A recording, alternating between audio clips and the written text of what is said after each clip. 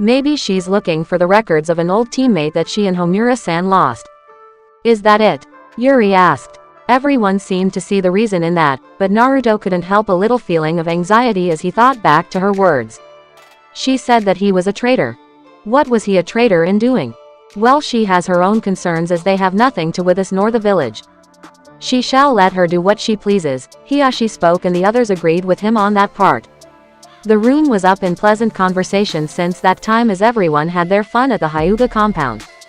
Come on Kamachi-chan, say ah, Naruto said as he held up a piece of food to Kamachi's mouth. She then glared at him while Naruto continued to smile.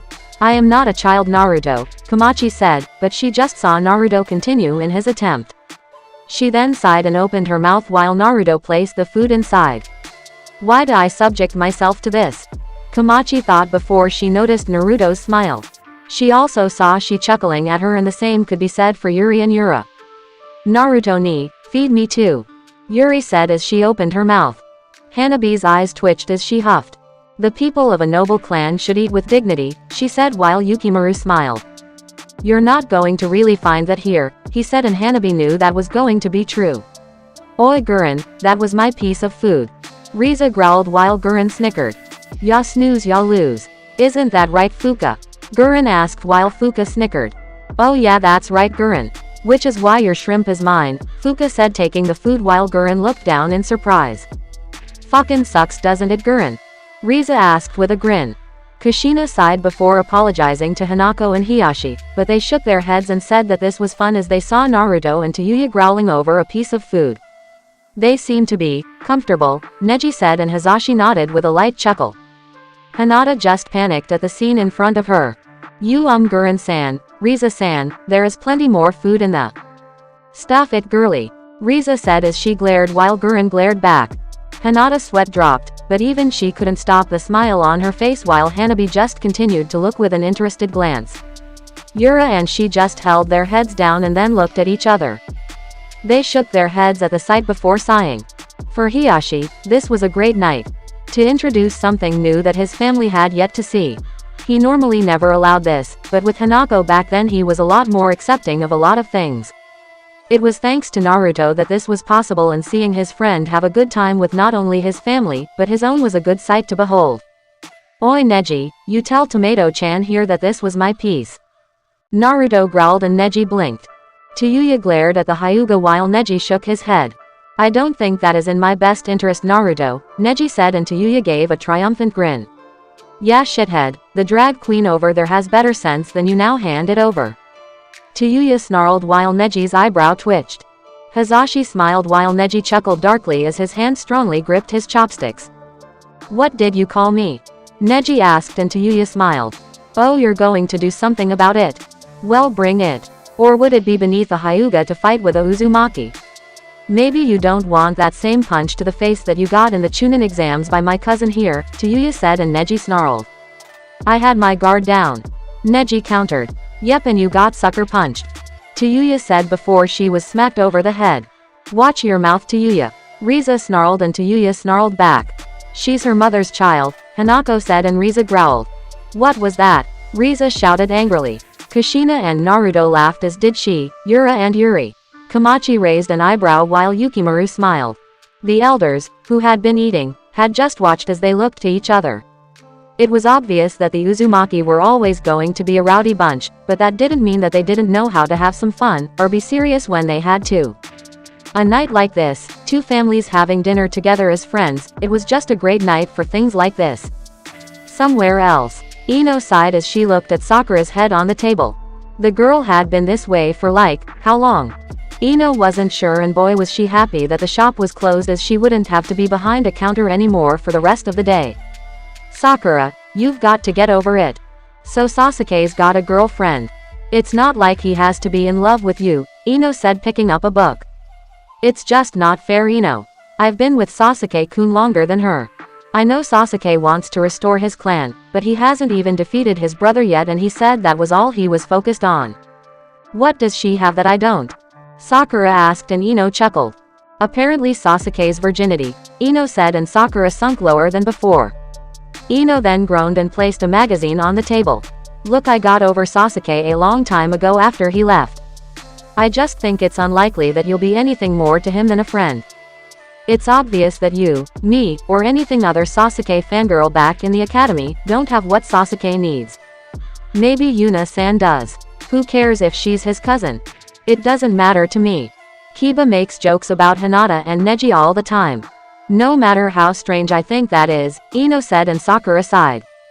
Well, yeah, I admit that, but even Naruto and Kakashi have moved on without me. Naruto's family is a clan and he's a clan heir. I remember telling him that Uzumaki was a stupid last name, and here I find that the Shadaime actually married one. I'm sure he likes me now. He doesn't even call me Sakura-chan anymore, Sakura said, and Ino rolled her eyes. Well, you haven't really given him a reason to now, have you? Look, Sakura, you have your entire life as a medic ahead of you. Tsunade-sama thinks highly of you, as does Shizune-sensei. You don't need to worry so much, Ino said, and Sakura looked up. You make it sound so easy, she said, and Ino shook her head. Considering that it's your forehead, then I doubt it. Lately Kakashi-sensei has been gone a lot, as has Naruto, but you know that reason. You were there when Hokage-sama made their team, or at least when she was in the process of doing it. You should be happy for Sasuke and Naruto, Ino said, and Sakura sighed. Yeah, I know. I'm just going to go, Sakura said, getting up and then leaving. Ino just watched her go and then sigh as she placed her elbows on the table. What's it going to take to get through to her? Ino wondered. Meanwhile, as Sakura roamed the streets, she suddenly felt a pat on her shoulder. She gasped and turned to see Koharu smiling. Councilwoman Koharu-sama, what can I do for you? Sakura asked, and Koharu smiled. There is some information that I need for Yuna Uchiha. Would you mind helping me? Koharu asked, and Sakura blinked. Well, you are certified to look so long as you have a qualified shinobi official with you, but why me? The Anbu should be able to help you, shouldn't they? Sakura asked, and Koharu smiled. Not if they don't know Yuna-san personally. Please come with me, she said, and Sakura just nodded as they walked away towards wherever they were going. With Itachi, the elder Uchiha walked through the halls past a random room he had stayed in. Now was the current time to leave, and it was also the time that everything would be coming together. It had surprised Itachi that Sasuke hadn't found him yet, but then again he had always known that his little brother was rather busy with still being loyal to Konoha and Itachi like that. He wanted Sasuke to be with Konoha, to protect them, and to redeem the Uchiha for their sins and their cycle of hatred. It was all for the more that he needed Sasuke to end his life, so that he would be able to have the peace of mind that he had done something right. As Itachi turned a corner, he opened his eyes, which had been closed, and didn't need to turn around to feel the presence behind him. I have learned about your run-in with the Kyuubi Jinchuriki. It wasn't what you had expected, was it? To think that you have lost an entire arm from it is quite the accomplishment for him, Itachi said as Tobi leaned against the wall behind him. He folded his arms and glanced towards the only other Uchiha in Akatsuki. What I have gained has more than made up for it. You have no need to worry about such things. Besides, you and Kisame have another target. Since losing Kakuzu, Hidan, Deidara and Sasori, then you and Kisame will be doing more. Need I remind you that there is still the Kyuubi, Hachibi and Sanbi? Tobi asked. Itachi turned his head and narrowed his eye. The entire Sanbi was sealed into the Gedo Mazo. Why are you still worried about it? Itachi asked while Tobi glared at him, but he then stopped and glared forward. He is just like his father. You aren't stupid and you're fully aware of who I am talking about. His father's famed Hiraishin technique. To this day he is the second person to touch me, that I haven't wanted to touch me. He's growing and seeing his mother has concerned me. I dare say that he is faster than his father, Tobi said, and Itachi raised an eyebrow. Aren't you exaggerating? Itachi asked. I do not exaggerate. Also what I mean that he's just like his father is that he might have done the same thing that his father did to him, Tobi said, and Itachi closed his eyes. You're suggesting that he split the Sanbi's chakra and gave it to himself while we sealed the other? Itachi asked while Tobi looked up at the ceiling. I doubt he'd seal it in himself. That's too much for even his body to stand. No, he sealed it into the next best thing. He would naturally seal it into someone close to him. I have heard about the Uzumaki family becoming a clan within Konoha. He's either sealed it into the youngest boy or girl. That is your mission. To retrieve one of them for extraction, Tobi said, and Itachi snorted. That's a rather selective thinking process you have done. There are plenty of variables in there that can be altered.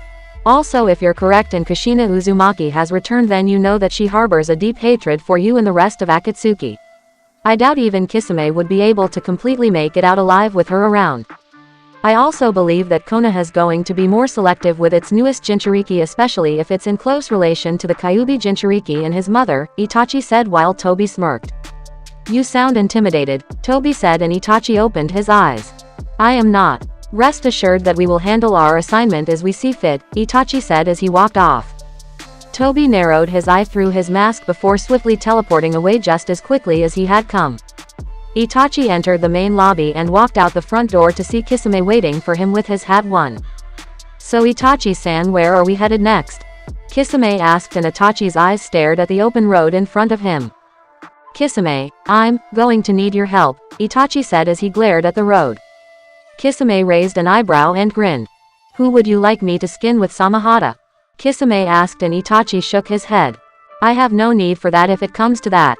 We're going to deal with my redemption, Itachi said, and Kisame just nodded, though it was rather confused of a nod at that. Somewhere near aim. Ah Argawa, what are you doing to me? Someone shouted while seals started to spread across the ground. The person doing the action chuckled as he continued to hold up the hand sign in front of him. Soon paper covered over the person as his shouting was covered. The person grinned, and soon the paper came falling down as another person with a mask came. Seeing the sight, the person's sweat dropped. You're Hanzo the salamander? He asked, and the man shook his head. No, I'm the right-hand man of his right-hand man, he said, and Kabuto sighed. He shook his head at the sight in front of him while he started to write some things down. Damn, the Edo Tensei is a lot more complicated than I anticipated. I'll have to make the modifications that I couldn't make before. Now what should I do next? I still have to find Hanzo, then there is Sasori, Deidara. Oh, I'll have a lot of fun with this. It's shame Orochimaru-sama was killed by Sasuke Uchiha. I'm sure he would have revolutionized the world, but his time is through. Now I'll have to make it so, Kabuto said, and soon he noticed the man chuckling. He turned to him and raised an eyebrow. What are you laughing about? Kabuto asked, and the revived shinobi of Hanzo's army looked up, and Kabuto seemed confused. You have just sealed your fate, buddy. Shin-sama will tell him, and he will come for your soul. Your days in this world are numbered, he said, and Kabuto adjusted his glasses. And what makes you say that? He asked, but he noticed the man's eyes change. Their usual Edo Tensei eyes turned white as he looked at Kabuto. You have disrespected the laws of the Shinigami, and you have disrespected the laws of death. You're finished, for Shikyo-sama shall take your soul and will give it to the Shinigami, where you will suffer in eternal torment for the rest of your days, he chuckled before Kabuto held up a hand sign to silence him. His eyes suddenly stopped their pure white color and turned back as he stayed motionless. Pathetic rambling. I have no idea what a Shikyo is, but it doesn't matter. Not even the Shinigami can stop my ambitions, Kabuto said as he stood up. We'll keep you in storage for later. As for now, I'm going to need a few things done for myself, Kabuto said with a devious grin as he walked off. He never saw or felt the heavy gaze of rage from a pair of eyes that were looking at him. They soon disappeared while Kabuto suddenly got a chill down his spine. Next morning, Uzumaki compound. That's it, Yuri. Keep trying and you'll be able to get it down, Naruto said as Yuri's body slowly turned red as one tail appeared behind her. Her teeth sharpened and her nails scratched the ground. Honestly, Naruto, this is very strange, Yuri said with a groan. Naruto nodded as he could remember that feeling. Kyuubi could also, as the red tails completely came behind Yuri. She panted and she could feel a conflicting malice surrounding her body for this time. How do you feel? Naruto asked, and Yuri glanced up to him, her red eyes looking appealing to the blonde at the moment. I feel like I'm about to destroy this forest behind me for no reason at all, Yuri said, and Kyuubi grinned. She's a natural. Well, she is dealing with Sanbi, so it doesn't even matter. No way would she be able to handle Yonbi or anything higher, Kyuubi said, and Naruto snorted. Yeah, the only way to handle you is through an excessive use of migraine pills and training to block out your ramblings, Naruto said in his thoughts, and he knew that he heard Kyuubi growling. The fox snorted and lightly banged his tails against his cage. How about you just fuck off, brat? You'd better be lucky that the honcho in my body is making me tame at the moment, Kyuubi said, and Naruto gasped. What happened to that hole? Kyuubi no Yoko will stand at your side even if the world breaks apart, thing. Naruto asked and Kyuubi rolled his eyes. Spur of the moment. Kyuubi lied and Naruto rolled his eyes. He then folded his arms and chuckled. Right, whatever you say bastard fox, Naruto said and Kyuubi snorted as he looked off in some other direction. Not that there was much for him to see anyway. Naruto ni. Yuri's voice called out and Naruto blinked from his conversation. Yes Yuri. Sorry was kind of distracted, Naruto said and Yuri pouted. She sighed and shook her head. You'd better not be this way when we have our fun Naruto ni. That would be rude, Yuri said and Naruto's eyebrow twitched while he chuckled. Really? I didn't think you were going to think about that while doing this training. Yuri, you're being a bad girl, Naruto said and Yuri's chakra cloak dissipated. I'll say you are. Honestly not even your sister is as much of a pervert as you. Must have been from all that manga you were reading. Smut for the brain, Sandy said and Yuri snorted. Have you been looking at my memories? Yuri asked. Oh I'm sorry, you make it sound like I actually have something to do behind this cage. I must say that your memories are entertaining though. Oh yeah I remember that Kumo library thing. Should I tell him that you simply wanted to do that on a whim? Sandy asked and Yuri paled. Oh you shut up. I bet you weren't like this with your previous Jinchuriki, Yuri said in her thoughts. No I wasn't. I doubt I will ever get to be like that either. Oh well that's a story for another time, Sandy said as it cut the connection. Yuri sighed as her eyes returned to normal and she went to address Naruto's statement. Then Ni-san you should punish me. Is that what you want? To spank little ol' Yuri-chan? Yuri asked with a suddenly smile. Naruto smirked as he kissed her cheek. Yuri wrapped her arms around Naruto's neck as they shared a good kiss between them. Yuri moaned and Naruto did the same. So now that my shinobi training is done then maybe we could do this training? Yuri asked and Naruto shook his head. You've been hanging around Anko-san haven't you? Naruto asked and Yuri chuckled. Guilty as charged, she said as they shared one more kiss and broke apart and just in time too. Sochi, Tsunade is here and she wants to see you, Kushina called as Naruto raised an eyebrow. He turned to Yuri and she shrugged her shoulders. Both Naruto and Yuri walked into the house as they saw Tsunade in the living room. Yo Ba-chan, you said you needed me. Naruto asked and Tsunade growled. How many times have I told you not to call me that brat? Tsunade asked and Naruto shrugged his shoulders. Honestly he had lost count somewhere down the line of it all, but he knew that they both liked that way of familiarity between them. It just worked out that way. Have lost count. Now then what's up? Naruto asked and Tsunade sighed. I have a swamped schedule back here in Konoha and I need to get it done. That's why, reluctantly, I'm sending you to Kiri for the diplomatic mission, Tsunade said and Naruto paled. What? Why me? I don't have a clue about politics, Naruto said and Tsunade nodded. And that's exactly why you're going. Kushina agrees with me as well. We feel that you are to have a better grasp of politics if you will leave the clan, Tsunade said and Naruto turned to his mother.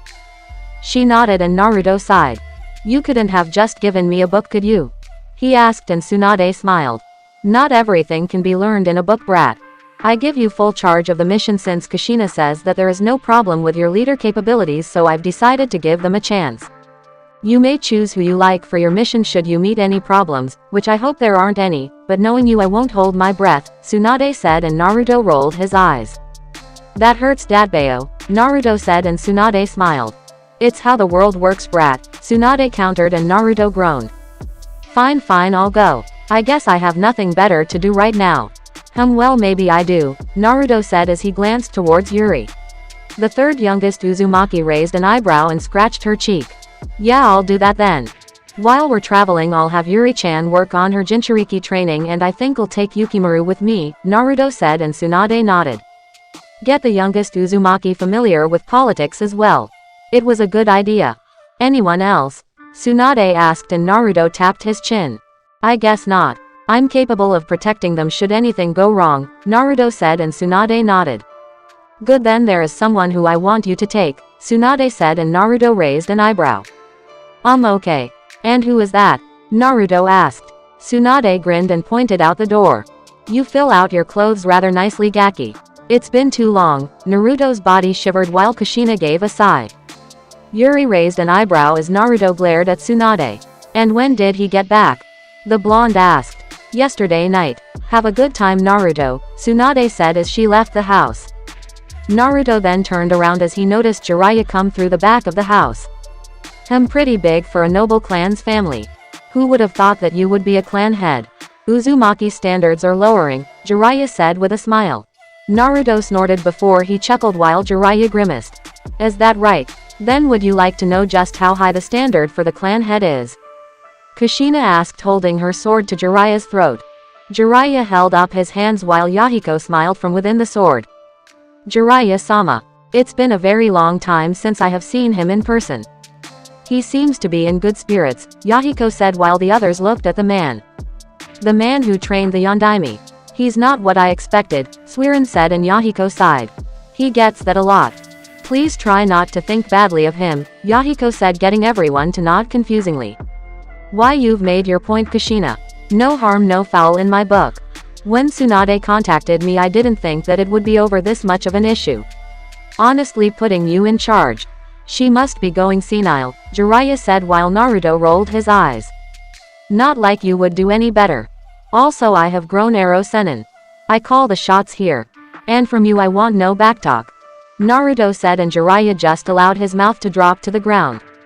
He then sighed and just nodded. Alright Yuri, go pack.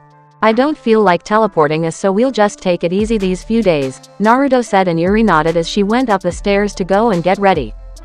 Kushina also walked off and waved goodbye to her son while Naruto waved back. You're still a little mama's boy, Jiraiya said teasingly and Naruto stopped waving. Really? I hadn't noticed. I think I've earned that right after the last 11 or 12 years, Naruto said and Jiraiya stiffened. Naruto, the real reason that Tsunade summoned me back was because, Jiraiya wanted to continue, but Naruto stopped him. Yeah, I know. I'm the one who told her about it. We'll talk when we're out of the village, Naruto said and Jiraiya agreed with the blonde's judgment on the matter. With Sasuke and Team Hubby. Sasuke, Makoto, Yuna and the rest of Sasuke's group dropped to the ground as the lead Uchiha turned around. Karen, can you feel Itachi's signature? Sasuke asked and Karen closed her eyes. She quickly did a sweep of the area around them. The entire group had traveled for a good 3 or 4 days since they had left Uzushiogakure. Ever since they had left, Sasuke had been tracing the places that Itachi had been to recently and he realized that he was on the trail of something hot. Karen had picked up his chakra signature in various places and Sasuke realized that Itachi was moving around. For what purpose he wasn't sure, but he realized that he was close. Yes, Itachi was here at least a week ago, give or take a day or two, Karen said and Sasuke nodded. Yuna touched the ground and closed her eyes. Makoto looked around the entire place that Karen had used her chakra to begin the search and with her years as a Jonin, the female Uchiha narrowed her eyes. Itachi always did like to walk. Well, I'm not a censor so I can't be exact so we'll just have to rely on Karen for a while, Makoto said getting Sasuke to agree. I did a quick search on the ground. Good thing I trained in Doton before all the crap in my life happened. Karen's right, in the past 6 days this dirt was unsettled by footprints, Yuna said. How do you know it was them? Suigetsu asked and Yuna looked forward. Because the time span of what happened and Karen's sensor abilities come together. In the past 6 days only 2 people have walked across this road.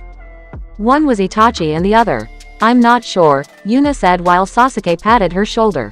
She leaned up and grumbled. Then we're getting close. Let's go, Sasuke said and they all agreed as they raced off. All through the day Sasuke and his retrieval team searched for Itachi, once again coming up with no results.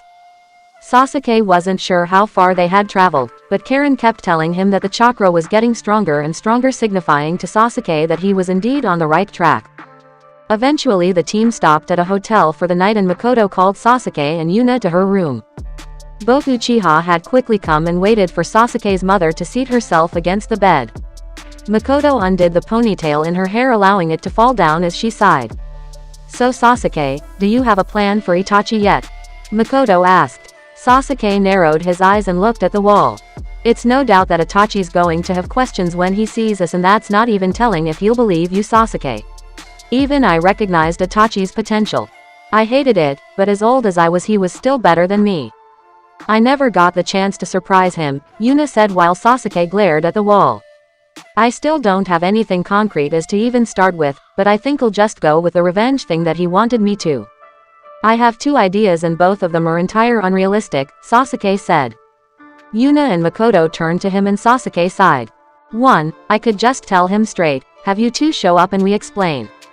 If he's really that much loyal to Konoha then he'll at least hear me out. Option 2. I go, we fight, I kill him. Yuna and Makoto shivered at this thought, but Sasuke continued. And ask for Naruto to bring him back so he can have it driven into his damn head again, Sasuke said, and Yuna stood to her feet. Sasuke, you're taking advantage of Shikyo-sama's kindness and generosity. Don't you think that's a little much? It shouldn't escalate to that point, Yuna said, and Makoto patted Sasuke's shoulder. Sasuke, I understand what you're saying, but I don't want my sons to fight. I know it might be inevitable, but even so I can't stand to see you kill Itachi. Even if you can bring him back. Whether he comes back or not, his blood will be on your hands. Blood that will never be washed off, Makoto said, and Sasuke nodded. I know what I'm getting myself into. I have already had blood on my hands. I don't need you both to baby me. I have been on my own for a majority of my life. Don't think that just a few months can make up for that, Sasuke said as he got up and walked off. Sasuke, wait, that's not what we were, Yuna said before she felt Makoto pat her shoulder. Yuna turned around to see her shake her head. The brunette Uchiha sighed as she watched her cousin and lover walk out of the room. Makoto-sama, Yuna said, and Makoto frowned. Just let him be. I know just us being around wouldn't change his outlooks on life completely. He is right. He is a young man now, and the times where I could actually be not only his mother physically but mentally have passed. I can only be in his life and guide him to the choices that he wants. Don't worry, Yuna, he'll come around. After all, I still want my grandchildren, Makoto said, and Yuna blushed. Makoto-sama, please, Yuna said with a cough. Makoto just smiled with a nod of her head as the two Uchihas stayed in the room. Meanwhile, Sasuke exited the hotel and snarled. They just show up after 6 months and all of a sudden I just go back to being the little Uchiha who couldn't even stand on his own 2 feet. There is no way that's happening. I have gotten along just fine without either of them. I never asked for Naruto to bring either of them back, Sasuke said to himself. He sighed and lightly tapped his head on a tree. Is this what it's like when someone worries about you? So I've learned the truth, what am I supposed to do now? Itachi is still out in hiding and they say I need to let go of my hatred. How can I just let that go? Sasuke growled out. Suddenly Sasuke felt a chill through the air as he walked through the woods. He didn't know what was driving him to do so, but he didn't want to go back to the hotel at the moment. He just decided to walk whatever way made sense to him. He walked up a hill, walked through a bushel of trees. He then noticed a cave and glared at it. A strange signature was emitting from it and it piqued Sasuke's curiosity. What did he have to lose? Sasuke walked into the cave and he noticed torches light the way for him. He narrowed his eyes, but kept straight to the path in front of him. The signature was getting more and more familiar to the Uchiha. Feeling this made him feel anxious. He now realized why it was so. He was going to meet him. Sasuke suddenly came to a stop as he opened his eyes to see Itachi looking at him as the torches converged towards the elder Uchiha's presence. Itachi glared at Sasuke and Sasuke glared back. You have grown since I last saw you, Itachi said, and Sasuke narrowed his eyes. All the training that I have done. All the things that I put up with. It was all for the sake of meeting you. I even paid for my crimes against Konoha and I have returned to its service. I have done what you said I couldn't do, Sasuke said, and Itachi narrowed his eyes. Oh, have you? Then you have come before me with eyes just like mine? Itachi asked, and Sasuke closed his eyes. I have not. Nor do I need to. I have seen through your tricks and your Mangekyo Sharingan will not work on me again, Sasuke said while Itachi snorted. You are quite bold. Still as impatient as ever, Sasuke. You do not see what I can see, Itachi said, and Sasuke snorted. No, I see much more than you do. I see the truth, Sasuke said with a snarl, and Itachi suddenly flung a kunai at him. Sasuke dodged it and landed on the ceiling. He threw his own kunai at Itachi and he watched it stab the older Uchiha in the chest. Itachi widened his eyes while Sasuke dropped to the ground. I will not deny it. You have improved, Itachi said while Sasuke snorted. I'm not the same amateur that I was before. I have things that even you don't have, Sasuke said, and Itachi raised an eyebrow. And what might those things be? He asked, and Sasuke smiled. When I see you I shall tell you just before you die, he said, and Itachi narrowed his eyes before he started to vanish in an array of crows, their cries as believable as ever. Sasuke watched them leave as his kunai dropped to the ground. Sasuke went to collect it, and as he bent down he could still feel Itachi's eyes on him. Just south of here is an old Uchiha hideout that was used during the Third Great Shinobi War. It's built into a terraced mountain with vast forestry growing on each level. If you really wish to show me what you have that I don't, then we will settle things there, Itachi said as he disappeared. Sasuke narrowed his eyes and turned around to see Itachi perfectly gone. His entire presence also gone. For so long I have waited for this day. Itachi, I will settle things with you, without Yuna or Ka-san's help. I don't need it, Sasuke said to himself. He would just have to convince Itachi and get him to explain the truth of it all to him, and then he would work on what he needed to, and not before. Sasuke also knew the location that Itachi was talking about. It wasn't far from where he was. A good day away, unless if he really kicked up the pace. So Sasuke took his stuff and dashed off into the night, his thoughts of getting Itachi back to his mother and Yuna still fervent in his mind as he made his way through the trees. Konoha Gates. Naruto, Yuri, Yukimaru, Fuka and Jiraiya had arrived at the gates as Yukimaru yawned slightly. "Ni-san, why are we leaving so late at night?" Yukimaru asked. Yuri massaged her eyes, but Fuka was just fine. Honestly, the only reason that she was even here was because she had a mission from Tsunade that joined with Naruto's diplomacy mission for some kind of shipment. Fuka wasn't sure, but she didn't appreciate this late hour either. Even if she had stayed awake like this on a regular basis. The reason we're leaving this late is because it takes roughly 4 or 5 days to get to Kiri. Also, the reason that we have to travel is because unlike Kumo, Miss Mizukage has never seen me teleport, so I'd rather not have her on edge for such things, especially with missions like this, Naruto said, getting the others to agree. Naruto, you mastered the Hiraishin? Jiraiya asked, and Naruto snorted. No, I respect my father, but I said I was going to be the greatest out of all the Kage, so I came up with my own, Naruto said. Yukimaru, Yuri and Fuka nodded while Jiraiya laughed. Ha ha ha, oh, that's a good one, brat. As if you could make something as complicated as a time-space ninjutsu. Oh, that's funny. I needed that one. Now then, seriously, you mastered the Hiraishin, right? Jiraiya asked, and Naruto frowned. He then closed his eyes and turned around. Come on, let's get moving, Naruto said, ignoring the question as he, Fuka, Yuri and Yukimaru began to walk out of the village gates, leaving the Toad Sage behind. Jiraiya then sighed and rubbed his head. Wonderful, Jiraiya, looks like I messed that one up. I just doubt that Naruto could make anything that complicated. The seals that would even come into play with that is no joke, Jiraiya thought before he followed them out. So Nini, now that I'm able to enter the first state form, then what will we be learning next? Yuri asked, and Naruto scratched his cheek as he looked up at the moon radiating in the sky. Jiraiya didn't say anything, but he listened in on the conversation. Well, for right now we'll work on you controlling that. However, I also want you two to be friends. Trust me when I say that things will go a lot smoother with you when you're friends. No matter how much of a pain in your ass they will be, Naruto said, knowing he would get a response. That means that I'm doing my job right. Thank you very much, Kyuubi countered, and Naruto snorted his response. Honestly, Naruto was avoiding the topic of the Biju with Yuri just for the simple reason that Jiraiya was there. Naruto had asked Tsunade to keep it a secret as he didn't know how people would take Yuri being a Jinchuriki, and considering that his clan was only a recently made one, noble or not, they were still one of the smaller clans, and Naruto didn't want to know what people would even begin to think about their clan if they found out. It wasn't that he was ashamed to say or have Yuri not say it if she didn't want to, but he was still thinking about protecting Yukimaru. The young adopted Uzumaki didn't really have much in the way of shinobi skills. In fact, the only reason he made it to Genin was because his Fuinjutsu knowledge from Gurren had helped him out. He still had shaky taijutsu, passable ninjutsu, but a good aptitude for genjutsu.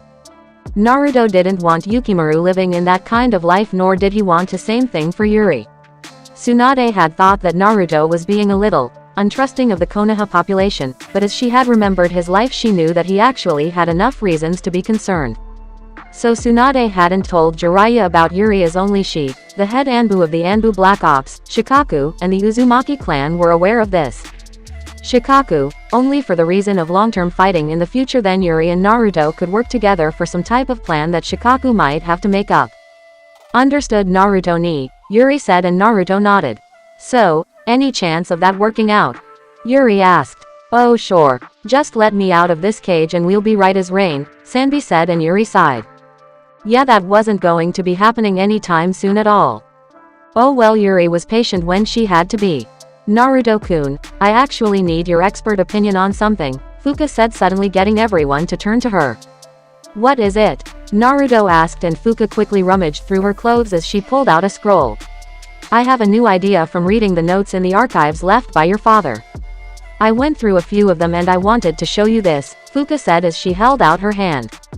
Everyone watched with interest as a small blue barrier ball appeared in front of them. Naruto raised an eyebrow, as did Fuka smiled. I don't have a name for it, but it's a minimized and portable barrier fuinjutsu that I made. Imagine if you could do your Rasengan while I casted this barrier over it. The fuinjutsu that takes to use this is made from 3 elements: lightning, water, and fire. When you use this barrier, the chakra that sustains it will also sustain your technique. It also protects it when 2 jutsu clash together. Think like a fire jutsu and water jutsu collide, right?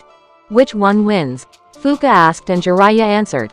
Naturally the water would, since it is the stronger of the elements, he said, interested in this.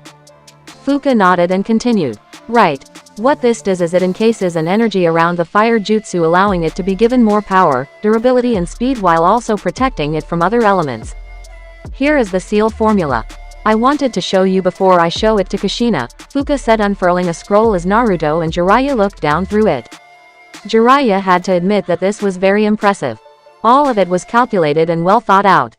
Fuka wasn't just another pretty face, of course Jiraiya knew this, but he had never seen the woman fight, but she seemed to be well enough that Tsunade made her a special jonin in the barrier division. But I don't see the fuinjutsu on your hands. How are you supposed to combine it with a moving object like a Kaiden jutsu if it hasn't been casted yet? Yukimaru asked, and Naruto smiled. It's a 2-person technique, isn't it? Naruto asked, and Fuka chuckled and wrapped her arms around Naruto's neck.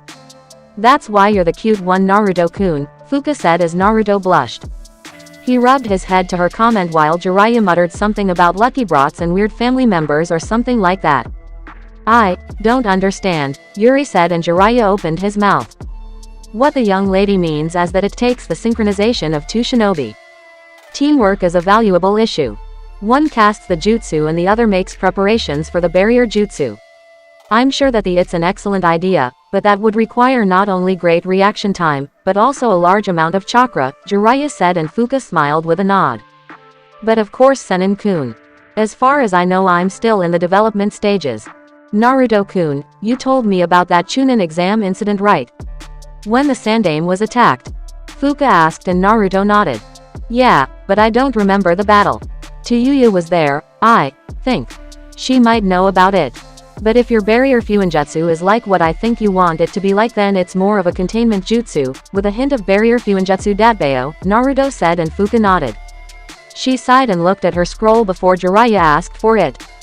She gave it to him and he looked along its lines. Well, there do seem to be a few errors here and there, but it looks right, Jiraiya said, and Fuka smiled. No, that's how it is supposed to be, Fuka said, and Jiraiya raised an eyebrow. And how do you know that? He asked while Fuka smiled. Because I can hear the seals telling me where is the most proper place to put them. They speak to me, Fuka said, and Jiraiya looked at her strangely. You sure about that? Jiraiya asked with a note of skepticism in his voice. Fuka just nodded and he sighed as he shook his head. He'd been a seal master all his life and he never heard of any voice of the seals. Maybe it was a Uzumaki thing. He didn't know. I've heard them too, Yukimaru said, and Naruto raised an eyebrow. What? He can hear them. But Yukimaru's not. Well, his is family whether he is or not. Maybe others don't have to be Uzumaki to know about it, Naruto thought to himself before shrugging it off. So during the trip, Fuka had decided to work with Naruto over her newest formula as well as teach Yukimaru a few more jutsu so that he would be better with Gurren. She'd only been watching him do D-rank missions, but Yukimaru never complained about them. During those missions Gurren just worked on a few of her projects, doing something with her shoten and her work for the jewelers. Not to mention her commissions that were coming in for the clan. A few hours passed as Yuri yawned to herself. Naruto had taken notice of this as he noticed Yukimaru rubbing his eyes. Fuka seemed to be writing in her notepad and Jiraiya was writing in his own notepad. Naruto scratched his head and sighed. "Alright, we'll make camp here. Let's find a good place," Naruto said, and they all agreed. So they walked off the trail and into the woods. Naruto had some clones place up the tents and make a warm fire. Fuka had wondered why Naruto was making one of they were getting ready to go to sleep, but she didn't voice this question. She just yawned and went into her tent. Naruto sat on the log as he glanced to Jiraiya. The Toad Sage took the hint and nodded while Yuri and Yukimaru looked at each other tiredly. "Naruto ni, aren't you coming to bed?" Yuri asked and Naruto smiled. "I'll be there in a minute," Naruto said, and Yuri shrugged her shoulders as she walked off and Naruto noticed Jiraiya sit next to him. Both gazed at the fire slowly consuming the bark from the trees that Naruto had gathered. "When Tsunade told me that I had to get back urgently, I thought it was like a life or death thing, but she said that she had information on Akatsuki. More surprising is that it was she said that it was from you. You really have changed. Forgive me earlier comment. It is still so hard for me to believe that you matured so fast. I guess I was still made that you let go of the toads," Jiraiya said, and Naruto nodded. "Trust me, it was one of the hardest things I've ever had to do. I miss Gamakichi and the old Chief Toad. They were my dad's summons, but I just feel the need to break off from him," Naruto said, and Jiraiya raised an eyebrow. "What do you mean?" he asked, and Naruto looked at the sky. "The Rasengan was made by him. I learned it. The toads were his summons. They were mine too. He was, probably considered the greatest Hokage in Konoha. That was my dream. I just felt too much like him. I need to be my own person and not stand in my father's shadow. So I broke from that. I'm not saying that I don't love my father, but having to still be acknowledged as his son is awkward. It's all just a damn title. I wanted to make my own techniques and I have. I've done a lot of things that he hasn't. What I'm saying is that I want to be known for me and not for what he could do," Naruto said, and Jiraiya chuckled. "I guess I get what you mean. No child likes to be in the shadow of their parents. You have done very well for yourself. Your father wasn't a big shot in Kenjutsu. He couldn't form your clan back together. He wasn't able to complete the Rasengan like you did," Jiraiya said, and Naruto raised an eyebrow. "How did you know about that?" he asked, and the older man scoffed. "Trust me, when you've been around as long as I have, then you know about things and you pick up on what people talk to you about, but we're getting off track. Naruto, you're a great shinobi." "At least I think so," Jiraiya said, and Naruto nodded. "Thanks, Jiraiya-sensei. That means a lot to me," Naruto said while Jiraiya widened his eyes. Naruto just showed him the best respect that there could ever be from the boy. He then just settled his eyes and smiled. No need to ruin that moment. "So anyway, I have to ask you, Ero Sennin," Jiraiya said as the moment was gone. A once-in-a-lifetime thing ended in a flash. "I have some new clues that Tsunade talked with me about. I wanted to ask you about 3 people. Yahiko, Konan and Nagato," Naruto said, and Jiraiya stiffened. Yahiko and the rest of Naruto's summons listened intently, and Jiraiya gave a heavy sigh. "So Tsunade remembers that incident. Honestly, I must say that I'm surprised that she would. I can't even begin to wonder where they are. Last I heard of either of them, Yahiko had died to someone. I don't remember how, and I never got to find out where he was buried. I wonder how Konan and Nagato are doing," Jiraiya said while Naruto narrowed his eyes. "Who were they?" Naruto asked, and Jiraiya tapped his legs. "I guess I can tell you. You were one of my apprentices as well. I trained them. They were war orphans, victims of the war that had taken away their parents. They had tried to steal our food for something to eat. Orochimaru said it was better to kill them and not let them grow up in the harsh world that they had, but I thought different. So I trained them for 3 years to make sure that they could survive in the world. Yahiko, he didn't have that many special talents. Sort of like you, kind of an idiot," Jiraiya said as both Naruto and Yahiko had their eyebrows twitch. Suiran and Gari snickered while Pakura turned to Yahiko. He just gave a heavy sigh and endured through it. "But he had heart, determination, and a kindness just like yours. I'm sure that if the both of you had met, then you would have been great friends." Then there was Konan. "I wonder how she's grown. She was always the responsible one, but she was just as determined as all the others. She had a very unique ability of making origami, and she even utilized that to her abilities. Yep, able to turn her body into paper, Jiraiya said, and Yahiko sighed as he remembered Konan. Always there by his and Nagato's side. And then there was Nagato. He was the most interesting out of all of them. He was quiet, shy, and rather not as outgoing as his friends, but he had a good heart. We had a really great talk about what he considered to be precious to him, and I found him to be a great child. But Naruto, what I tell you I don't want you telling anyone except Tsunade, and maybe your mother if it comes to that, Jiraiya said, and Naruto nodded. Nagato was a gifted boy. His eyes hold a great power. One more than the Sharingan or the Byakugan. It's the top of the 3 dojutsu. He holds the Rinnegan, Jiraiya said ominously. Yahiko raised an eyebrow while Pakura gasped. Gari did the same, and so did Suiran.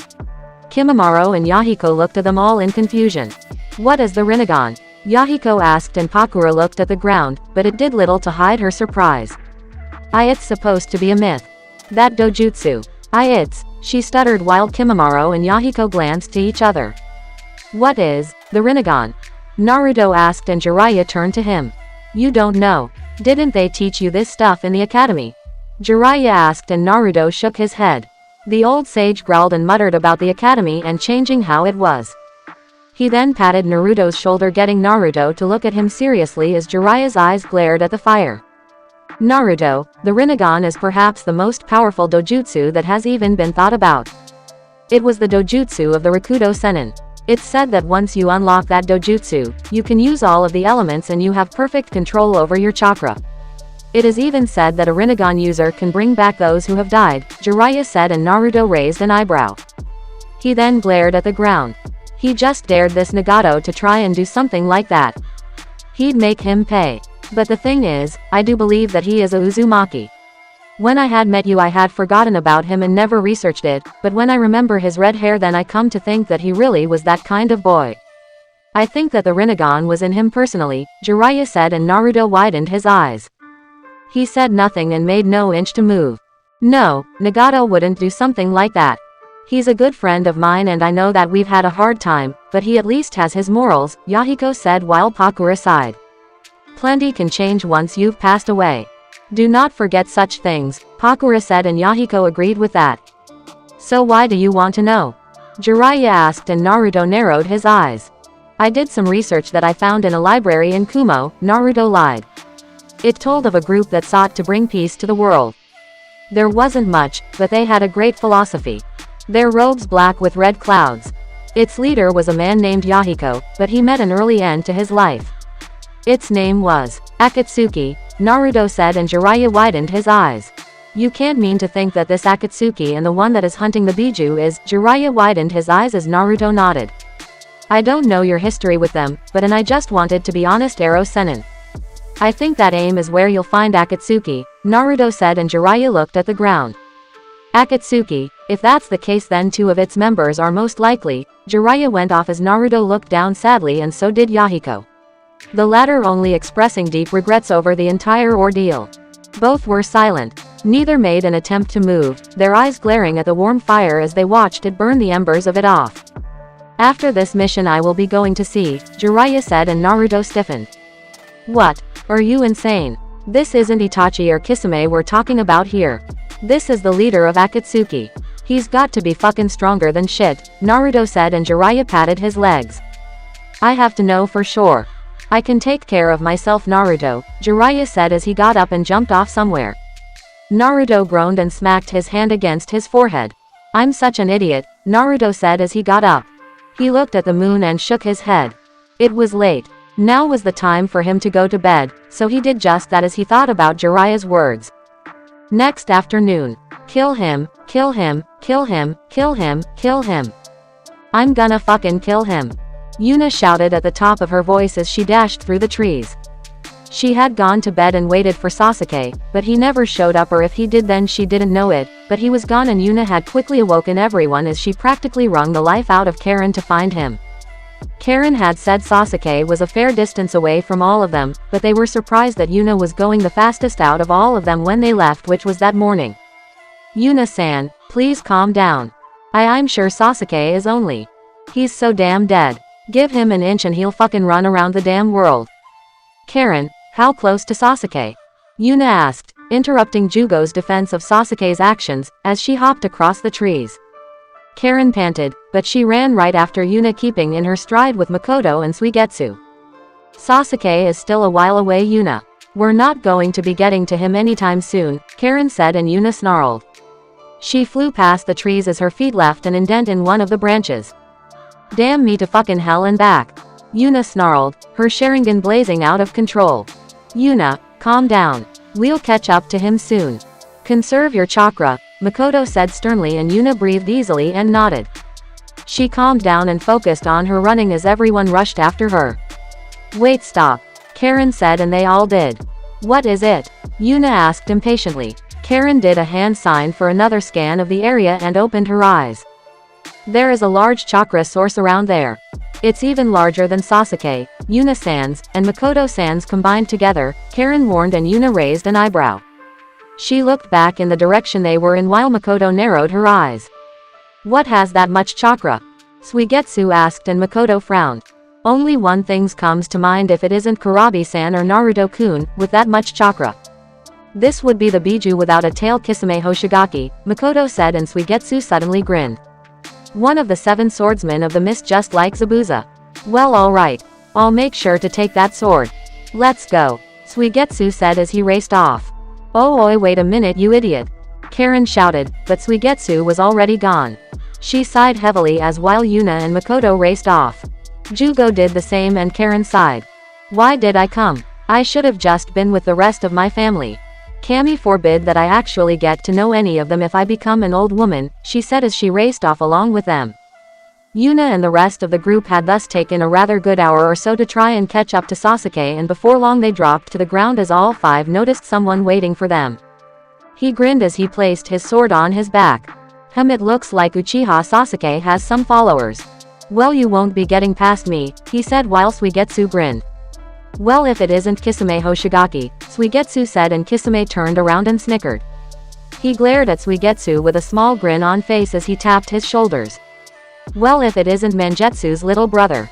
You've done well for yourself. Still looking to become one of the swordsmen of the mist? Kisame asked, and Suigetsu chuckled as he grabbed his katana and took it in hand. That's right, and I'm gonna start with yours, he said, but quickly he was pushed out of the way. Where is Uchiha Sasuke? Yuna asked angrily. Kisame smirked at her as he looked over his shoulder, and Yuna could sort of see the direction. Then that's where I'm going, Yuna said as she walked forward, but suddenly dodged as Kisami's sword came slamming down. Whoa there, girly. None of you is passing me. A meeting like that is best left undisturbed, Kisame said, and Yuna growled. Is that so? Well, a mother can't sit idly while her children try to fight with each other. You will move or I will make you, Makoto said, grabbing the hilt of her sword. I see. Well, it will be a pleasure to see what a Kenjutsu legend is able to do, Kisame said, and Makoto smiled. I agree, Makoto said as she raised her sword into the air. Uchiha no Hanran. Jashohaka Uchiha Revenge. Rising of the eternal flames, Makoto shouted as fire blazed from her sword and went sailing forward in a wonderful array of arch slashes.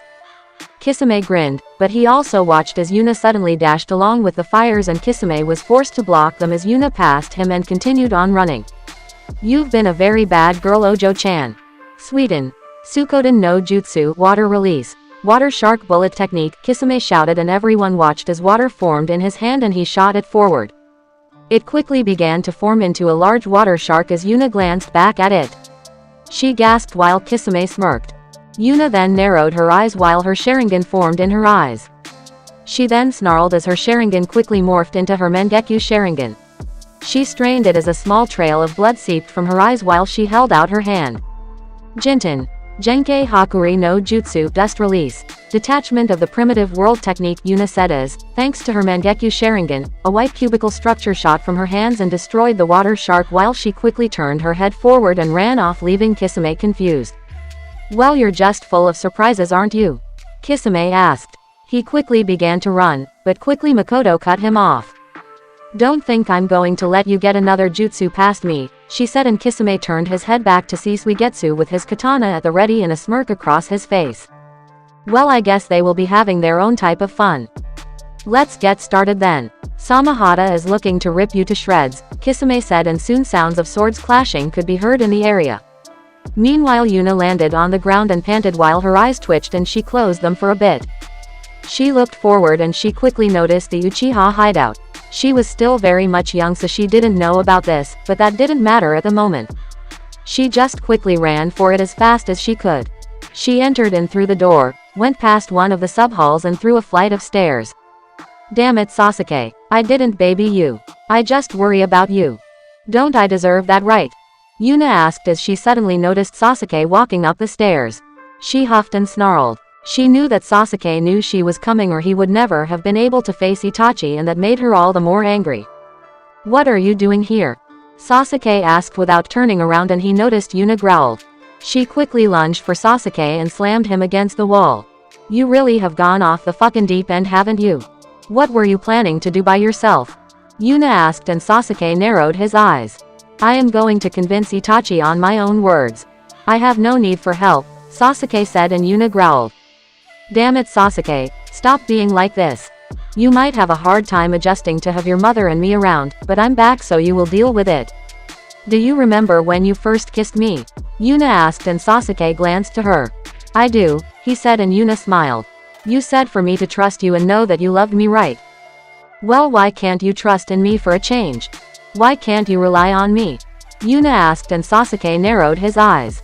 I just can't. I just didn't want to feel weak in knowing what I could do and have trust in you to do, Sasuke said, and Yuna chuckled.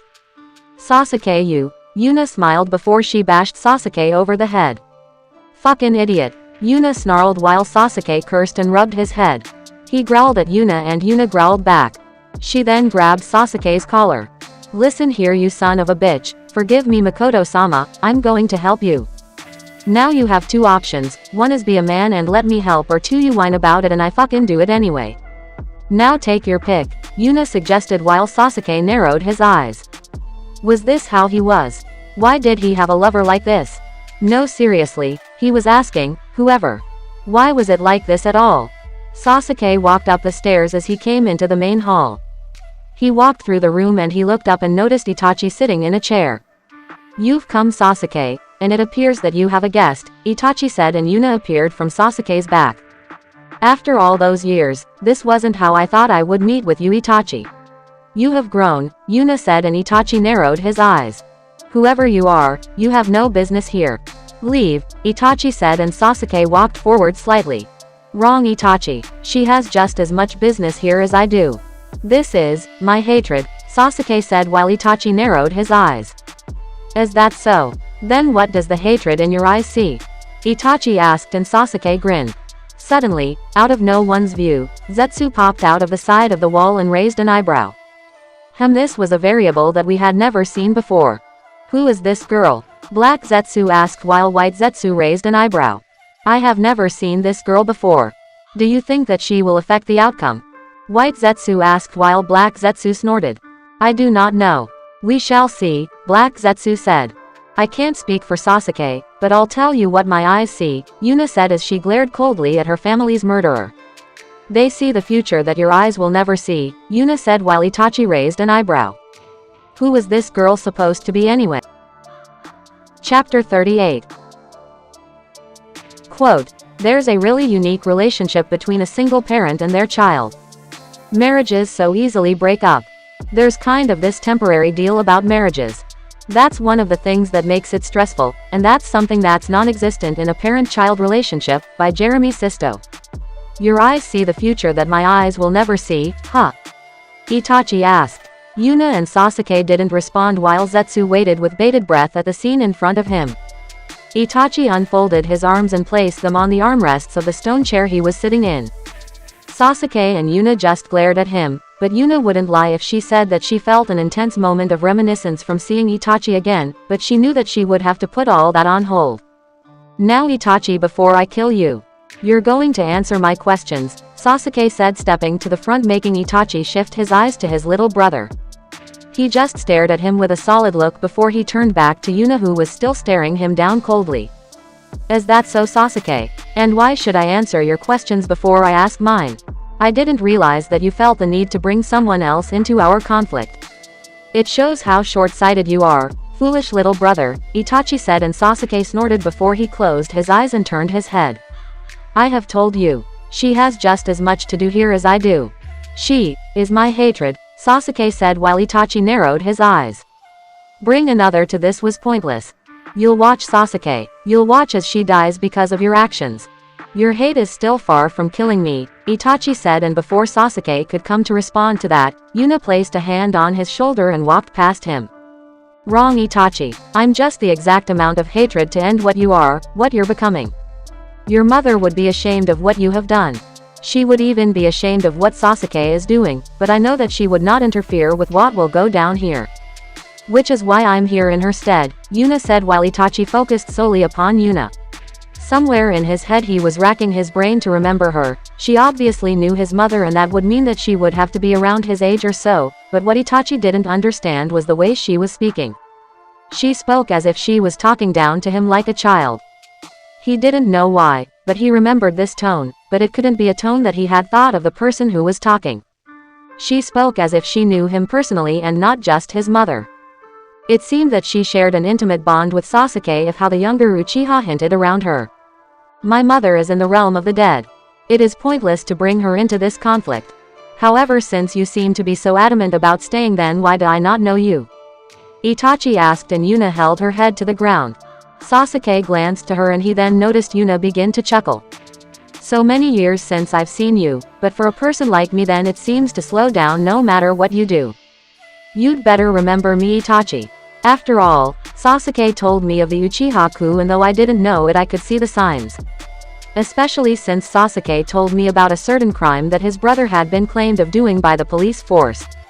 After all, Itachi, you killed my little brother, your best friend, Uchiha Shisui, Yuna said while Itachi widened his eyes. Sasuke, the Sharingan can see through all illusion.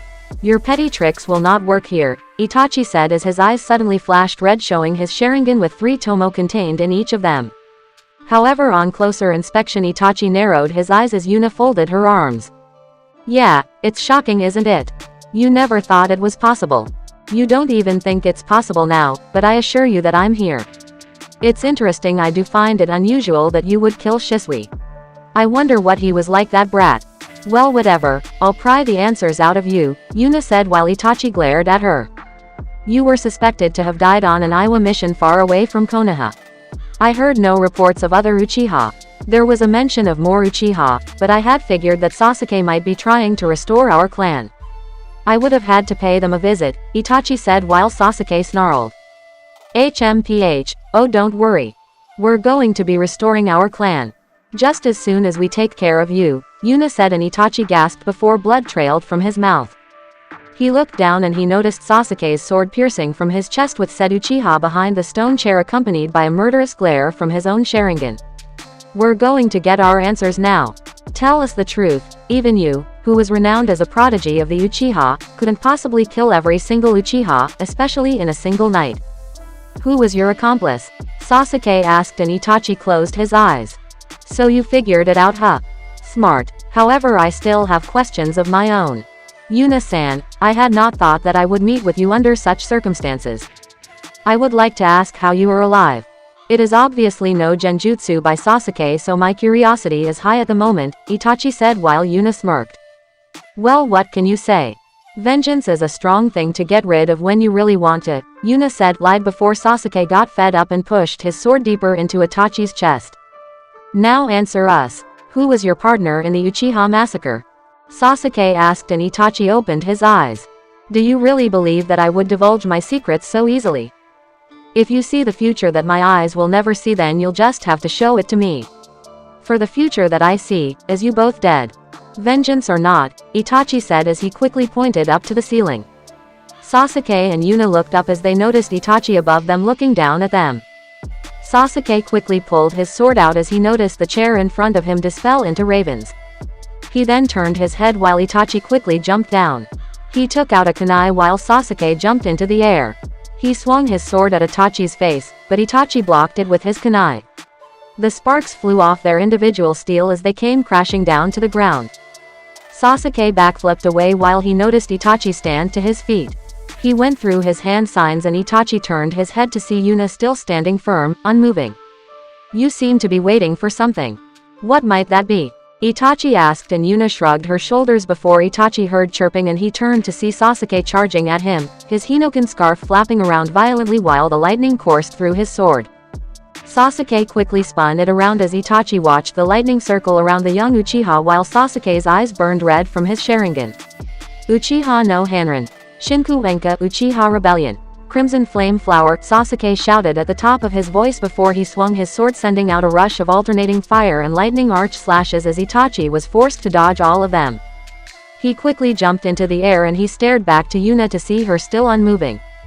Her eyes watching him for the slightest signs of anything weird while Itachi was forced to jump around.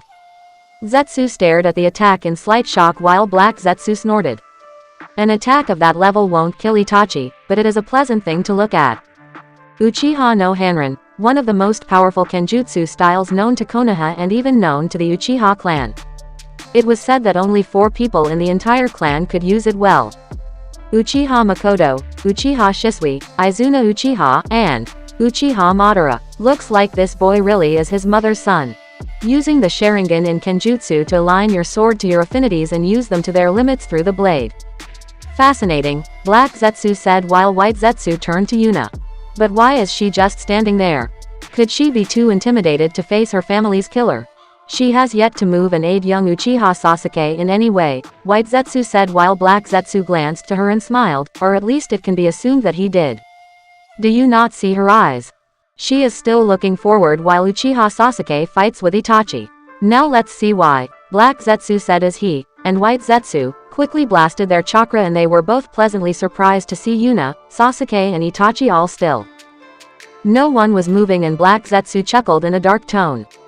Time to see if the young Uchiha has what it takes to take out his brother, Black Zetsu said while White Zetsu just looked on confusingly. Sasuke coughed as he was quickly punched in the stomach. He winced before he glared up at Itachi's gaze before he quickly backflipped again while Itachi just stared at him. So you have discovered the secrets of Uchiha no Hanran. An impressive feat considering its rarity, but that kenjutsu style alone will not save you from me, Sasuke, Itachi said while Sasuke growled. It doesn't have to. My hatred will see me to the truth that you thought to hide from me.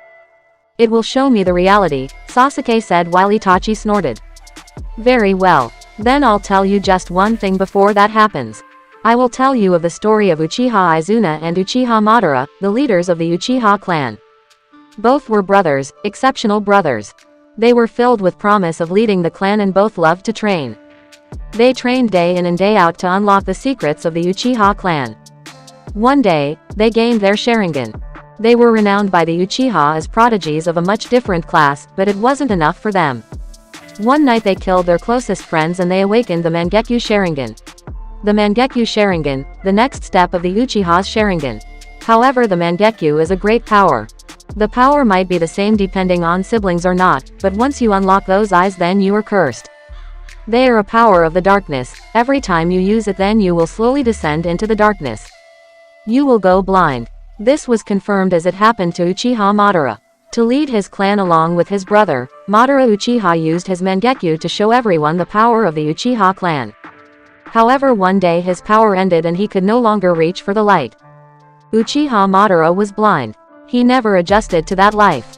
He earnestly tried to, but it just wasn't possible. He longed to walk in the light, so one day he was pushed to his limit and he stole his brother's eyes. Plucked them from his eye sockets and placed them in his own. Madara opened his eyes and he found that he could see better than ever. When two Uchiha are compatible with each other, then they will awaken the myth of the Uchiha clan and the final evolution of the Mangekyo Sharingan, the eternal Mangekyo Sharingan. With it one will never go blind again and power will be bestowed upon one's wildest dreams. However, upon the loss of his eyesight, Izuna Uchiha met an untimely death while Madara lived on with his brother's eyes, Itachi said, finally taking a breath while Sasuke stood to his feet. You're not about to tell me that the person who helped you eliminate the Uchiha was our own founder, because if it was then you'd better check again. Uchiha Madara is dead and he won't be coming back, Sasuke said while Itachi snickered. Wrong, Sasuke, Madara Uchiha is already back. He is my mentor, the one who showed me this way.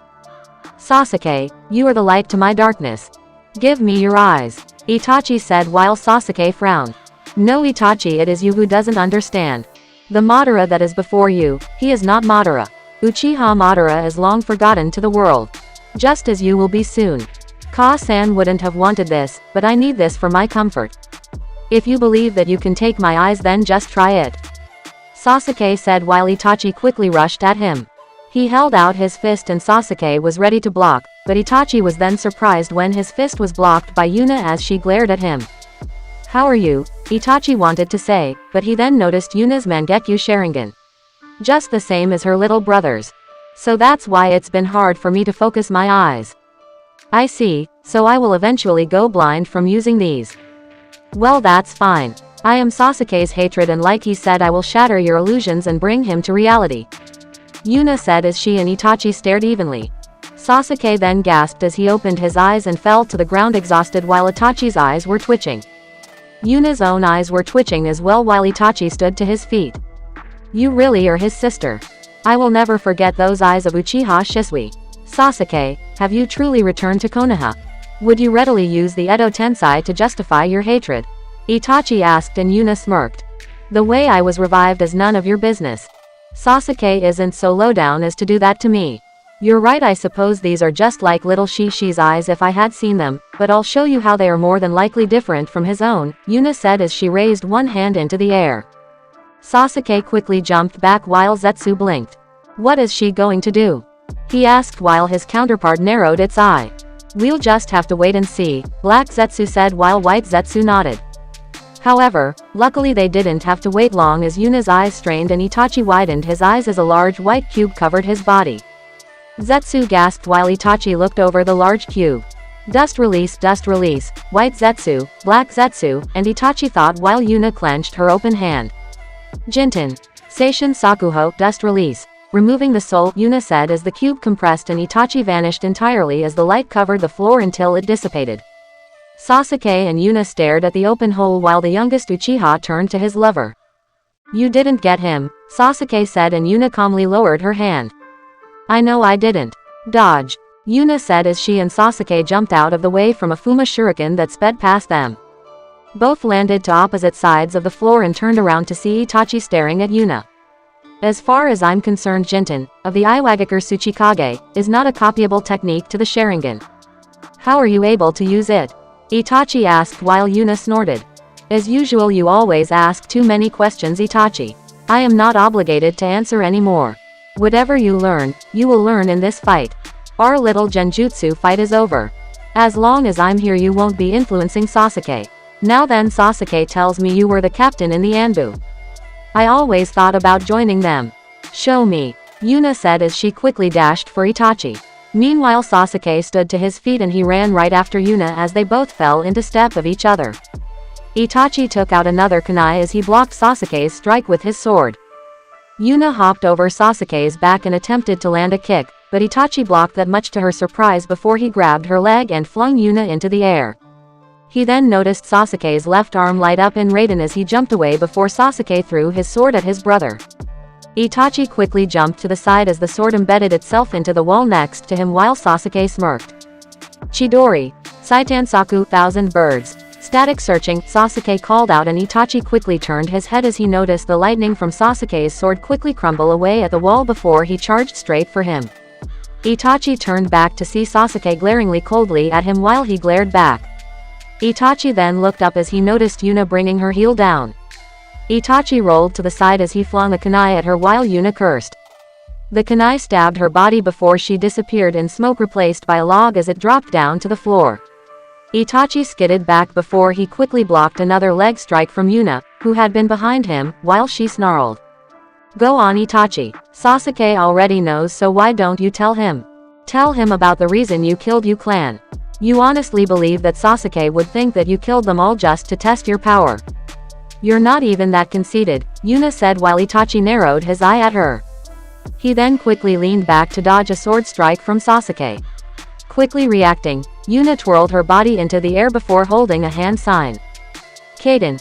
Hosenka, fire release. Phoenix Sage fire technique, Yuna shouted as she had blown several fires in Itachi's direction.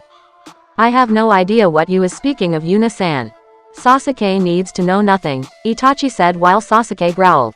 Both looked at the incoming shots as they stopped a duel they were having with their kunai and sword and backed away.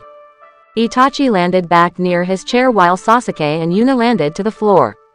No one looked winded in the slightest while Sasuke quickly placed his sword back into his sheath. He then folded his arms. I have been placed on a special team Itachi. A team put together by Hokage-sama. I am a member of Hinoken. Because of it I have the same status, authority, and opportunities as the Anbu. Because of it I have had access to information, classified information. I know about the truth of the Uchiha massacre. I know what you did and I know why you did it, Sasuke said while Itachi didn't seem fazed, but he was unnerved. I have no idea of your rambling, Sasuke. If you are going to kill me then you'll need to stop talking and continue our fight, Itachi said and Sasuke sighed. Fine, we'll continue this fight Itachi. We'll continue it until you remember what I'm talking about and then we'll get back to the issue, Sasuke said while Zetsu let a bead of sweat fall. The young Uchiha Sasuke knows about the Uchiha massacre and then there is this woman who claims herself to be Uchiha Shisui's older sister.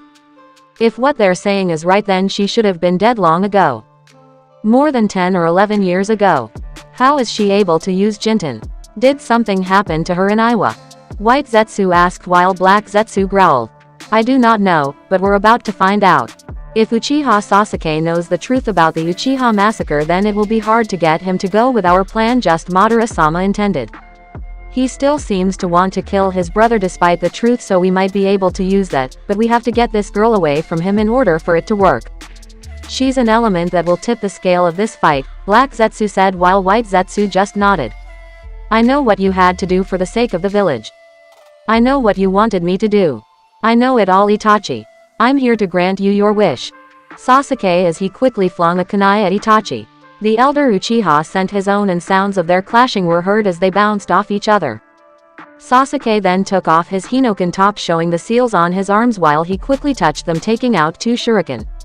Sasuke had Yura draw these own for him and while she was still shaky with her Fuinjutsu training Yura was more than happy to accommodate the brunette with what he wanted.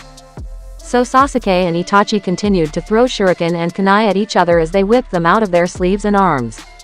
The sounds rang in Yuna's ears before she covered her eyes and allowed her Sharingan to return to normal for a change. Didn't need to overexert it if she was going to be going blind as what she figured. She then reached into her pouch and then, wrapping an explosion tag to a kunai, quickly threw it forward sending it into the fray of kunai and shuriken that littered across the ground.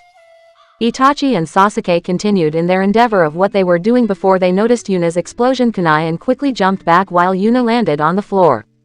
She looked up as she noticed a lone kunai heading for her skull before she quickly arched her body back briefly allowing her to see her reflection in the kunai as it passed her and embedded itself into the wall. Sasuke and Yuna turned their heads in surprise before they noticed Itachi quickly create 2 clones as they charged for them both.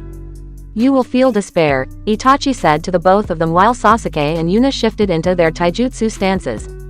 Sasuke and Itachi clashed sword to kunai again as the sparks began to fly again. Both gazed into the other's eyes. You did it for the clan didn't you? Everything that you have done up to this point. Making yourself a criminal, telling me to kill you, working for Akatsuki. It's all been for the sake of the village. Sasuke grunted while Itachi glared at him. I have no such intentions, Itachi said and Sasuke turned his head as he noticed Yuna quickly jump over her clone. It looked at her and Yuna glared back at it as she quickly came twirling down allowing her kunai to clash with the Itachi clone's kunai. She was instantly pushed back from Itachi with his strength and backflipped through the air. Yuna brushed her lower lip while Sasuke turned back to what he was doing. You had no such intentions. You still take me for that little boy that you met when you massacred the clan those years ago. Don't make me laugh Itachi. You're going to answer my questions one way or the other. Sasuke said as he quickly touched his wrist unsealing a Fuma Shuriken. Itachi gasped while Sasuke grinned. The young Uchiha quickly flung it forward while Itachi snorted. With his Sharingan this would be too easy to dodge.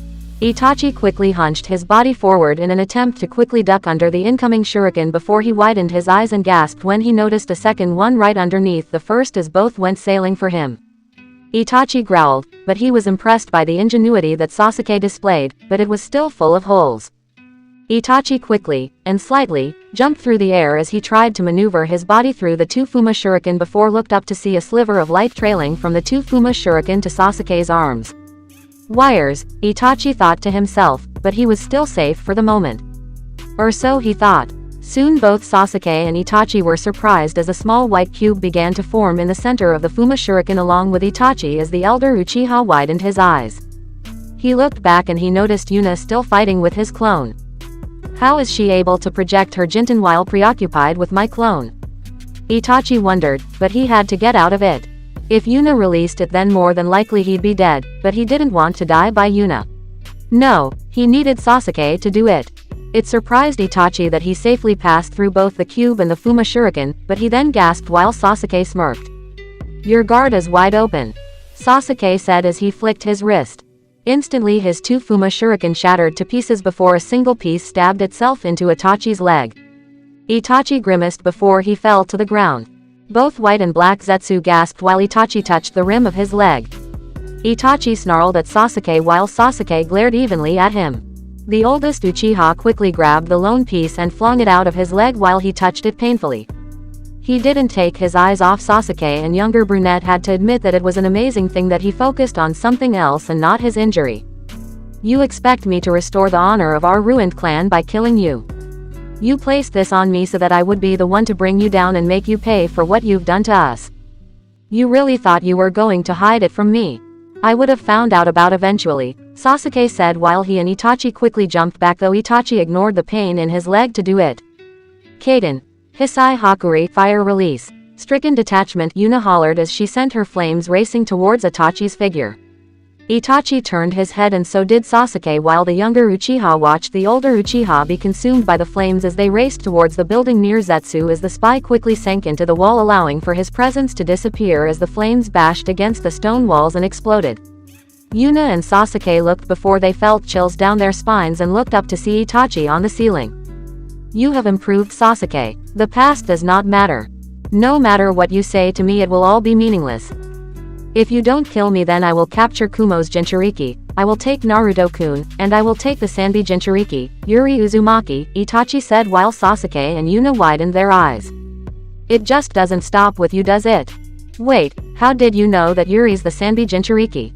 Sasuke asked in frustration while Itachi landed on the ground. The remaining members of Akatsuki know, and we'll be going after her as well. The job might as well fall on Kisame. You'll have to have a better time of keeping things protected. However, the both of you are still foolish. Yuna Uchiha, the girl who was long since supposed to be dead, and my foolish little brother. Both of you believe that you can handle me. I shall show you the difference in our abilities, Itachi said as he quickly raced through his hand signs. Sasuke and Yuna quickly met up at the center while Sasuke and Yuna got started on their own. Kaden. Gokaku no Jutsu. Sasuke, Yuna and Itachi shouted as all 3 Uchiha blasted their fires together.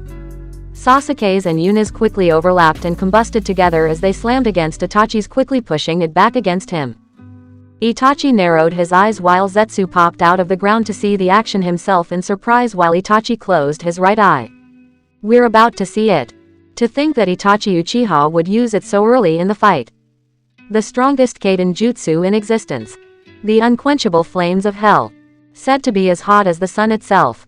Its name is called Amaterasu, Itachi called out as Sasuke and Yuna stared in surprise as Itachi's fire was consumed by black flames. Both were surprised instantly as the black flames quickly began to overtake their own powerful, orange flames. What technique is that? Yuna thought to herself before she and Sasuke abandoned the jutsu clash and backed away. They quickly separated from each other as they quickly ran off in opposite directions. Itachi's eye bled as he concentrated his flames on Sasuke's person while the Uchiha continued to run away. Yuna noticed this and cursed inwardly before she quickly ran to Sasuke's aid.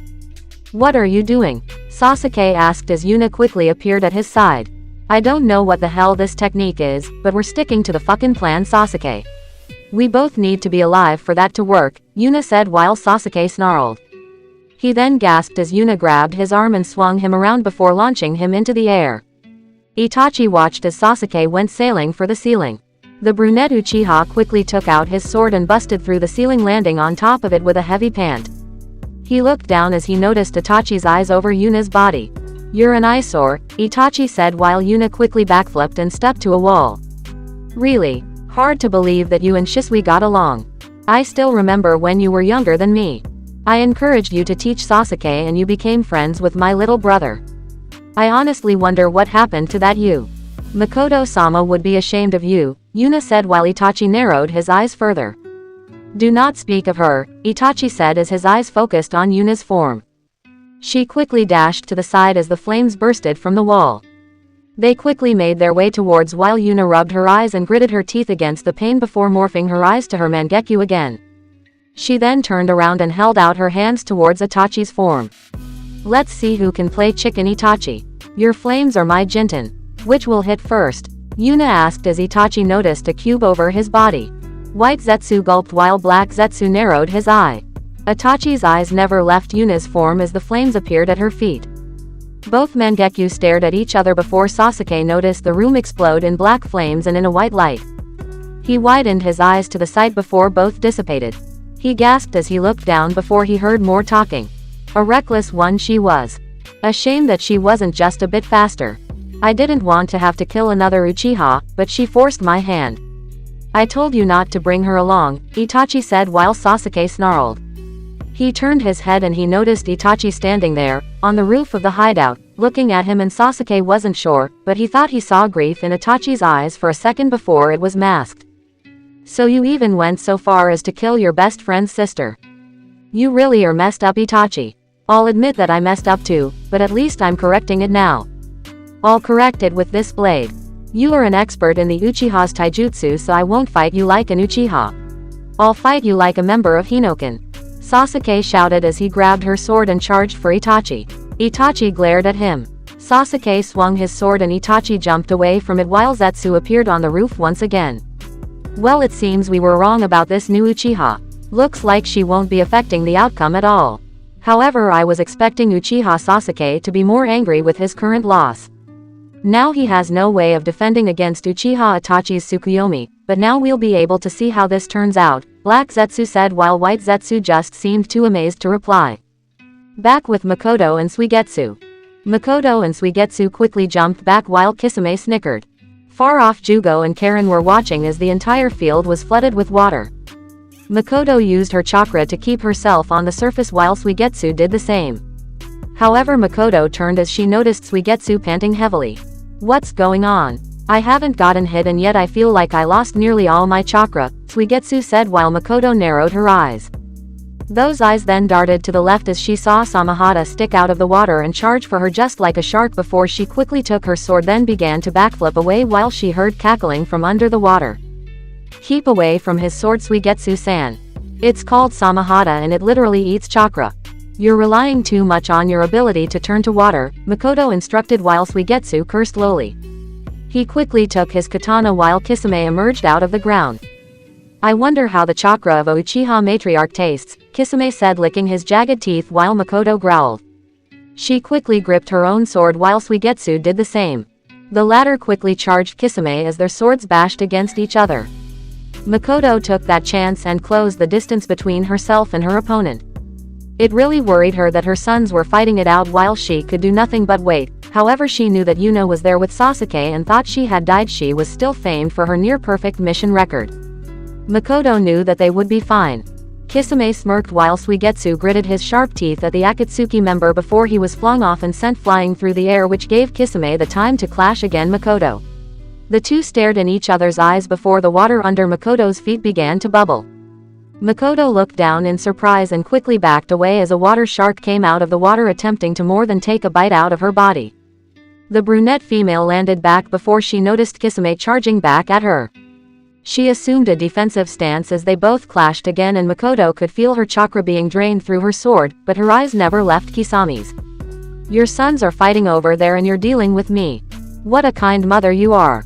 It makes me think that maybe you Uchiha are just as ruthless and unloving as I thought," Kisame said while Makoto's eyes twitched. "You have a lot to learn about the Uchiha clan Hoshigaki. Second, you need to remember me from my time as a Jonin and why I was requested to join the 12 Guardian Ninja," Makoto said, and Kisame noticed her eyes glow red with 3 Tomo while her lips curved into a smirk. Makoto suddenly pushed Kisame back away from her before she held her sword into the water. Uchiha no Hanran.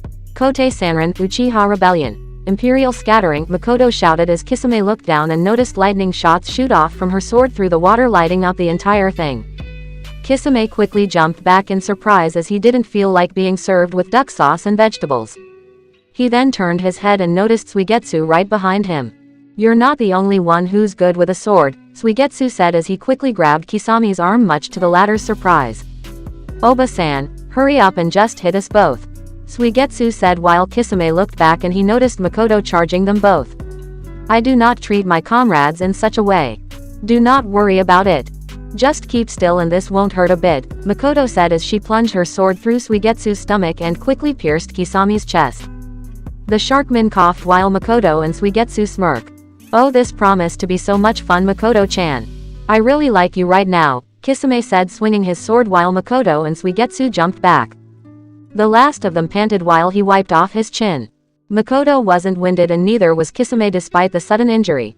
Man, these two are in a class of their own. She's not even tired and neither is he while I'm fucking out of breath.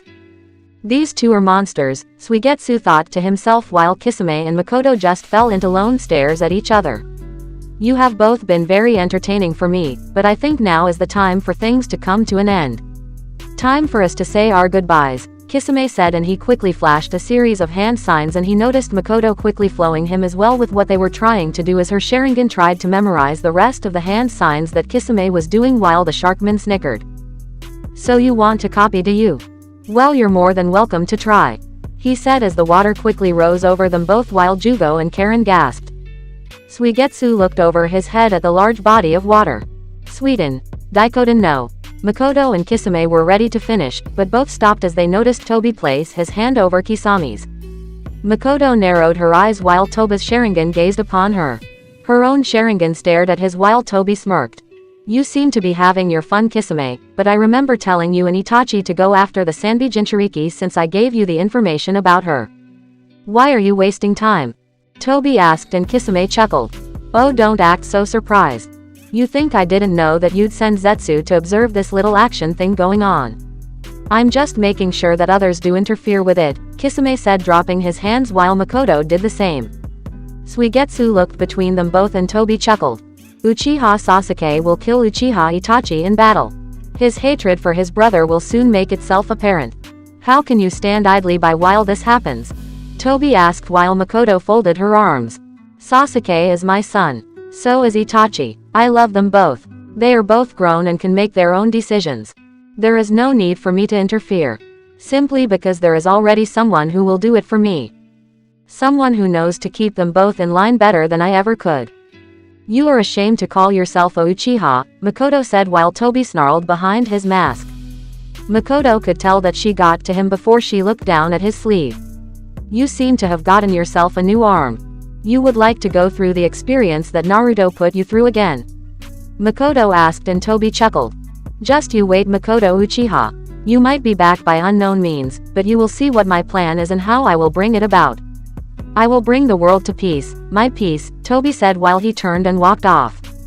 "And what makes you think that I will allow you to do that? It's just as Naruto told you, me, and Kakashi. Rin would be disappointed in you," Makoto said, glaring her eyes forward while Tobi stopped. He quickly turned his head and Makoto could see the Mangekyo in his eyes, but she didn't relent as she stared back. "Watch your step, Makoto Uchiha. You died once, you can die again. I have no care for the pride of the Uchiha clan who submit themselves to Konoha. Kisame, head back to the base. You are finished here," Tobi said, and Kisame snickered before he shrugged his shoulders. "K, well, that's a shame. Looks like we'll have to continue our little bout later, Makoto-san. Sayonara," Kisame said as he sunk into the waters below, and just as fast Makoto couldn't sense him anymore and neither could Suigetsu. However, Makoto never broke her stare with Tobi while he looked up at the ceiling. "That's right. It took me a little while to remember her, but I think I do. Yuna Uchiha, she was still quite young as I remember. Just as Uchiha Shisui was a baby. If I'm right, then I think I might have just found the next step to my plan.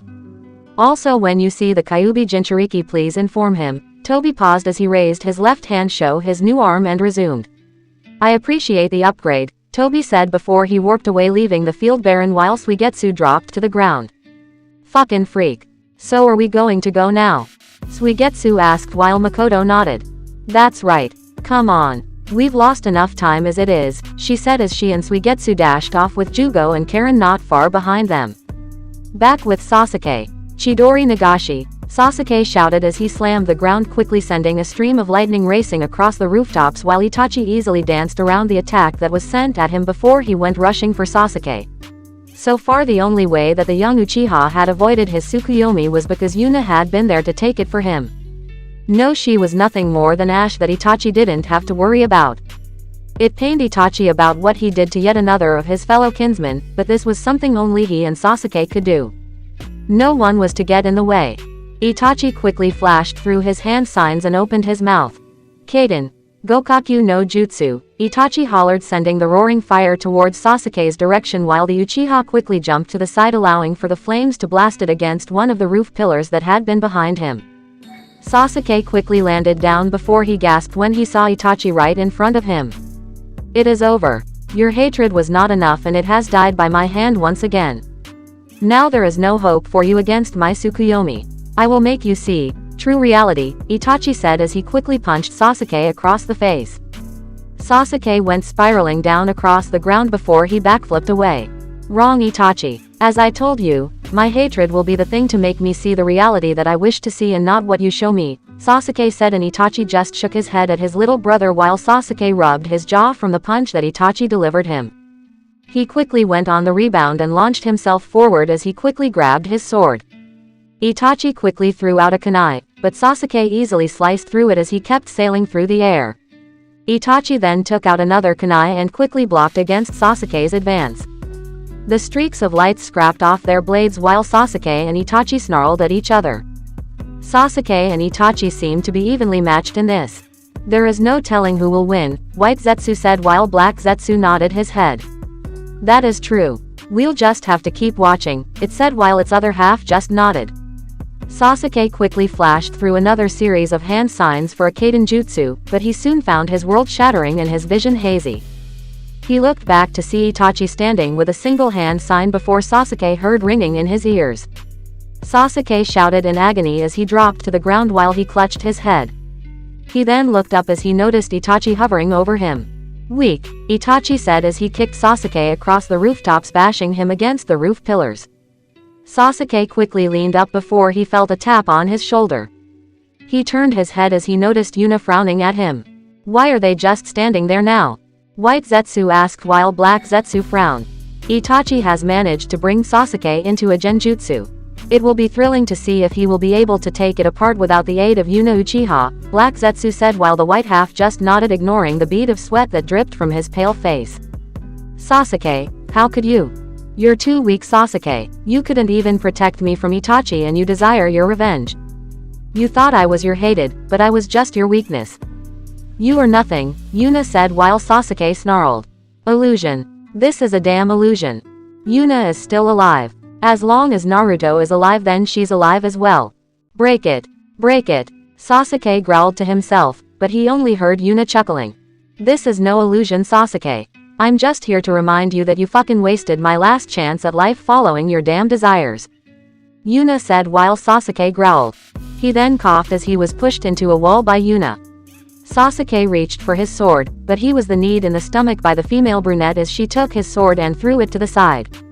Do you understand, Sasuke? This is reality, Itachi said as he appeared before the younger and quickly pulled Sasuke's eye out. Sasuke shouted as he covered his left eye while Itachi held it in his bloody hands. Yuna gave a grin of her own while she just watched. Now then, I'll be taking the other one. This is the price for your foolish desires, little brother, Itachi said while Yuna held Sasuke down. Sasuke gasped as Itachi moved for his right eye. Sasuke snarled as he looked back to see Yuna laughing manically before Sasuke's mind went somewhere else. It was my Sharingan, Sasuke. It's my own Mangekyo Sharingan. I activated it just before my death. I had died from the mission to Iwa. I told you that, but I obtained it because we had been sold out. We died because they were informed of our arrival. My best friend, Faye, she sold us out. We were massacred by Iwa. However, I had lived. I swore that I would make her pay, and make her pay I did. I was angry at them. All of them, and I wanted their death. So I recklessly rushed at Faye and stabbed her hard with a kunai. She died in my arms. I would have been happy, but I wasn't. I screamed out my frustrations while the Iwanin converged on me. I had heard that they wanted to sell my body for the Sharingan and have me breed their children. I didn't want that. I refused it all. I shouted out to anything, and they all watched as my Sharingan twisted and turned. I obtained the Mangekyo Sharingan, Yuna said to him that time. I mean, you no disrespect, Makoto-sama. I also mean no disrespect to the gratitude that you have shown me. At first I was ashamed with myself. Me for being who I am and just going for your son. So many times I had thought about ending it with him because I couldn't bear to think that you would hate both me and him. I never wanted that, but it seems that it was bound to come out. Yuna paused to catch her breath. Makoto folded his arms over her chest before she saw Yuna smile. But I know I really care for Sasuke. I care for him a lot. You know my love life, or lack thereof. Sasuke's, the first man to actually want me for myself. I'm attracted to him. I can't help myself. I love Sasuke. Sasuke snarled as he looked up, and Itachi noticed his lone eye filled with hatred. However, it wasn't hatred for him or for what he was doing, but for the very thought that he doubted what he had heard from Yuna herself. My eyes will see the truth, Itachi. My eyes will see the reality. The reality is you at my feet. Sasuke said while Itachi raised an eyebrow. This is a genjutsu, which means I'm still unmoving. If I'm right, Itachi watched as Sasuke grabbed his waist and closed his eyes. He pictured his katana as he quickly spun across the ground and slashed Yuna apart as he stood to his feet. Uchiha no Hanrin. Goryu Nishi Senkei, Uchiha Rebellion. Great Dragon Twin Death Spiral Dance. Sasuke shouted out while Itachi and Zetsu watched as flames busted from the ground around Sasuke's form, forcing both to back away.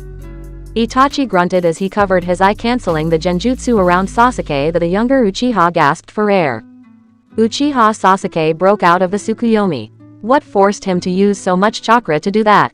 White Zetsu asked in shock, but Black Zetsu didn't get the chance to reply back his question. Sasuke and Itachi panted heavily while Sasuke's sword was steaming from his use of Uchiha Kenjutsu. Itachi had managed to stay on his toes through the entire ordeal while the two Uchiha brothers continued in their struggle. Sasuke, you are nearly out of chakra. If you cannot kill me now, then I will be taking your eyes, little brother. Everything you love and hold dear I will destroy, Itachi said while Sasuke snorted. Enough of the act, Itachi. You have taken this too far, and it's time for you to just admit it right now. You think that it will be upon your death that you will do it, but I'm not that forgiving. You're going to apologize for everything that you've ever done to our clan, and you're going to make it right by your own power. I'll be sure to make you keep this promise, Sasuke said while Itachi snorted. I have nothing to say to you, Sasuke. I'm sorry, but this is how it must be. Now let's continue. However, I wonder what you can do without your supposed hatred, since it's been consumed by my flames. You have nothing left. You don't have enough hate, Itachi said while Sasuke narrowed his eyes. Wrong, Itachi. As I told you, I have the exact amount of hatred within my heart to end you once and for all, Sasuke said while Zetsu continued to look at the scene. Itachi glared at him while Sasuke steeled himself under his brother's gaze. That was, until they both heard a loud shout. Kaden. Goryuka no Jutsu, Fire Release. Great Dragon Flame Technique, Sasuke smirked while Itachi widened his eyes and looked down to his feet as he noticed the roof quickly begin to explode while Zetsu gasped when giant flames exploded from the room below the ceiling as they went soaring into the skies above. Sasuke jumped back while Itachi quickly jumped around to avoid the strikes. Once they stopped, he and Sasuke looked down as they noticed, just across from the black flames, was Yuna grinning. You're finished. Yuna shouted as she quickly jumped to the wall and ran up it before jumping out of the ceiling and landing on the roof. Itachi stared at her in surprise while Sasuke turned to her. You're cutting it close, Yuna. Next time don't do that, Sasuke said while Yuna rubbed some dirt from her cheek. Believe me, I don't plan on doing that again. So did you sort out your issues yet, or do I still need to be involved? Yuna asked while Sasuke growled. What do you think? He asked, and Yuna shrugged her shoulders while they turned back to see Itachi, not really surprised by what he had just witnessed, but he was indeed very surprised at what he had seen. You're quite resourceful. How did you escape the black flames? Itachi asked, and Yuna looked up to see the clouds beginning to gather and the rain pouring down. Discreetly placed a cube below my feet. I activated at the same time as your black flames nearly hit me, and it sent me down to the lower levels of the hideout and placed me in a storage room. Not the best strategy, but it got the job done. Though it probably doesn't help that this buildings is now burning from the bottom up by these black flames, Yuna said, and Sasuke quickly snapped at his neck. His left hand charged in Raiden while he picked Yuna up close to him. I never wanted you to see this, Yuna. A product of my mistakes, but I need to use it. Even if it is borrowed power, Sasuke said, and Yuna watched as Sasuke's curse seal quickly began to take hold of him as it covered his body and his hair. Yuna gasped while Itachi narrowed his eyes. That is Orochimaru's curse mark, right? I'm surprised that it still works considering that the old snake bit the dust quite a while ago. Also, what's with those clouds? Ever since she did that Kaden jutsu, it's been worrying me, White Zetsu said while Black Zetsu smirked. Those two Uchiha really are something else. The female dodged the black flames of Amaterasu and the other is going to bring out the best Raiden jutsu. When she shot her fire into the skies, she created a high mix of clouds that were formed together from the heat, and when those clouds gather and bump each other, lightning forms. A perfect lightning of pure nature and shape manipulation, Black Zetsu said while Sasuke's wings sprang from his back. He quickly hovered over the hideout with Yuna in his arms as she looked down in surprise. Sasuke, what are you doing? Yuna asked while Sasuke held his hand into the sky. Itachi, you will never be able to dodge this technique. This will be my last jutsu that you will ever see. If you are not willing to say what you have to say to Yuna and myself, then there is nothing more to talk about. This is Kirin, Sasuke said as Zetsu and Itachi heard a loud and thunderous roar. Yuna gasped up in shock and awe. When Sasuke had told her of this last resort move, she questioned it, but he never told her that he had something like this. Just imagine if it was combined with Honsho. Immediately a large white beast emerged from the clouds as it roared in Itachi's face. What does he mean that Itachi won't be able to dodge it? White Zetsu asked while Black Zetsu stared up in awe. Lightning strikes 1/1000th of a second. It's faster than sound. Such a technique, this hideout will be reduced to ash in a matter of seconds. We must get away, Black Zetsu said as they regressed back into the floor and quickly ran away from the scene while Itachi just continued to look up in pride. Sasuke, that's not what we discussed. Stop it, Yuna said while Sasuke's dark, red eyes stared down at Itachi's form. Begone, with the thunderclap, Sasuke said as he swung his hand down. The beast roared before it curved up into the clouds, and Itachi's field of vision instantly grew white as the lightning bashed against the building structure. Yuna watched as the lightning tore through the levels of the hideout in an instantly before it slammed into the ground, leaving a massive crater and a heavy explosion while Sasuke and Yuna covered their eyes from the sight. The light only stayed for about a minute or so before it dispersed. Sasuke quickly landed Yuna on the ground as they noticed the large flames in front and around them before they noticed Itachi's body unmoving. Yuna looked at his body and so did Sasuke while the brunette girl growled before she pushed Sasuke to the ground. Damn it, Sasuke, that wasn't the plan here. Why must you always go and act on your own? Yuna shouted while Sasuke narrowed his eyes. He then looked over at Itachi's body before he stood to his feet. His Mangekyo Sharingan, I saw it form just before the lightning slammed into the building. I don't know what he was planning, but whatever he was doing wasn't all that he had, but that really took a lot out of me. At the very least, we can now focus on heading back to Uzushio and explaining this to Naruto. Just hope that he's close to it or something, but at least it's all over now, Sasuke said, and Yuna turned to Itachi's body and she suddenly felt a large spike in chakra. Sasuke wasn't gonna kill him. He bluffed him. Yuna thought to herself before Sasuke and Yuna heard Itachi's voice. Was that the death that you had imagined for me? Itachi asked while Sasuke and Yuna saw Itachi slowly rise to his feet. Uchiha Shisui's older sister and my little brother Sasuke. You are both as I remember you now. You really have gotten stronger. Sasuke, Itachi said as Sasuke and Yuna noticed a large orange fire begin to consume Itachi until it wrapped over his entire body. Without this I would have been dead, Itachi said as it quickly grew a shield and then a skeletal body. Its eyes as lit as the fire around its body. Its rib cage was then covered by orange-red armor as it held out its hand, allowing for a large sword to materialize. Its flaming essence truly intimidating. Sasuke and Yuna gaped while Yuna suddenly twitched as she placed a hand over her eye. Sasuke glanced to her and cursed. She wouldn't be able to keep that up much longer since the Mangekyo took an incredible amount of chakra, or Honsho, for Yuna. Behold Sasuke, Yuna, this is my trump card. This is Susanoo, Itachi said while Susanoo glared down at its targets menacingly. Zetsu quietly appeared out of the ground while White Zetsu gulped. What is that thing? White Zetsu asked and Black Zetsu spoke. The Susanoo, the Uchiha's ultimate technique. It creates a gigantic, humanoid being that surrounds the user. As one of the strongest techniques granted to those that have acquired the Mangekyo Sharingan, it is the user's guardian deity, but at the same time, it consumes the user's life. However, Uchiha Itachi's really is amazing. Black Zetsu paused before continuing. In its right hand is the sword of Totsuka, also known as the Sakigari Longsword. It is sheathed in a sake jar. A variant of the Kusanagi blade, it is an enchanted blade capable of sealing whatever it pierces. Those who are stabbed by the sword are drawn into the jar and trapped in a genjutsu-like world of drunken dreams, for all eternity. Orochimaru longed for the blade, but he could never find it. In the other hand is the Yata no Kagami 8-span mirror. It is considered to be a sacred treasure.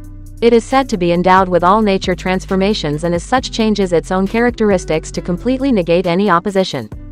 Combine these two things and Itachi Uchiha Susanoo is virtually invincible, Black Zetsu said while White Zetsu just stared in awe. Now, Sasuke, let's continue this, Itachi said while Sasuke growled. Did it really have to come to this, Itachi? To you really doing so much for our clan by yourself? I told you that, realize why you did it. Two-san was going to plan a coup of Konoha and you volunteered for the mission to protect the village as well as keep the Uchiha clan free of betrayal, Sasuke said while Itachi narrowed his eyes behind his humanoid being's shield. It is as it should be. My death for my sins against our clan. I can't make it up to them. It can't be different, Sasuke, Itachi said as the Susanoo quickly placed its sword into the air. Sasuke and Yuna gasped while the first Uchiha quickly picked up his female companion and dodged to the side. Yuna hopped down and quickly threw a kunai only for it to be parried by Itachi's shield. Itachi slowly advanced on the two of them before Sasuke and Yuna quickly performed the same hand signs and shouted. Kaden, Ruka no Jutsu, Sasuke and Yuna hollered as their flames mixed together and blasted forward while Itachi took notice of the incoming sea of fire. It is futile. Sasuke, I will have you eyes. You are my light, Itachi said as the shield easily blocked the flames before they dispersed into nothingness. What? Sasuke said, but he then felt his curse mark twitch as he fell to the ground. Sasuke, are you alright? Sasuke, what wrong? Yuna asked while Sasuke suddenly fell short of breath. Yuna could see his curse mark quickly regress and she turned back to see Itachi quickly coming for them both. Damn it, what's happening to you? Yuna asked while Sasuke muttered. Don't come out, he said and Sasuke could hear Orochimaru chuckling with his influence from the curse mark. I can give you power to kill your brother. Your truth will lead you to the future that you will see and your truth is that you need my power to make that happen. I will have the Sharingan. Orochimaru shouted as Yuna and Itachi noticed a large spray of white serpents blast Sasuke's curse mark. Yuna gasped and quickly stepped back while Itachi glared up at the eight-headed serpent as they each hissed violently at him. Orochimaru's Yamata no Jutsu, eight-headed serpent technique, Itachi said to himself while Yuna felt back from the shock. That, and the fact that her legs were wobbly from too much use of her Honsho at once. It wasn't as big as her Shikyo's, so that wasn't going well for her. Not to mention with the fact that her eyes just got a little blurry. The white snakes quickly charged against Itachi's Susanoo before Itachi gave his commands to the guardian. It quickly sliced one head off easily before the snakes bashed against Itachi's guardian. The blow was heavy as it knocked the Susanoo back a little while Itachi coughed, his mouth slowly seeping blood from his overuse of his powers. Itachi struggled to concentrate while the guardian sliced off another head. The snakes were two easy targets against the guardian as the head popped off. Sasuke, Yuna shouted as she tried to stand, but she couldn't stop her legs from shaking. She looked up and she was surprised to see all but one of the 8 serpent heads were cut off and slammed against the ground. Zetsu just stared up in shock of what he was looking at while the last snake hissed violently.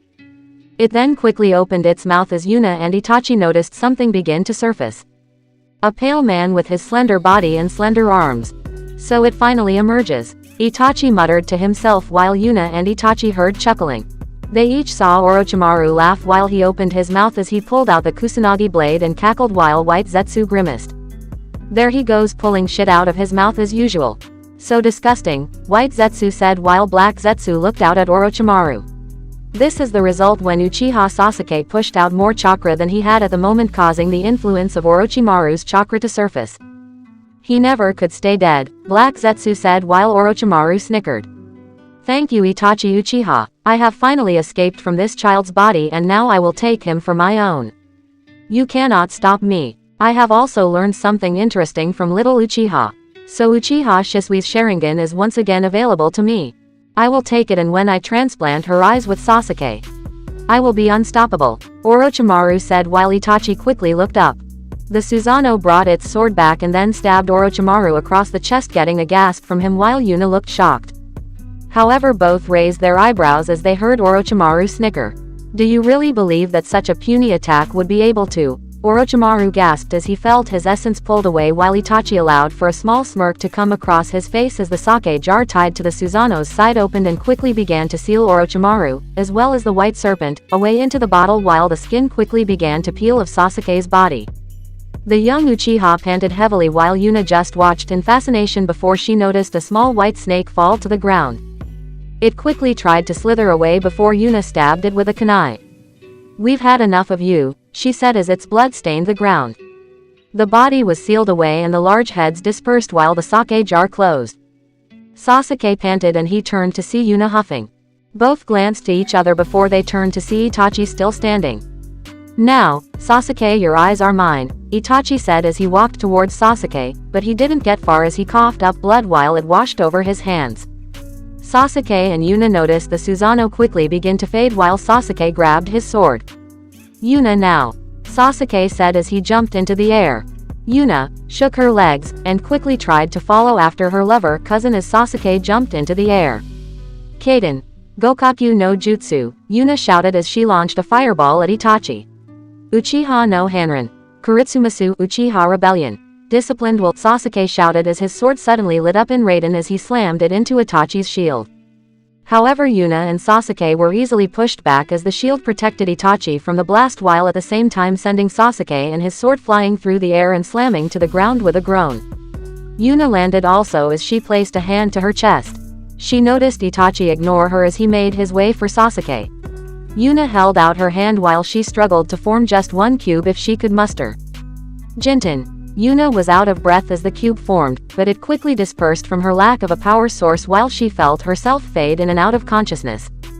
It is useless Uchiha Sasuke, Uchiha Yuna. Itachi's shield cannot be broken through by such conventional means. It really is the best guardian that one can have, Black Zetsu said while White Zetsu looked on. Then, that means that Itachi's won, right? He asked, but he didn't get a response. Sasuke sucked his teeth before he went into his pouch and pulled out an explosion kunai. He flung them all forward as they slammed against the shield and exploded one after the other. Why Itachi? Why did you have to change so much? Why don't you want to be forgiven? Why can't you just admit that I know the truth and don't want to see this happen? I've learned Itachi, I've learned that I can't do everything on my own. You can't either. Stop being a damn coward.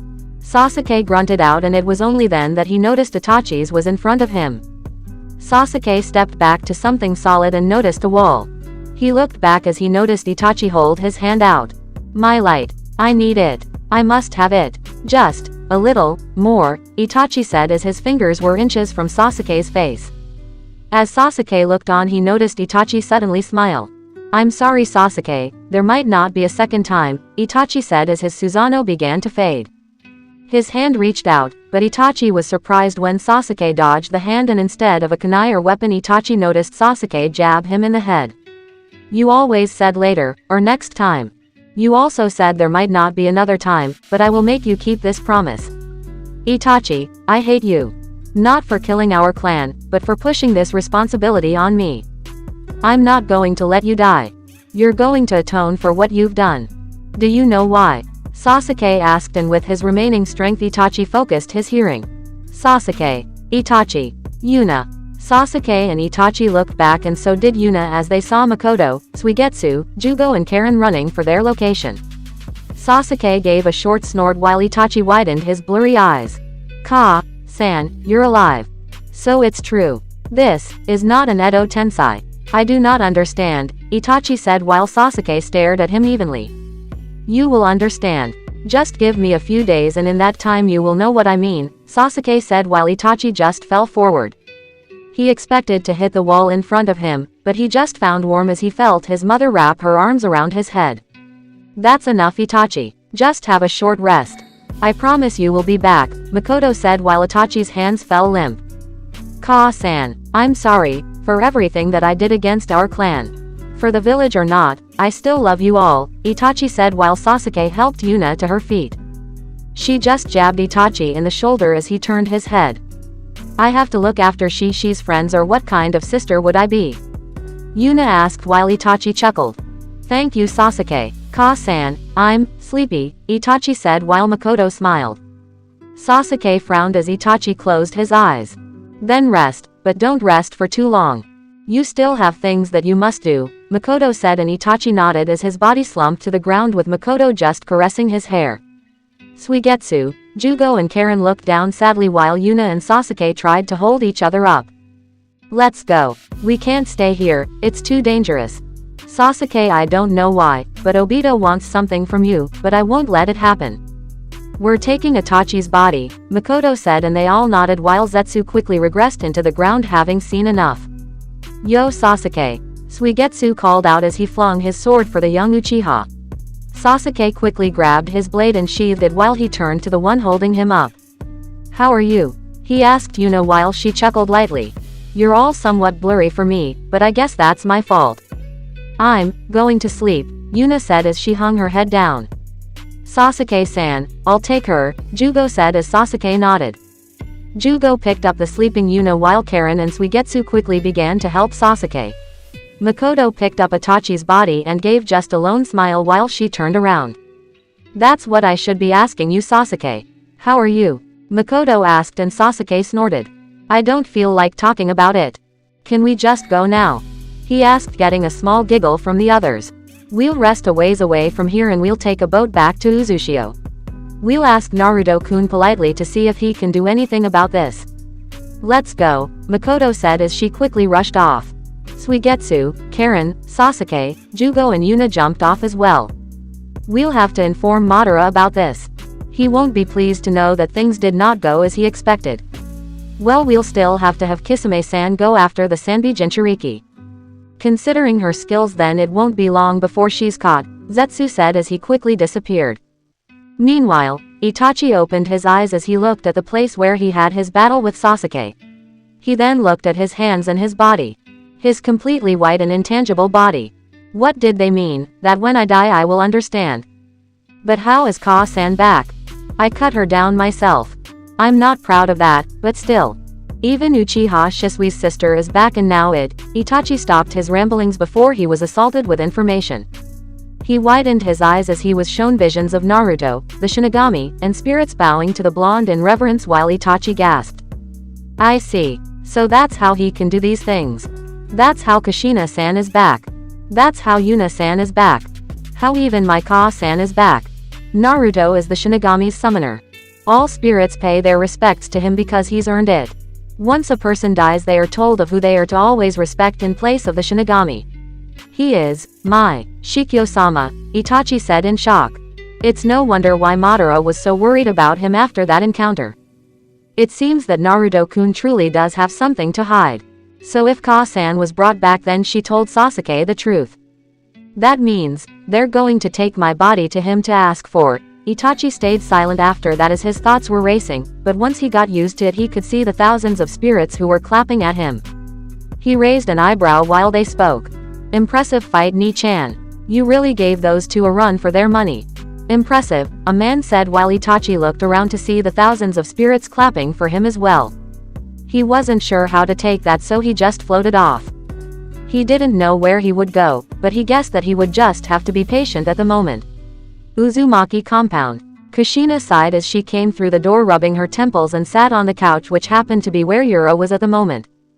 Something wrong, Kushina-san? Yura asked while Kushina slowly nodded. The council has been adamant about me finding a suitor for the clan if Sochi dies, Kushina said while Yura blinked. But Ni-sama can't die, Yura said, and Kushina nodded to the explanation while she leaned her head back. That's the point. They don't know that Sochi is ready, my suitor.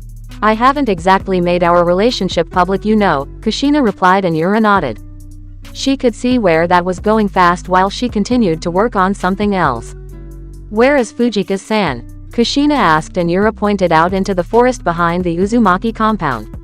Far off, training underneath a waterfall. He calls it mental training. I just agreed and watched him go. Shi-san is treating Kamachi to lunch and they're taking a break from this project that they were conducting in the basement. They never told me what it was, but I heard Kamachi quickly started showing an interest in our family's art and she's quickly begun in her studies. They're keeping it a secret, whatever it is they're doing, Yura said while Kushina just nodded slightly. So long as they aren't doing anything truly dangerous. There are a lot of seals that were made by the clan that could potentially kill an individual if they didn't know what they were doing. They're both generally new to this. I'll talk with them about it later, Kushina said while Yura nodded with a small smile. Understand, to Yuya. Placing this certain seal to your flute will allow it to increase its range. However, I expect you to go over the human body chart if you plan on going through with this idea, Riza said as Kushina and Yura turned to Yuya grumbling at her mother while Riza just smiled. I already went over the fucking chart. Why do I have to do it again? Yuya asked before she noticed her mother pluck her in the head. Because you need to memorize the correct patterns for what I'm going to show you with these seals. And stop your fucking cursing. Riza shouted as she bashed Yuya over the head. Hey, fuck you, old hag. Yuya returned while Riza growled. Both glared at each other while Kushina and Yura blinked. However, soon they noticed laughing as Riza ruffled Yuya's hair. Come on, shorty. Let's train you in some Uzumaki taijutsu and then we'll be done for the day. You have to work at the barrier division, don't you? Riza asked while Yuya grumbled. Honestly, the shits there don't know the slightest squat about the shitty seals that they're producing. Makes me wonder how this place is still standing, Yuya muttered to herself as she walked off with her mother. Don't those two ever change? Yura asked while Kushina chuckled. I doubt they ever will, but that's Riza, I suppose. Though Yuya-san seems to be quite happy with this life in contrast to what Sochi told me about her, Kushina said, getting Yura to slowly nod. Kushina looked over to what Yura was doing as she noticed on the table was a book on practicing brush strokes, which Yura seemed to be doing. So you're practicing. Why the sudden thing? I'm actually surprised that you haven't been called for a mission, Kushina said while Yura scratched her cheek. I would like to somewhat refine my writing, so I'm just trying some few things at the moment. As for missions, I actually have one that I will be going on later tonight. Apparently Konoha has some deliveries to make to the neighboring countries and I've been selected to carry the items. Apparently I'm also supposed to review the actions of Team Ebisu. Tsunade-sama has told me that they show an impressive record, so I'm supposed to file reports, Yura said while Kushina raised an eyebrow. Isn't that what their sensei is for? Kushina asked and Yura nodded. I'm also to make an evaluation of him as well, so Tsunade-sama told me not to say anything. They will just be my guards for the duration of the mission. I had the opportunity to meet them myself. They seem nice, though the one Konohamaru-san seems to really idolize Nisama. He kept telling me how I was lucky to have someone like Nisama for family, and I agree with him. I feel very lucky, Yura said, and Kushina smiled. I do as well. Nothing truly makes me happier than having Sochi at my side, Kushina said, getting a light chuckle from Yura until the younger redhead noticed that the oldest got a devious grin. So speaking of Sochi staying by someone's side, just how much have you truly gotten to know Sochi? Kushina asked with a small smile while Yura blushed and looked down into her book. I would like to keep such things to myself, Kushina-san. Nisama and I are just fine and in a healthy relationship, Yura said while Kushina raised an eyebrow. Most people would try to argue that last point, but whatever. However, I'm asking because Sochi told me of a particular incident between the two of you. I believe the waiter at the restaurant was knocking on the door while you were moaning, just a little longer. Kushina asked as Yura buried her face in her book. And not one of my proudest moments where I can say that I could hold my composure, Yura said while Kushina snickered. I know what you mean, Databane. However, you know, It's coming, Kushina said, and Yura looked at the calendar and nodded. I know it is, Yura said while Kushina just gave a light chuckle of her pleasant voice. Suddenly both turned as they noticed the door open, showing Gurren as she rubbed the back of her head and quickly discarded her Jonin outfit. Rough shift with the barrier division? Yura asked while Gurren grumbled. That's not the worst of it, I tell you. Everyone is just so lazy there. I swear, but at least I'm done. I just came for a drink and some food, then I'm going back out to my hobby, Gurren said while Yura smiled. Aw, making crystals for jewelers? Yura asked, and Gurren acknowledged the question with a short nod as she continued to walk up the stairs towards her room. She works hard, doesn't she? Kushina asked, and Yura nodded before they noticed the door open again and they saw she and Komachi come through the door. I appreciate the lunch. I suppose I needed the break, Komachi said while she rolled his eyes. Komachi, you train in the dojo constantly. I don't want you to overwork yourself, that's all. How about you rest and I'll put the project on hold. They are still trying to determine a place for you within Konoha's ranks as I understand it, but I'm just a go-between here. I honestly have no idea how long I am staying, but I'm enjoying my time here, she said while Komachi blinked.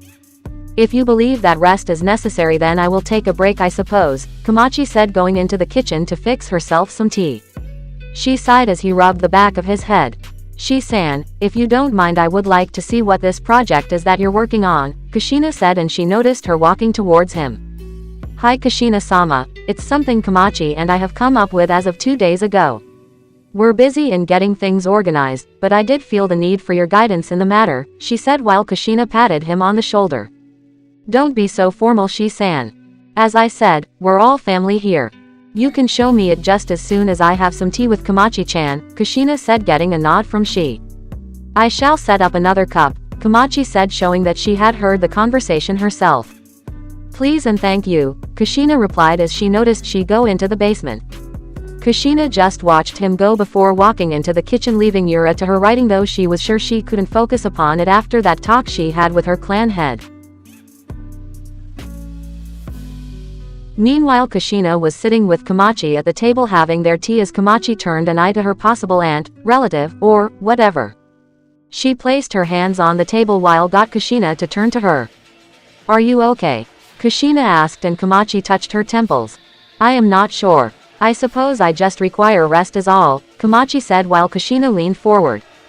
Well, in truth you aren't supposed to be working anyway, since neither Tsunade nor Shizune gave you the all clear for training. You're just like Sochi and myself. Disrespecting medical reports in favor of training, Kushina said while Komachi looked at her spot of tea. I am like Naruto-san. I don't see that, if I am to be honest. At nights I feel cold. Even when I know I shouldn't be, but then there is him. I sense lots of things from him. Maybe I just admire him. He's like the brother that I might have wanted when I was younger. Not knowing the things that I've probably seen in my life is unsettling. But when I see everyone talking, laughing, or training, then I wonder, what do I look like when I smile? What's my face like when I laugh? Do I even know how to laugh? At night I feel that someone's taught me to fake smile, to fight, defend myself, and even to take on Jonin level missions, but not to act in a civilian setting, Komachi said while Kushina's smile lessened, but not by much, as she patted Komachi's shoulder. Take it one step at a time, Databane. You won't understand it in one night, but trust me. I think that you have a very amazing laugh and smile. We're not going to leave you to this by yourself. We're all going to be there for you. It's what family is for, Kushina said while Komachi glanced up towards her. She saw Kushina give her a loving smile before Komachi held her head back down. Thank you, Kushina-sama, Komachi said while Kushina blinked. Kushina-sama. No formalities between family, Komachi. Kushina is fine, Databane, Kushina said while Komachi tilted her head to the side. You say Databane quite a bit, Kushina-san, Komachi said while Kushina blushed. Shut up. I'm just happy, Databane. Kushina snorted while Komachi just finished her tea. She then quickly escorted Kushina to the basement where she was getting ready to unveil what they had been working on. With Kakashi and Yugao, both Hinoken members looked over their beheaded target, and Yugao quickly pulled out the bingo book. Confirming the kill of Kobata Akamichi. Rank B, Yugao said while Kakashi nodded and sheathed his sword into its holster. Very good, Yugao. I think we tackled most of this. Naruto and Sasuke took out the C ranks and were getting started on the Bs. However, we'll all have to be on guard once we make the AS ranks. Those can get you killed, Kakashi said while Yugao snickered. Not like death has even stopped one of us, Yugao said, and Kakashi snickered. I don't deny that part, but we can't take him for granted, Yugao. In truth, the only one who hasn't asked for anything from him has been you, Kakashi said, and Yugao folded her arms. That just makes me more humble than you, Senpai, Yugao answered, and Kakashi narrowed his visible eye before turning it into an eye smile. I suppose you are. Just like us, you know what it's like to lose someone. I figured that you would want Hayate back, Kakashi said while Yugao gave a simple chuckle. I'll tell you the same thing that I told Naruto-san. I really would like to have him back, but knowing that he'll die again someday doesn't make it much better for me. I don't know, I think I would just like to meet him myself when I'm through, Yugao said while Kakashi patted her shoulder. Well, until that time I'll have to keep you around as much as possible. You're both my friends after all, Kakashi said while Yugao nodded. Ever since joining this team and everything about it, I haven't gone to the Memorial Stone once. I feel Hayate understands that I love this team, Yugao said, and Kakashi chuckled. I haven't either. I still remember Sensei, but now I have Rin, and Kakashi suddenly stopped as he looked down at the grass while Yugao frowned. Have you and Rin-san thought about what you're going to do with him? He's angered the Shinigami for some reason, and Naruto has responsibilities to his summon. He's giving both of you a chance to do something, but then again I never thought that Obito-san was one to be like this, Yugao said while Kakashi looked up at the sky. No, I guess he isn't. I haven't had the time to sit down with Rin and discuss everything like I want, so we don't have anything concrete. I'm just hoping that he'll listen to us before it's too late, Kakashi, while Yugao quickly sealed the head in a scroll and gave it to Pakun while the dog just saluted them both and left. Well, I'm sure that you'll think of something, I suppose. So how has Rin-san been since you've both been around each other a lot? Yugao asked, and Kakashi turned to her. Exactly what are you assuming? Kakashi asked, and Yugao scratched her cheek. Well, that Rin-san's been maturing a lot in the few months, and you both have spent a moderate amount of time together. I was just wondering if Kakashi-senpai was trying to rekindle some old flames, Yugao said while Kakashi's eyebrow twitched. Ma Yugao, I guess Rin-chan's just become a lot more grown up as a result. We're just friends, Kakashi said while Yugao nodded. Hi senpai, I'll take your word for it, Yugao said while Kakashi just smiled before they noticed a poof next to them. Both looked down as they noticed just a lone scroll. No animal, no markings, no nothing. Kakashi and Yugao knew what this meant, as it was always a way for Makoto to summon for their aid or to send information. A scroll from Makoto-san. I haven't heard from her in a while, Kakashi said as he picked up the scroll and unfurled it. Yugao blinked as she waited for Kakashi to tell her what was in it, and she saw Kakashi's hands tremble slightly. He then furled it back up and placed it in his pouch with a heavy sigh. They found Itachi. Unfortunately, he gave them a rough time, and now they have his body. They're making their way back to Uzushio at the moment, Kakashi said while Yugao sighed. I see. So they're going back to see if Naruto can get any answers from him. It seems like something that he would do, Yugao said while Kakashi turned around. Once we're done for the day, I'll send this message to Kushina. We'll see what she thinks, but I have a feeling that Makoto-san, Sasuke, and Yuna-san are going to be waiting a while. Naruto went to Kiri on a diplomatic mission along with Yuri, Yukimaru, Fuka-san, and Jiraiya-sama. I doubt he'll be going to Uzushio for a little bit, Kakashi said while Yugao folded her arms. Well, he could just teleport himself there, right? He does have that technique that we almost got to fully see back in Kumo. I could make a quick stop there and then head to Konoha in the same day, which makes me wonder why he didn't just teleport himself to Kiri like last time with Kumo, Yugao said, and Kakashi chuckled. I doubt it's a technique that he wants everyone to know about. There has already been word of a second yellow flash, and I believe that I read reports of Iwa's unrest on that information. No doubt they would want something, Kakashi said while Yugao nodded. Well, Naruto-san can handle himself, I'm sure. Not many people are like him, Yugao said, and Kakashi agreed on that with her as the two quickly shot off through the woods to continue through the last few pages of Bees in the Bingo book. With Naruto and company 2 days later. Naruto slept peacefully with Yuri and Yukimaru by his side while Fuka was humming to herself while reading a book. Jiraiya just seemed to be looking out at the endless sea that was in front of him. His thoughts had plagued him ever since he and Naruto had that talk. Jiraiya had hidden it well, but he had to hand it that Naruto's sensor abilities were really coming along, as the blonde had a feeling when people's chakra was disturbed. As expected of the Uzumaki. Fuka-san, wake up the brat. We're getting to land, Jiraiya said while Fuka smiled. You got it, Ero Senin-kun, Fuka said as she quickly stood over Naruto and kissed him on the forehead. Naruto mumbled as he opened one eye to see Fuka smiling at him. Rise and shine, Naruto-kun. We're about to disembark to Kiri.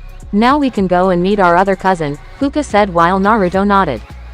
Alright then, Naruto said as Yuri and Yukimaru yawned themselves awake.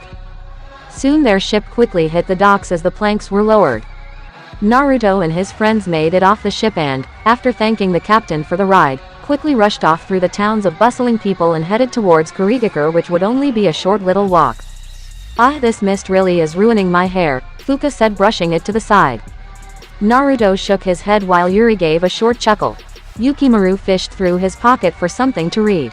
Jiraiya just kept pace with Naruto while Yuri decided to offer a response. You always seem to take care of your hair the most, Fuka-ni-chan. It still looks great, she complimented while Fuka snickered. If you say so, she returned as they continued in their walking. It really didn't take any time of all for them to arrive at the gates, and once the mist began to clear, Naruto could see two guards at the gates just like in Konoha. The two guards leaned over their desk before they quickly stepped out and appeared before Naruto and his group. Stop right there. What business does Konoha have here? One of them asked while Naruto quickly went into his pouch and pulled out a letter. I am here on behalf of Godime Hokage, Tsunade Senju, and Konoha. We're here on diplomacy to Mizukage-sama. Inform her that we've arrived, Naruto said while the guards glanced to each other. That won't be necessary. I already realized that you're here. Ao told me he felt a large signature and I figured that it could only be you.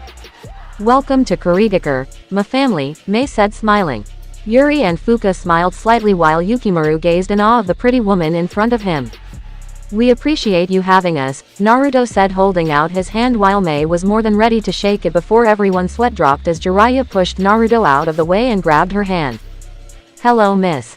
Forgive my pupil. He hasn't even complimented a woman as beautiful as yourself, Jiraiya said while Naruto's eyebrow twitched. Yuri shook his head while Fuka pinched the bridge of her nose. Naruto-nisan, are you alright? Yukimaru asked, helping Naruto to his feet while the blonde rubbed his head. Yeah, thank you, Yukimaru. I'm fine. Just annoyed, Naruto said, and from inside his sword, the others felt the same way. Jiraiya-sama really has not changed, Yahiko said shaking his head while Pakura snorted before ignoring it. Gari rolled his eyes while Dan held his head down in embarrassment. Suiren just watched on, slightly amused by the scene in front of her, but slightly angry of the disrespect to her summoner. Well, she'd ignore it this time. He seems eccentric, Suiren responded. Yahiko just shook his head at the scene as no one had anything to say anymore to that little incident. I'm pleased to meet you. Your words are too kind. I have heard tales of the great Jiraiya and his efforts. We're pleased to have you within Kiri, Mei said while Jiraiya chuckled lecherously. However, he then noticed Mei subtly squeeze his hand, sending a jolt of pain while he noticed her smile while she leaned close to his ear. However, if you ever push my little, adorable cousin like that again, I will melt you. Sanin or not, Mei while Jiraiya whimpered. Well, with formalities out of the way, shall we head to the Mizukage mansion? It's still early, Naruto-san, so if you wish we can get you settled to relax as much as possible. Your friends are allowed to come as they please, Mei said, and Naruto dusted himself off. Thank you, Mei-san, Naruto said as he, Yuri, Yukimaru and Fuka passed a very stiff Jiraiya. That's what you get, Ero Senin. She's my mother's cousin for a reason, Naruto said in his thoughts, and he heard Kyuubi snicker at those thoughts before going silent. Ao quickly set them up in a hotel as Yuri dropped her stuff, and so did Yukimaru. Fuka sighed as she fell to a soft bed while Naruto did the same. Wait, everyone has someone to sleep with besides me. Naruto, let's switch, Jiraiya said while Naruto turned his head and noticed Fuka brushing her hair. Yeah, no, I'm not going to do that, Ero Senin. You've hit on one of my family members already. Give it a rest and behave yourself. I'm the lead on this mission, so you'll be following my orders, Naruto said while Jiraiya snorted. Brat, if you think you're at the stage where you can order me around, then you've got another thing coming. Just cause your mother trained you doesn't mean you're as good as me. You're still wet behind the ears, Jiraiya said while Naruto's hands trailed along his sword. He eagerly wanted to prove something out, but Kiri wasn't the place to do it. So Naruto reined himself in and took a deep breath. Deal with it then, Ero Sennin. Now since the meeting is until a little later, then I'm going to head to the Mizukage mansion to talk with Mei-chan. See how she's been. Yuri and Yukimaru can do as they wish and Fuka-chan will complete her mission while Ero Sennin behaves, Naruto said as he came and closed the door. Jiraiya grumbled about disrespectful brats and not knowing their place while Fuka just quickly walked out of the room without a care in the world. Time to go to some weapon shops. I need more ink to practice my seal making.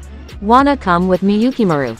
Yuri asked and Yukimaru nodded as they walked off, leaving only Jiraiya in his room. He gave a lonely sigh before he started on his own business. Naruto exited the hotel quickly and made his way through Kiri.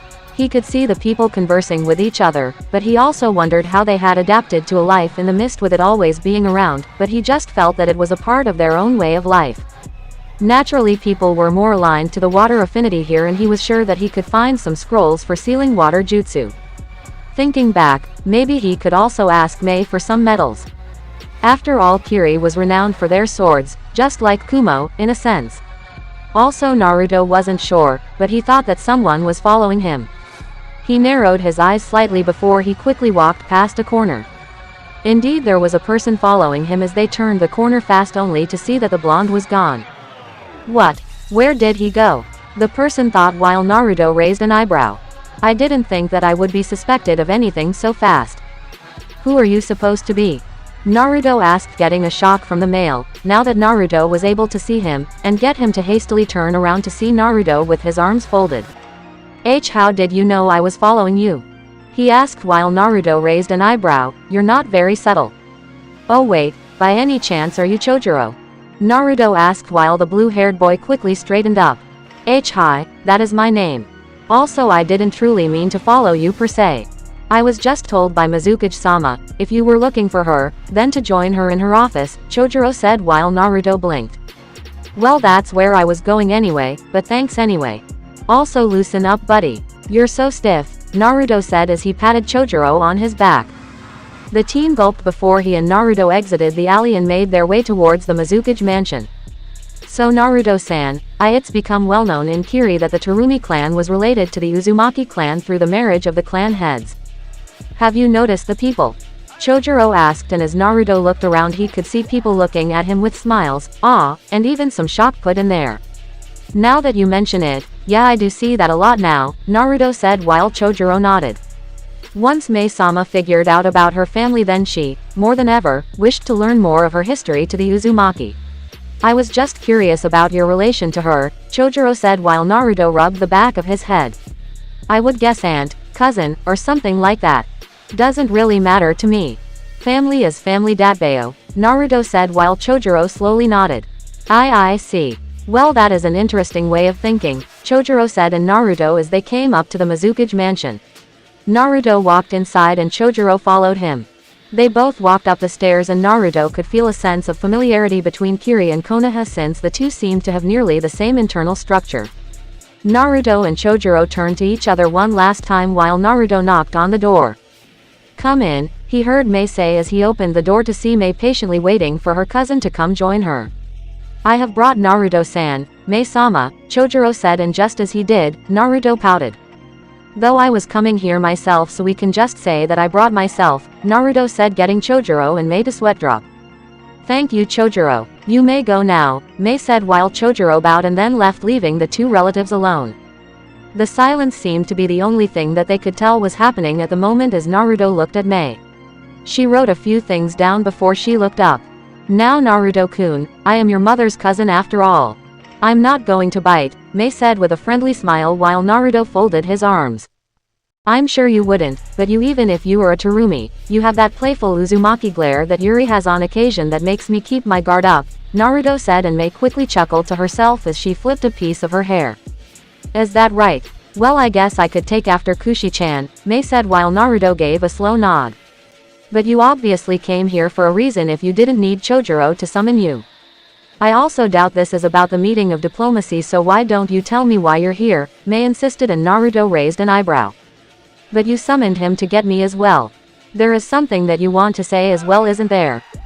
Naruto asked, and Mei nodded to his question as she placed an ink pen to the ground. That is correct. However, I would like it if you went first, Mei said while Naruto slowly nodded. Alright then. I also want you to understand that I mean no disrespect to you or your village when I ask this. Naruto paused while Mei raised an eyebrow before slowly nodding. How? No, let me rephrase that. What was Kiri's purpose in making Rin Nohara the Sanbi Jinchuriki? Naruto asked. With Sasuke. I'm cutting the rope. Suigetsu shouted to everyone else while they nodded. Suigetsu quickly did just that and then hopped on the while the ship quickly began to sail off into the distance. Jugo-san, could you please lay Itachi's body on the deck? Makoto asked rather tiredly. Jugo bowed before he gently placed Itachi's lone body on the wooden ship while Sasuke and Yuna leaned against the side of the ship as they looked at the elder Uchiha's body. He just seemed to be sleeping or something like that. Sasuke rubbed his eyes while Yuna turned to him. Are you okay? She asked, and Sasuke looked up at the sky. Not really, he replied. Yuna just laid her head on his shoulders while Sasuke looked out into the open sea. Makoto Uchiha-san, Karen said, getting Makoto's attention as she turned around. Yes, Makoto asked while Karen quickly looked at Itachi's body and then looked back at Makoto. I have my concerns of Akatsuki's intentions in this sudden matter. It is known by nearly all of us that Yuri-san is the Sanbi's latest host, and somehow Akatsuki knows. I just wonder, Itachi-san said that it was his mission to retrieve the Sanbi Jinchuriki. Does that mean that his partner will be coming for her? Karen asked, and Makoto sighed. I do not know. I had heard from that masked man that he does plan to do something about the Jinchuriki. I don't know what it is, but it plans to be big, I suppose. However, when I see Itachi laying there, then I think of the struggle he had to put up with, Makoto said. His struggle is not so amazing. He thinks he interrupted my plans, but he hasn't. He's only delayed what I have been preparing. I have planned for every contingency. Makoto and Karen widened their eyes, as did Yuna. They all quickly turned their heads as they noticed Toby standing on the top of the ship. How did he get here? We should be at least a while away from the land. This wasn't a coincidence. How did he find us? Karen is the best sensor we have on this makeshift team. She would have warned me, Makoto thought while Toby casted his glare at everyone. You just don't know when you aren't needed, Suigetsu called out, but Toby paid him little mind. He looked at Itachi's body and narrowed his only visible Sharingan eye. Well, the only use I really had for him was his eyes. Anything else is useless to me. So I'll be taking them now. Let's just say that it's for all those times that I watched out for him, Toby said, but suddenly he cursed as his mask bursted in black flames. Makoto and everyone else gasped before they noticed Sasuke straining his eyes forward. Sasuke, Yuna and Makoto nearly said in unison while Toby suddenly fell off the top and to the back of the ship. Sasuke's eyes soon twitched before he covered them with his hands. Itachi, who had hovered over them to see what everyone was doing, gave just a small smile. Sasuke, I knew you could do it. If only I could hug you right now, Itachi said, floating above them. Not like he could do much else. He couldn't interfere with the living anymore. Sasuke, are you alright? Karen asked quickly, allowing her hands to glow green as she placed them over Sasuke's eyes. I see. So Itachi gave you a little precaution in case I came to you. Still as crafty as ever, even in death, Toby said while Makoto snarled. How dare you make a mockery of my son? She growled out. Sasuke stood to his feet, as did Yuna, while Jugo and Suigetsu stayed close to Itachi's body. I make a mockery of him because he is a waste. Still caring about Konoha and its will of fire. There is no fire, or hope. There is only despair and darkness, Toby said to them all. Jugo and Suigetsu frowned while Karen gritted her teeth. You really have had this consistent. You're the one who doesn't understand, Makoto said, getting Toby to smirk behind his mask. It makes no difference what you say to me. I will complete my plan and I will save this world from its own destruction. The death of those two Uzumaki will be the ending to it all, Toby said. Makoto frowned before she inched back to Itachi's body just as a precaution. There is still Raikage-sama's brother. You aren't bold enough to just go into Kumo that casually, are you? It's not something that will continue to happen, Makoto said, and Toby suddenly sat down on the top of the boat while placing his head in his left hand. The Hachibi Jinchuriki is by far of little consequence. He will be captured in due time. You prolong the inevitable. Now why don't you tell me the reason for your revival, Makoto-san? I was sure that Itachi cut you down since I had been in the Uchiha compound to see your blood smeared across the floor, Toby said. Itachi held his head down at that, but nothing he said would be heard, so he just settled for listening. What my son did does not matter to me. It will not stop me from loving him dearly just as much as Sasuke. Also, you have no need to worry about why I'm around. It just so happens that my son was not the killer you expected him to be, Makoto said with a smirk. This has something to do with the Kyuubi Jinchuriki, does it not? Ever since his return to Konoha, he's been a rather concerning part of my plan. He's just like his father, still a follower of your village's pathetic ideals, Toby said while Makoto snarled. Leave Shikyo-sama out of this. Yuna shouted angrily, getting Toby to glance towards her. Shikyo. I have heard that word before. This requires some investigation, Toby thought to himself. Like I would actually try and let you take my family. You're no better than Orochimaru. Karen growled out. Toby spared her a glance and lightly chuckled. That's right. You're an Uzumaki also. Well, that just makes it better, doesn't it? That's right. The era when there are villages is soon to be over.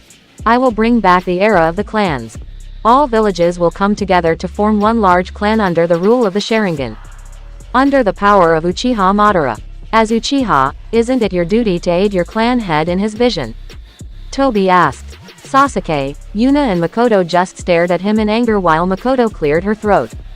Former clan head. Also, that is enough with the Uchiha Madara thing. We all know that you are not Uchiha Madara. How could you turn out this way, Obito? You were such a kind boy, Makoto said, and Toby casted a murderous look upon everyone. He quickly held out his left hand, getting Makoto to widen her eyes as she quickly brought her sword to a defensive position while Sasuke and Yuna gasped.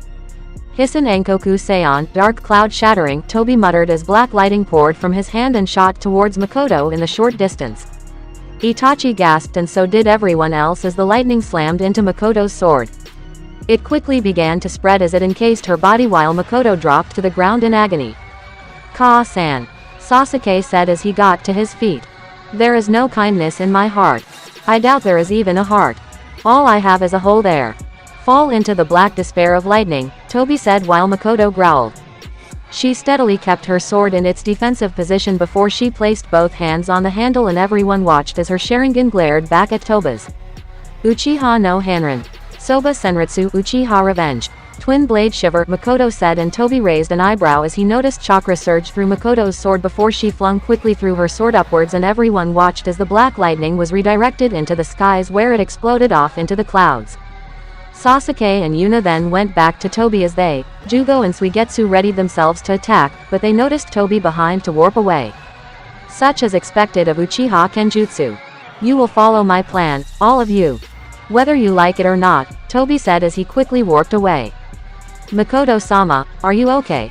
Yuna asked, holding Makoto up while she gave a small smile and brushed her frizzy hair. I'm fine. Just a little put off, Makoto said while Karen quickly rolled up her sleeves. Makoto-san, my chakra has healing properties. Please bite me, Karen said, and Makoto raised an eyebrow before gently biting down. Karen gave a light grimace, but everyone watched as the chakra slowly began to heal whatever was wrong with Makoto, bring her back to full health. When we get back, we're going to be having Zabuza-san, Haku-san and Rin-san form a barrier division. The island of Uzushio probably isn't so hard to find if Tobi-san can find it himself, Makoto said while Sasuke snarled. Shouldn't we just take care of him before he starts this? They're not going to stop until they have Yuri, Naruto, or Kumo's Jinchuriki in their grasp. Judging by things, we're not looking well, Sasuke said, and Makoto agreed. That is true, Sasuke, but we don't know where they are currently. For now we'll just have to play it by ear. Looking for them directly won't seem to have an immediate change on what we want to happen, so we'll just have to be on hold, Makoto said, and everyone agreed before they heard a poof. Makoto looked down and she noticed Katsuyu, or rather a smaller version of her. Katsuyu. What's the matter? Is there something that Tsunade wants? Makoto asked, picking up the slug while the bluish-white slug nodded. Hi, this is a message from Kushina-san using me with Tsunade's permission. A scroll was to be delivered to you, Katsuyu said as she dropped the scroll that had been tied to her back. We appreciate it. Thank you, Makoto said. Katsuyu gave a short bow before dispelling, allowing Makoto to bend down and pick up the scroll. She unstrapped the rope and unfurled the scroll. Everyone waited in silence for her to explain as they noticed Makoto read along its lines.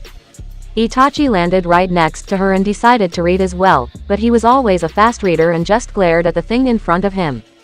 Ka-san, what is it? Sasuke asked and Makoto quickly pocketed the scroll. 2 days ago I had sent a scroll to Kakashi and Yugao telling them that we accomplished the mission with Itachi. I'd think that Kakashi gave it to Kushina and Kushina to Tsunade. So we're getting the money from Itachi's bounty. Makoto really didn't like the way that sounded, as she didn't want to make profit off her son's death, and she knew that neither Sasuke nor Yuna was too thrilled about the way that she worded it either. However, since we've accomplished it, Kushina is preparing to come to Uzushio since she's the only one of our team who's back in Konoha. We're meeting at Uzushio to figure out what we're going to do with Itachi, and she says that she's already sent a letter to Naruto telling him to come to Uzushio once the diplomatic mission is finished. Also, Kakashi and Yugao have been doing the bingo book, so the money of Hinoken's account is following well. Kushina wishes to discuss the conditions of Itachi's revival once we all meet. I assume that Kakashi and Yugao got one and are heading back to Uzushio. Tsunade has already agreed to this, so we have no need to worry about it, I don't believe. We'll just have to wait for Naruto and his entourage to finish what they're doing, Makoto said, getting the others to nod as their ship continued to sail off into the distance. Chapter 39. Quote, he who has faith has an inward reservoir of courage, hope, confidence, calmness, and assuring trust that all will come out well, even though to the world it may appear to come out most badly, by B. C. Forbes. What was the purpose in making Rin Nohara the Sanbi Jinchuriki? Naruto asked firmly. The Anbu in the room stiffened from his question and were ready to move to intercept, but Mei didn't give them the order to do so. They just watched confused as both cousins looked at each other's eyes. It amazed them that while Mei wasn't smiling, her eyes didn't lose their warmth or their mirth. Nor did it seem that she was going to shy away from her cousin's question.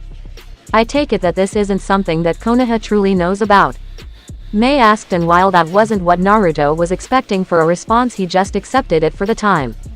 I'm sure Ba-chan knows since she's the Godime Hokage, but I got most of my answers from Rin-chan herself. I just hoped that you would be able to shed some light on that, Naruto said, and Mei gave a small nod of her head. I suppose that's good to know. Very well, Naruto. I'll tell you, but I hope you don't mistake this generosity towards you as normal. Normally you would have already been laid into the ground dead for that question. This is just because you're my cute little cousin, Mei said seriously, but she noticed Naruto's eyes harden against hers, just telling her and the remaining Anbu to try and go through with that. Cousins or not, they were from different villages and as such had the responsibility of protection to their people. I understand, Mei-chan. Thank you for telling me that, Naruto said with a disarming smile, and Mei did nod, but the Anbu could feel the tension in the air, making it thick and even hard for one of them to breathe normally. They didn't show it, but they were just slightly trembling. The Third Great Shinobi War. I was only a child during those times, but I remember them well. Kiri and Konoha didn't have the best relationship, just like the rest of the nations. This was during the time of our Sandaime Mizukage towards the beginning of Yagura, our Yondaime Mizukage. I didn't know them personally, so I can't offer the name of the Sandaime. However, I remember hearing about Kiri having captured a young woman in the midst of the war. I didn't get far, but I read through all the current reports of Kurigakure's history and actions. The purpose of making Rin Nohara the Sanbi Jinchuriki was to intentionally let Konoha retake her to their village. Mei paused for a breath and she noticed Naruto place a finger to his chin. Once she was inside the village, then the Sanbi would be let loose by unknown means and rampage through the village, taking them into the depths of destruction. Obviously this plan failed because we never predicted that Kakashi Hatake would kill Rin Nohara to protect the village, Mei said with her hands clenched together, but she noticed Naruto shake his head back and forth.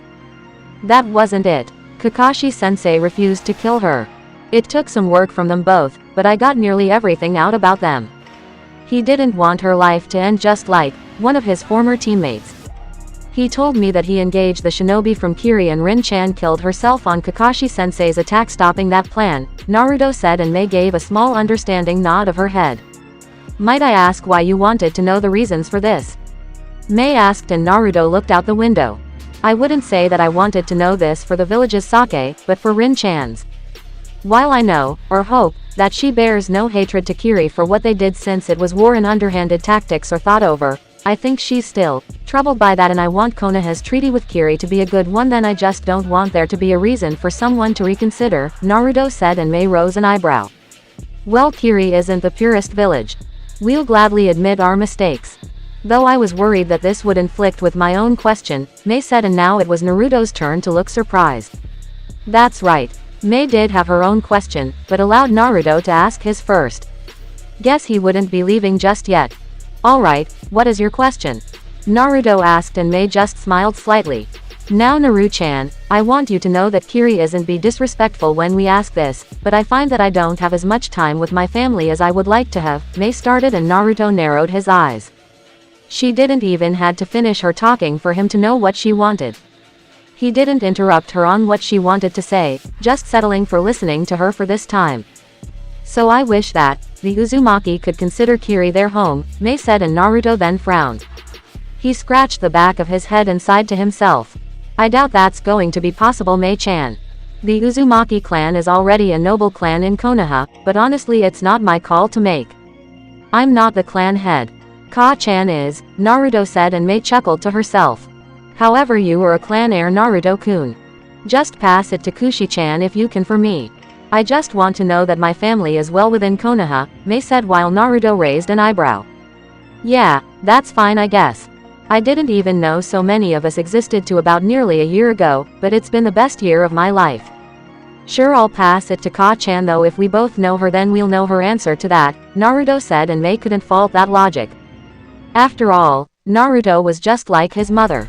Well, I suppose we have nothing more to talk about, Naru-chan.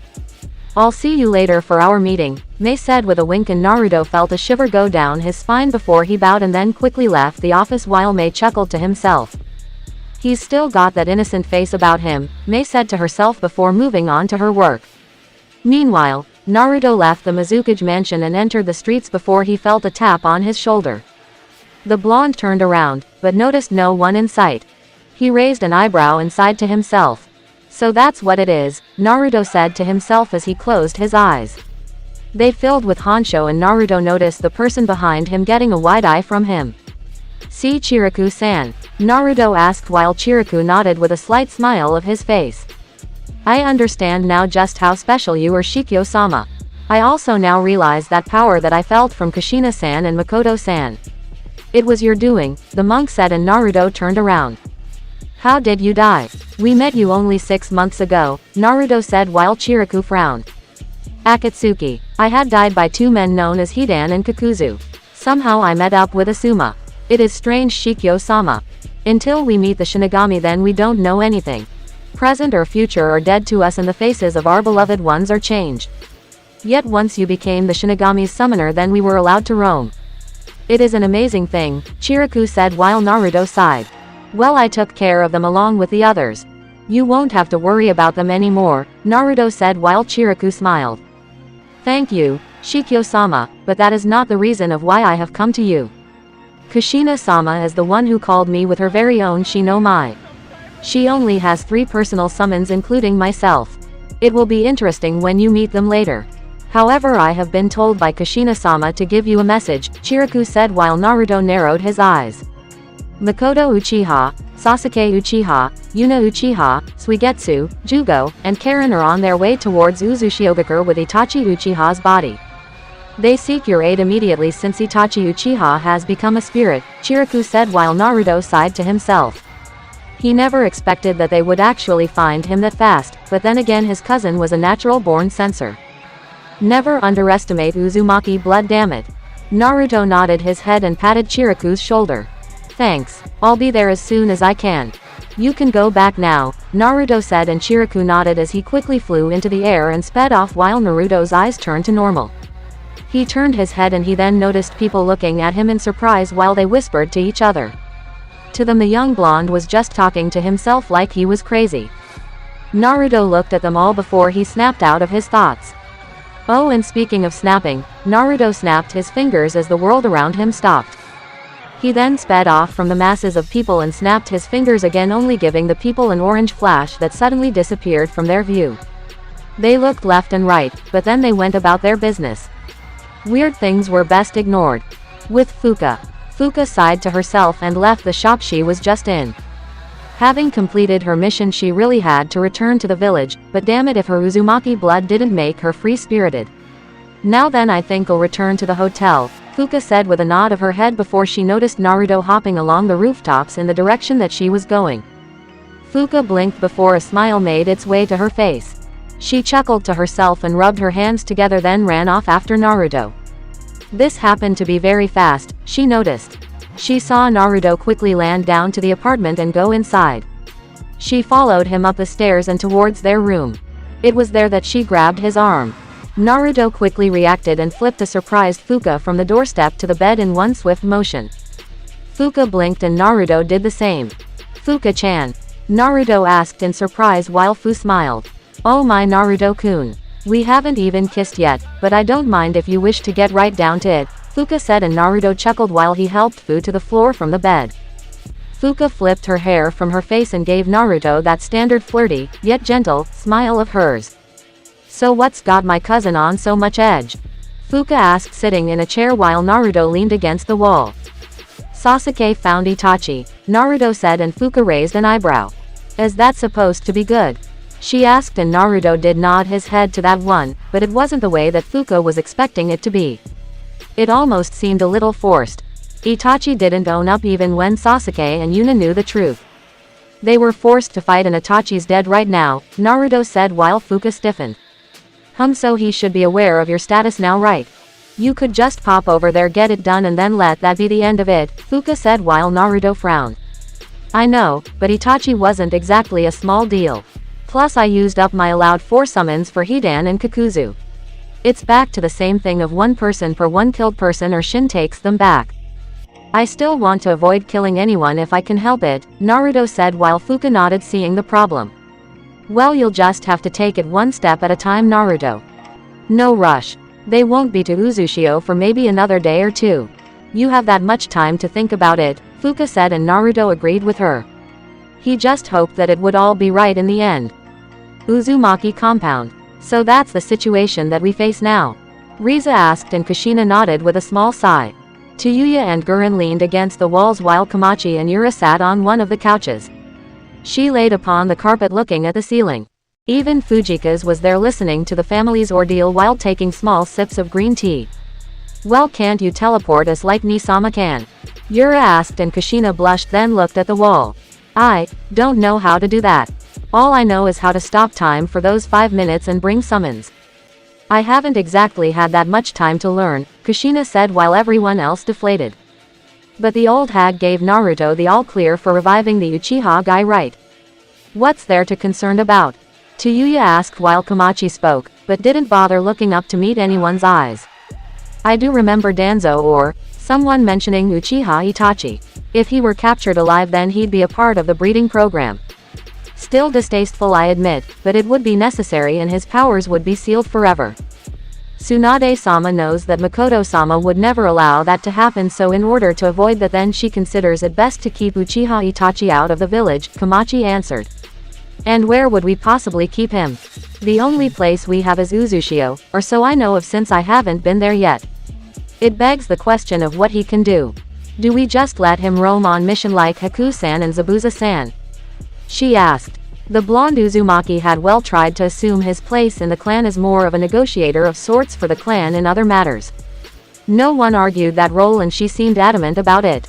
Since the new treaty between Konoha and Kumo, information had been shared a lot, and Uzumaki were a family-oriented type of clan, so it was sort of natural that they told she of what they had done. Likewise, she knew what some things he could tell his Raikage and the other things that he just plain wouldn't. He was a shinobi of Kumo, but he was also an Uzumaki, and as such he knew that the destruction of his clan was partly Kumo's fault. Not that he faulted his Raikage for that. Well, right now they are maintaining the wildlife there. As it stands, Haku told me that wave comes to us so much that she, Zabuza and Rin decided to build a trade port as well as dock. I gave Tazuna the times on when the whirlpools are the least threatening to attempt trade if a Uzumaki isn't with them, in which most cases we aren't. I have also heard just a few recent things that some citizens of Wave, with our approval, plan to move towards Uzushiogakure since we were renowned for our fishing spots back when I was a child, Kushina said while everyone else glanced to each other.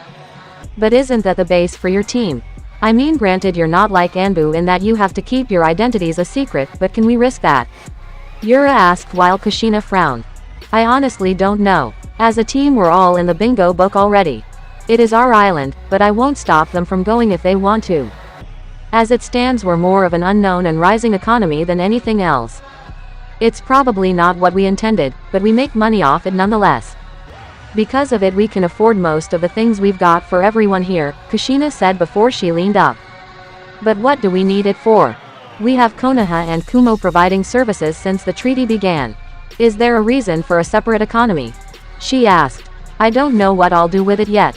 However, I would rather like everyone else's opinion on it when we get the chance to meet up again.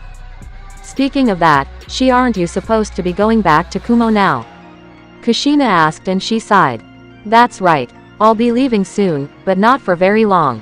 I'm just supposed to be delivering some documents, meet with some people and then start off from that. Still no word on Akiko-san. It's been what, 2-3 weeks since she's been gone. All our searches have turned up negative, she said, and Kushina sighed with a slightly disappointed nod. No one said anything after that talk as there didn't seem to be much to be talking about.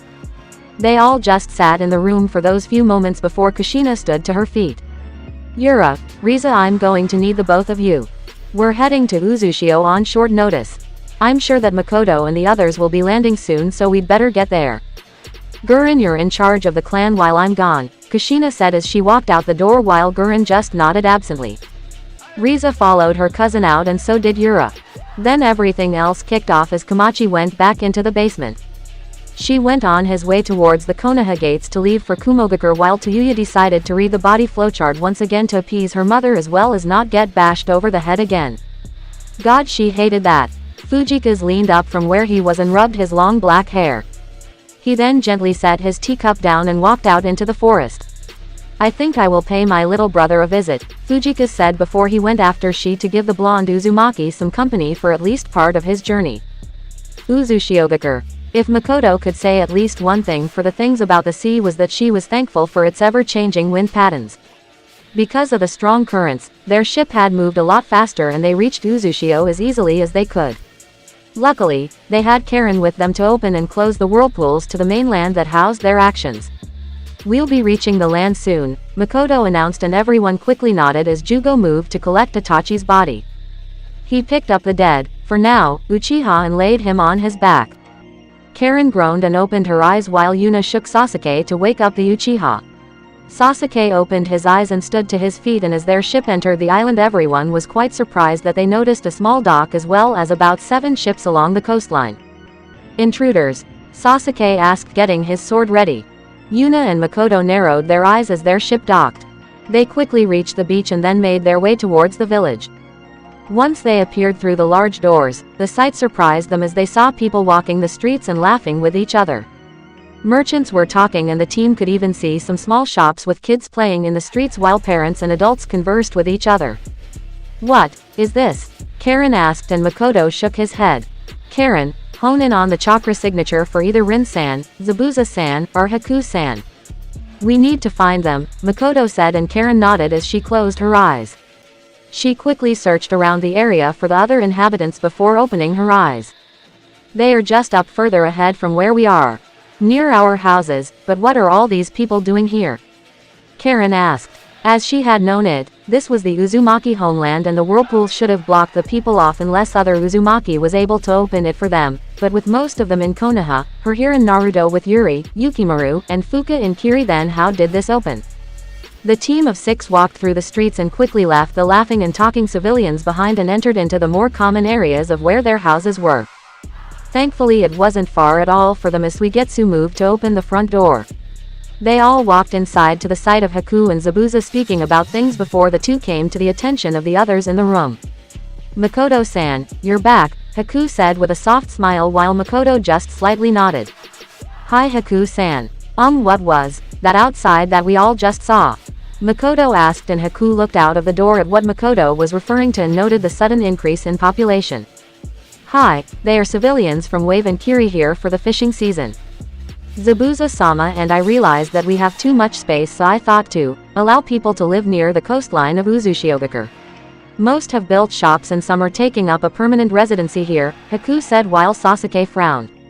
We're supposed to be a base for Hinoken. We're not some minor village that these people can come to, Sasuke said and Haku nodded. We spoke it over with Kushina-san, but she didn't give an answer just yet, so I allowed them to come here while she makes her decision. I'm sorry for I did something wrong, Haku said while Makoto sighed. It's not that. It's just that we were not to have people know about this location. Though since that masked man knows, then it's bound to slip out. We'll have to do something about this, but Kushina's our commander, so this can't happen without her say so. Fine, we'll agree to it for now, but this must be put up for discussion another time. Zabuza-san, would you mind placing Uchiha Itachi in my room? Makoto asked and Zabuza turned his head to look at her with a small glare before grumbling. He stood to his feet and quickly took Uchiha Itachi's body from Jugo's arms. He looked down at the Uchiha and snorted. Not so tough for an S-rank missing nin once you're dead, Zabuza thought to himself before he walked towards Makoto's room with Uchiha Itachi's body. Meanwhile Uchiha Itachi watched the scene curiously. He didn't know of where he could go since he felt some kind of force that kept him from straying from his body, but he didn't go against it. He just decided to use that time to think for now. If he would come back, then no doubt everyone would have questions for him, and with his mother around he knew that he would be giving them. Let it be known that Makoto was very stubborn despite her disposition. However, Itachi was even more surprised with Yuna. It had been so long since he'd seen Uchiha Shisui's older sister. He could never forget how Shisui learned of his sister's death. It had really affected him greatly, and Itachi had done all he could to be there for his friend. Now he had another chance to make things right. After all, Shisui did give one of his Sharingan to him. The other one was right with Danzo. Looks like I'll have some investigations to do of my own. Though I might have to do them if Shikyo-sama allows me the chance at life again. Itachi widened his eyes for a moment before chuckling. Still calling Naruto his Shikyo was very unsettling. If anyone told Itachi that Naruto would become this much, then he'd have deemed it impossible, but that was Naruto for people. So Itachi floated after his body and saw Zabuza lay him gently down and then close the door. Itachi looked at his body and reached out to grab it before he felt a jolt of pain. He cursed and jumped back. So that's how we aren't able to come back into our bodies if we die. The chakra in my body is completely gone, and I doubt it will come back easily like before. I'm now filled with a power called, well, I wonder what it's called, Itachi thought to himself before shaking his head. These questions and more he hoped he would have answered at some point. However, as Itachi looked at his body, he had one thought. Not bad at all. Mizukage Mansion, nighttime. Naruto sat in front of Maid Terumi in the meeting room while Yuri and Yukimaru sat just a little behind him, observing everything that was going on. Right behind Mei was Ao and Chojuro. There wasn't supposed to be this many people for just a talk of the treaty or so, but neither felt a problem with it as Naruto looked over the map with Mei. So Kiri will trade with Konoha. It's metals for our crop exports, right? Naruto asked and Mei nodded with a smile. Hi, I hear rumors that the food in Konoha is very exquisite, and I would love to have my village get a taste of such cuisine. I hope that this isn't an issue, Mei said, and Naruto shook his head. Not a problem at all, Mei-chan. However, since we're in a treaty, then I would like to diversify things between Konoha and Kiri. If you may remember, during the Kiri Chunin exams that happened that past year, I got a good look at your taijutsu, and I think Konoha could really benefit from that as well as your use of kenjutsu. Needless to say, but we don't have that many good sword holders, Naruto said with a chuckle while Mei raised an eyebrow. Oh, well, I was sure that Kushina was great. Makoto Uchiha, Kakashi Hatake, Uchiha Sasuke, Yugao Izuki, and even my little cousin, Naruto Uzumaki. There is enough of you to be a team apparently, Makoto said while Naruto rubbed the back of his head. Well, yeah, there is that, but can't say that Kiri's swordsmen wouldn't give us a run for our money. Especially Sasuke, Naruto said glancing towards Chojuro. The blue-haired boy gulped to himself before he straightened up. Well, Kiri has always been interested in a few of Konoha's techniques as well. How about one Kenjutsu style for every B-rank Suiten scroll we get, Mei said, and Naruto nodded. Very well. That seems fine enough. However, Ba-chan's the one with the final say. I'm just here for the negotiating of the terms, Naruto confirmed, and Mei nodded her head happily. Hi, I understand that, Naru-chan. So are we finished here? It's very late now, Mei said, and Naruto nodded his head. Hi, we're finished here. We just need your stamp of approval when you sign it tomorrow, and then we will be on our way, Naruto said, and Mei looked down dejectedly. Something Naruto noticed and couldn't help smiling about. But we'll turn up sooner or later. Not every day that I get an awesome cousin, or aunt, who's the Mizukage. Come, Yuri, Yukimaru, we're going back to the hotel, Naruto said while the others nodded and stood to their feet. Naruto could see that Yukimaru was just a little tired from the day, but Yuri seemed rather excited about the world of politics. It was that same grin that he gave when he had a prank being pulled off. He never liked that grin except on himself. Sighing, Naruto lent out his hand to Yuri. She took it and stood to her feet while Yukimaru did the same and dusted his clothes off. Both bowed to Mei and walked out the door with Naruto following. He closed the door and they left the mansion, entering the streets. Ni-chan, I thought we were going to go to. Naruto placed a hand over Yuri's mouth and nodded. We are. Just as soon as we collect Fuka-chan, Naruto said to Yuri. Did a cutie call my name? Everyone turned around and they noticed Fuka dropped to the ground. She gave a light wave to them while she walked up to them. Fuka Ni-chan, what are you doing out here? Yukimaru asked while Fuka gently patted her surrogate little brother's head. Honestly, this was rather surprising for her, all these new emotions coming into play with her over the months. Never once had Fuka been concerned about taking someone's chakra for her own and killing them in the process. She never wanted to use her kiss of death technique on anyone, well, maybe one person, but without the death part to the kiss. She realized one thing. She had changed. A great deal of her change had to do with her family. Whereas she grew up alone and care for no one and nothing, it was all replaced by the happiness of her family comforting her. Learning her family's art, being together. It made her the happiest person that she could ever be. Fuka was flirty. Yes, she admitted that, and she liked to have fun and tease, but she was by no fucking means a slut or a whore despite what some people thought she was. No, she was just a vixen.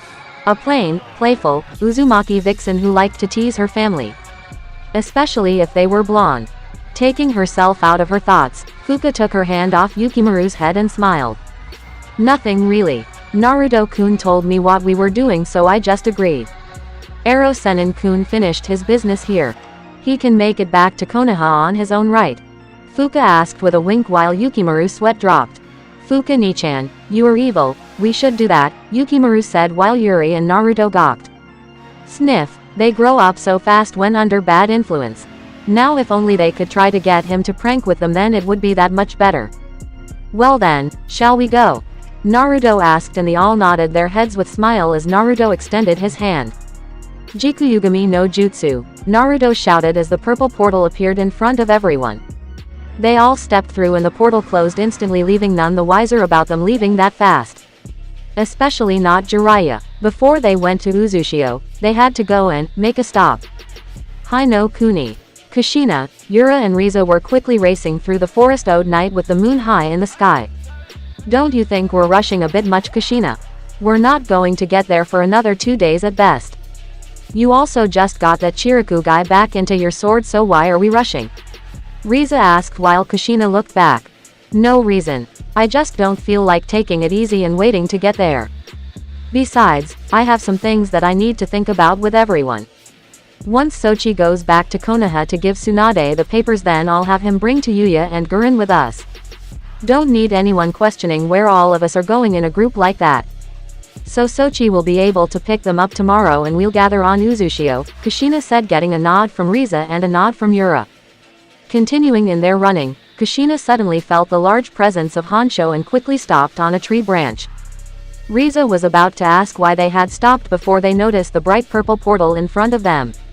Knowing the only person who could do that, they smiled as they noticed Naruto step out. All aboard. One-way portal to Uzushiobukure. Taking 3 lovely Uzumaki ladies. Naruto said with a bow of his head with his hand held out in the direction of the portal.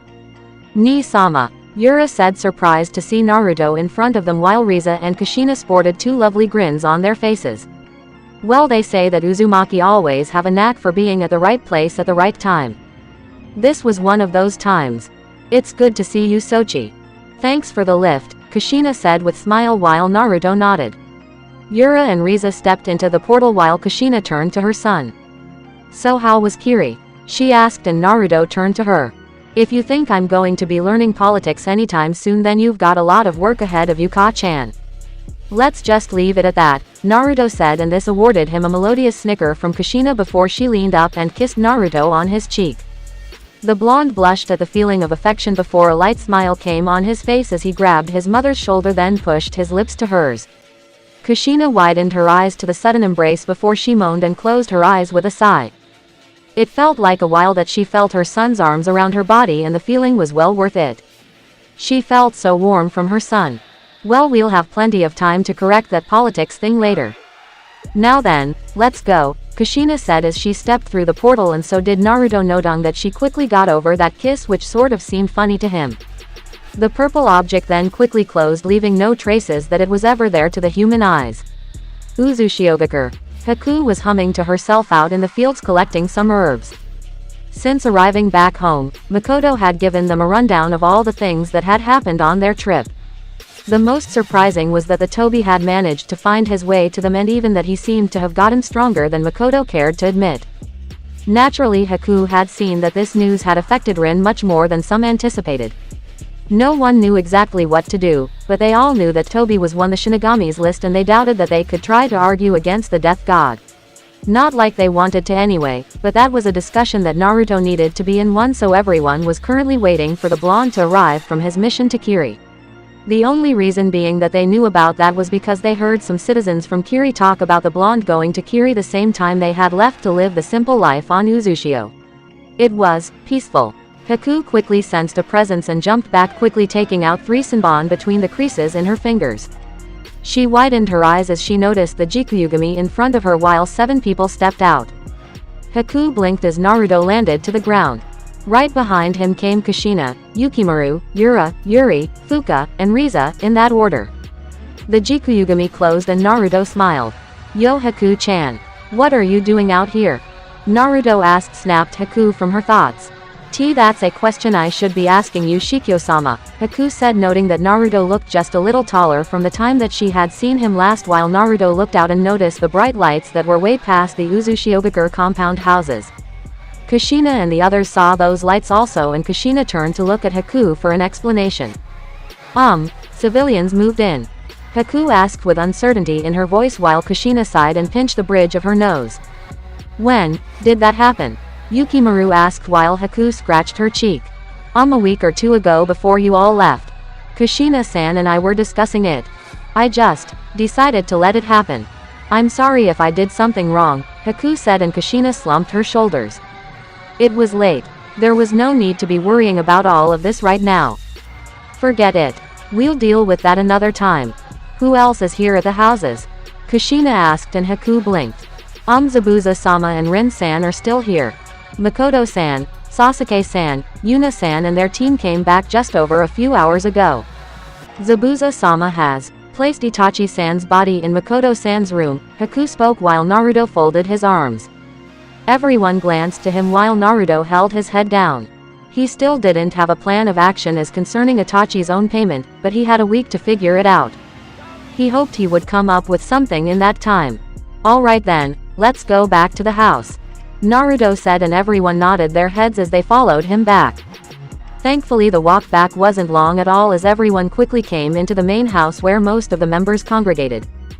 Opening the sliding door drew everyone's attention as they noticed Naruto come through. Shikyo-sama, Yuna said, surprised, while Sasuke gave a snorted chuckle. Makoto smiled as the others came through the door as well. Well, if this isn't a surprise, Makoto said while Kushina and Riza appeared along with Yura, Yuri, Yukimaru and Haku right behind them. Dobi, Sasuke said in acknowledgement while Naruto's eyebrow twitched. Naruto acknowledged back while Yuna, Kushina and Makoto sighed. Those two would never get over that if they could help it. Entering and deciding to get it over with, Naruto turned to Makoto and gave her a nod. So where is Itachi? Naruto asked as Yuna and Sasuke stiffened. They nodded and Yuna bumped Sasuke's shoulder. The young Uchiha grumbled to himself and stood to his feet. Sasuke growled and gritted his teeth, getting everyone confused before he bowed to Naruto. Please revive Uchiha Itachi Naruto. I need answers and he's the only one who can provide them, Sasuke said through gritted teeth. Yuna's sweat dropped, but she had to give Sasuke an A for effort, as did the others. Naruto looked at Sasuke for a few minutes before chuckling. Much to Sasuke's surprise, the blonde patted his shoulder and walked past him. Come on Sasuke, let's go see what answers you can be satisfied with from Itachi, Naruto said, and Sasuke widened his eyes. He saw Naruto pass him with Makoto escorting Naruto to her room. Sasuke followed after him, as did Yuna. Suigetsu and Jugo watched him go off, but Karen was much more interested, so she got up and followed. Zabuza just watched them go with a complacent look on his face. Makoto opened the door to her room and Naruto walked inside and had only one word for it. Clean, very, very clean. It was of course clean because Kushina told Naruto that Makoto was sometimes a neat freak and never knew how much was too much. However, he didn't mind that. He kept his room clean as well. Not as clean as this, but he didn't slack in it. Flickering on the light switch, thanks to Makoto, Naruto turned his head slightly and noticed Itachi's body laying on the soft bed. His eyes closed, body still, just as the hours that Zabuza had left him. Naruto walked over Uchiha Itachi and chuckled. He found the irony of it all.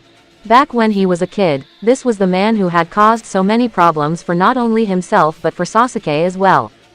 The never one reason why he had to get stronger and why Sasuke left the village. Now he was about to save his life and give him a new one. Naruto didn't know what to think about this.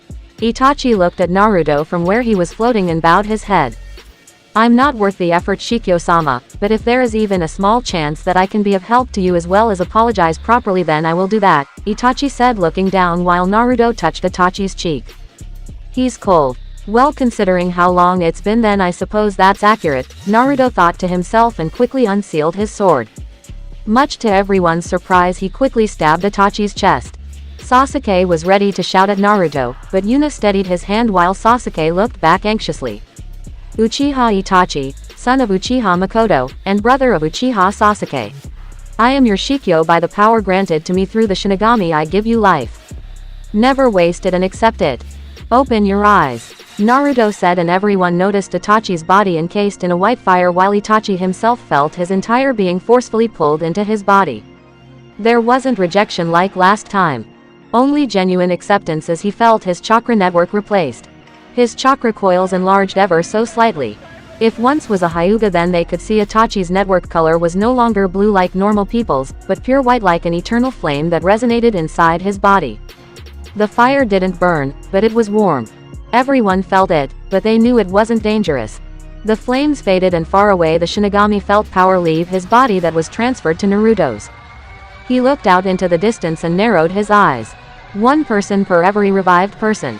Remember that, Shikyo, Shin said while Naruto and everyone else noticed Itachi lay still. Makoto and Sasuke looked over Naruto's shoulder at Itachi's still body.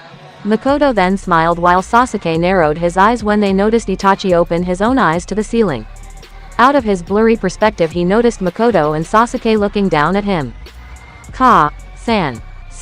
Uke, Itachi said, and Makoto smiled before she lunged for Itachi and grabbed him into a hug. Itachi slowly turned his head to her and he noticed her tears slowly run along the side of his cheek. Naruto smirked and then stepped back while Sasuke glared at his brother. Itachi turned to him and his vision cleared, giving him the full view of everyone in the room. Thank you, Shikyo-sama, Itachi said while Naruto blinked. The blonde then scratched his cheek before waving it off. Come on guys. We'll leave these four alone right now, Naruto said as he pushed everyone out of the room, leaving Yuna, Sasuke, and Makoto with Itachi. As they exited, Naruto sat on the couch with Kushina, Yura and Yuri. So what now? He's obviously not going back to Konoha with us.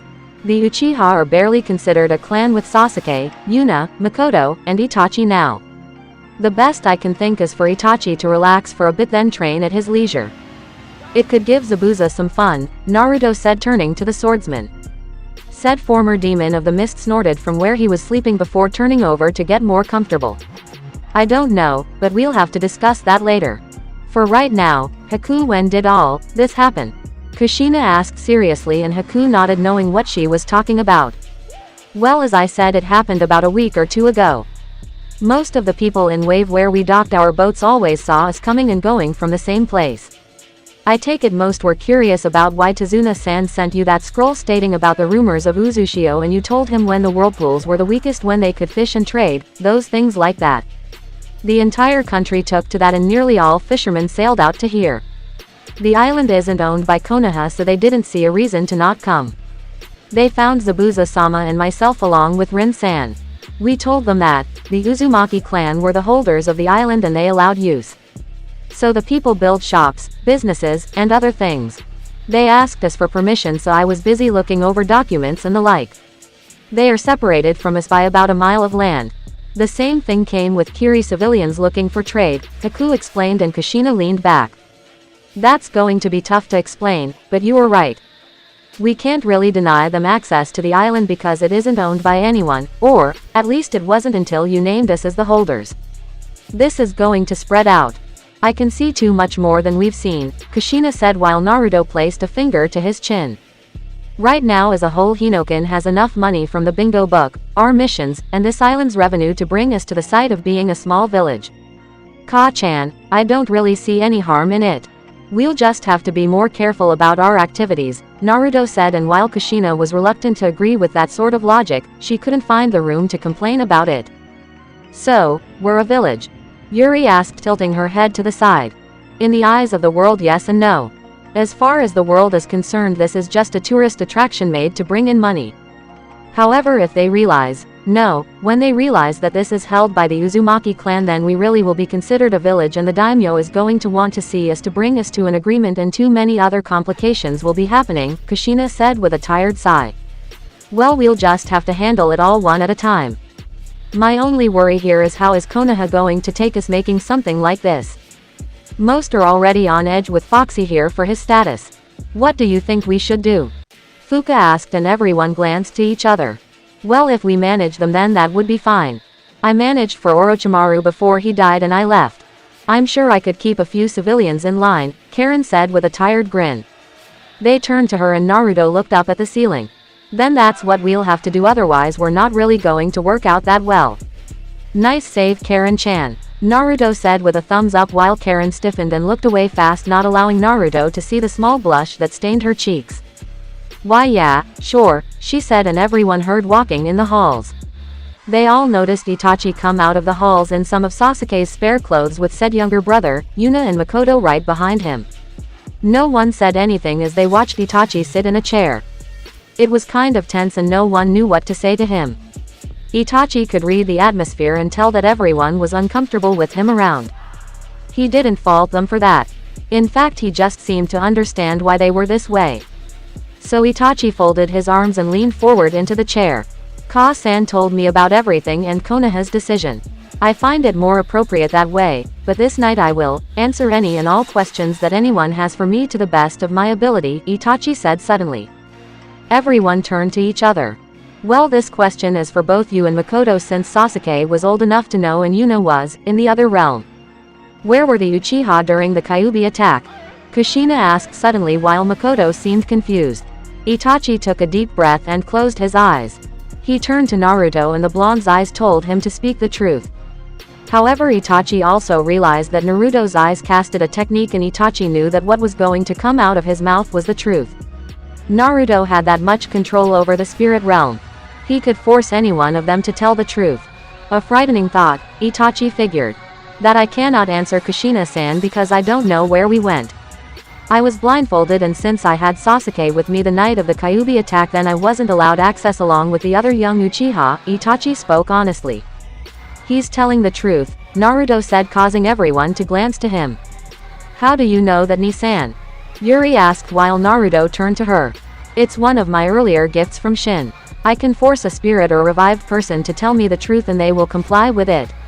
Whether or not they want to, but thankfully I didn't have to do that. Itachi knows I could, but I'm doing a benefit of the doubt thing. Ero Sennin taught me how to differentiate lies between comrades and foes, Naruto explained while everyone stopped their exasperated breaths and turned back to Itachi, who seemed just a little surprised that Naruto didn't assert his authority as his Shikyo over him.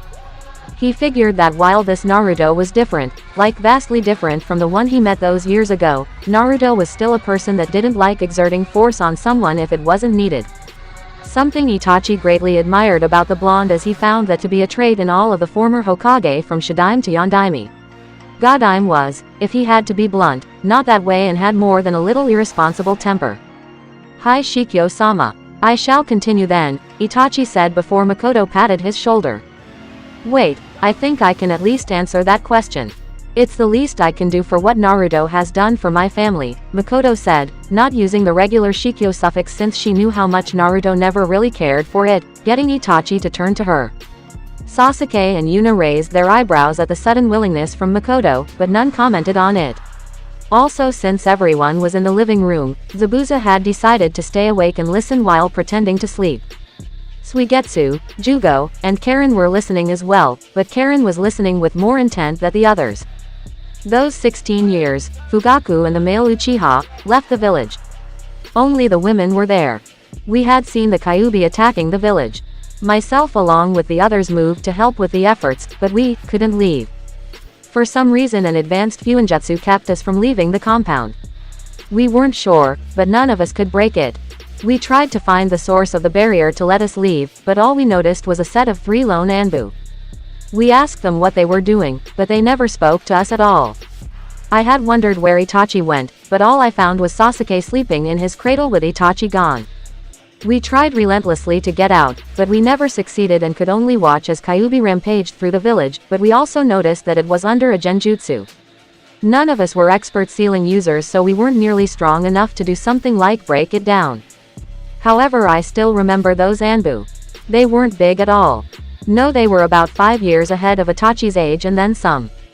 They kept us there for the duration, Makoto said, and everyone watched as Naruto growled and stabbed the ground with his sword. Uchiha Fugaku, husband of Makoto, father of Uchiha Itachi and Uchiha Sasuke, present yourself. Naruto ordered, and instantly Fugaku appeared before Naruto with his head bowed. When Fugaku stared up, he noted Naruto's heated glare down at him. The old Uchiha grimaced, but he tried to remain as stoic as possible.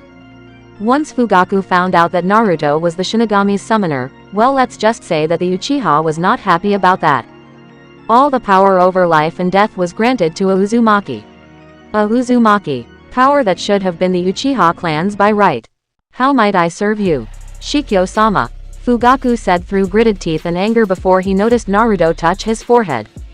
To everyone else, Naruto was just touching air before they slowly saw the form of Fugaku Uchiha come into view. Sasuke widened his eyes, and so did Makoto and Yuna, however most could see Yuna's intense dislike of the Uchiha clan head.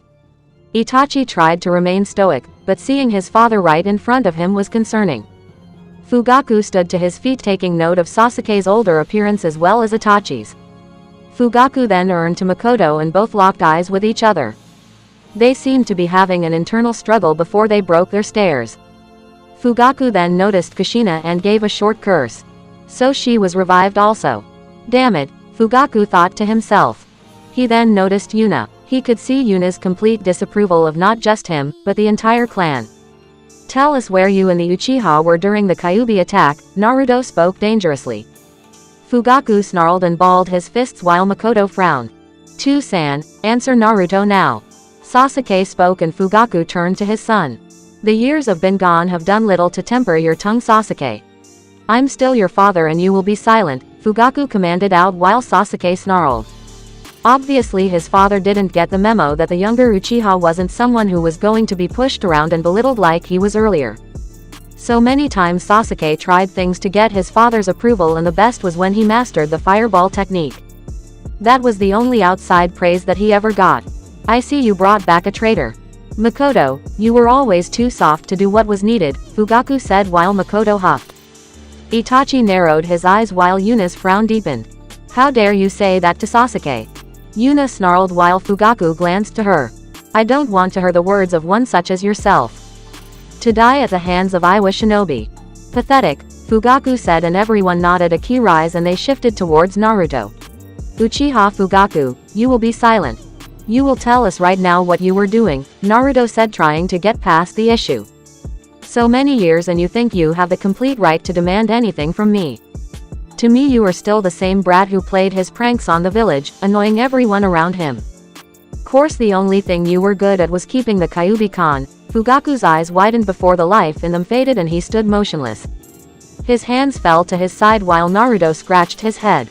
It's official, Kyuubi. You were right. Nearly all Uchiha are fucking pricks. Naruto said, and Kyuubi folded his arms. HN, I already knew that for a damn fact. I'd say sacrifice him to the damn shinigami, but even I'd like to know this little tidbit of information, Kyuubi said with a half-opened eye. Meanwhile everyone else was taking Fugaku into account. Itachi had said nothing, but the disapproval of his father was etched into his features. Makoto just seemed to not care in the slightest. Yuna had stormed to the refrigerator to get a bottle of water. Whether it was to cool her rising anger or splash it in Fugaku's face had yet to be seen. Sasuke was stable if Naruto gave it a word. His nails were buried into his hands as those hands strained against each other. Was his father always that annoying as he remembered? All right, is everyone settled now?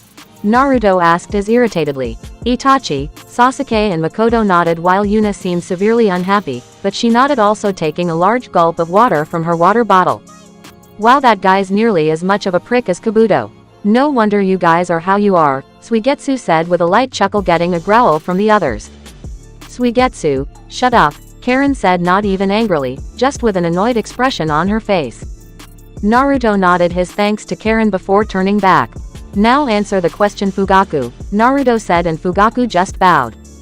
Hi, there was a meeting of myself and the Uchiha elders. We came together because of a scroll that had been delivered to us. A scroll that told us of the future that could be possible.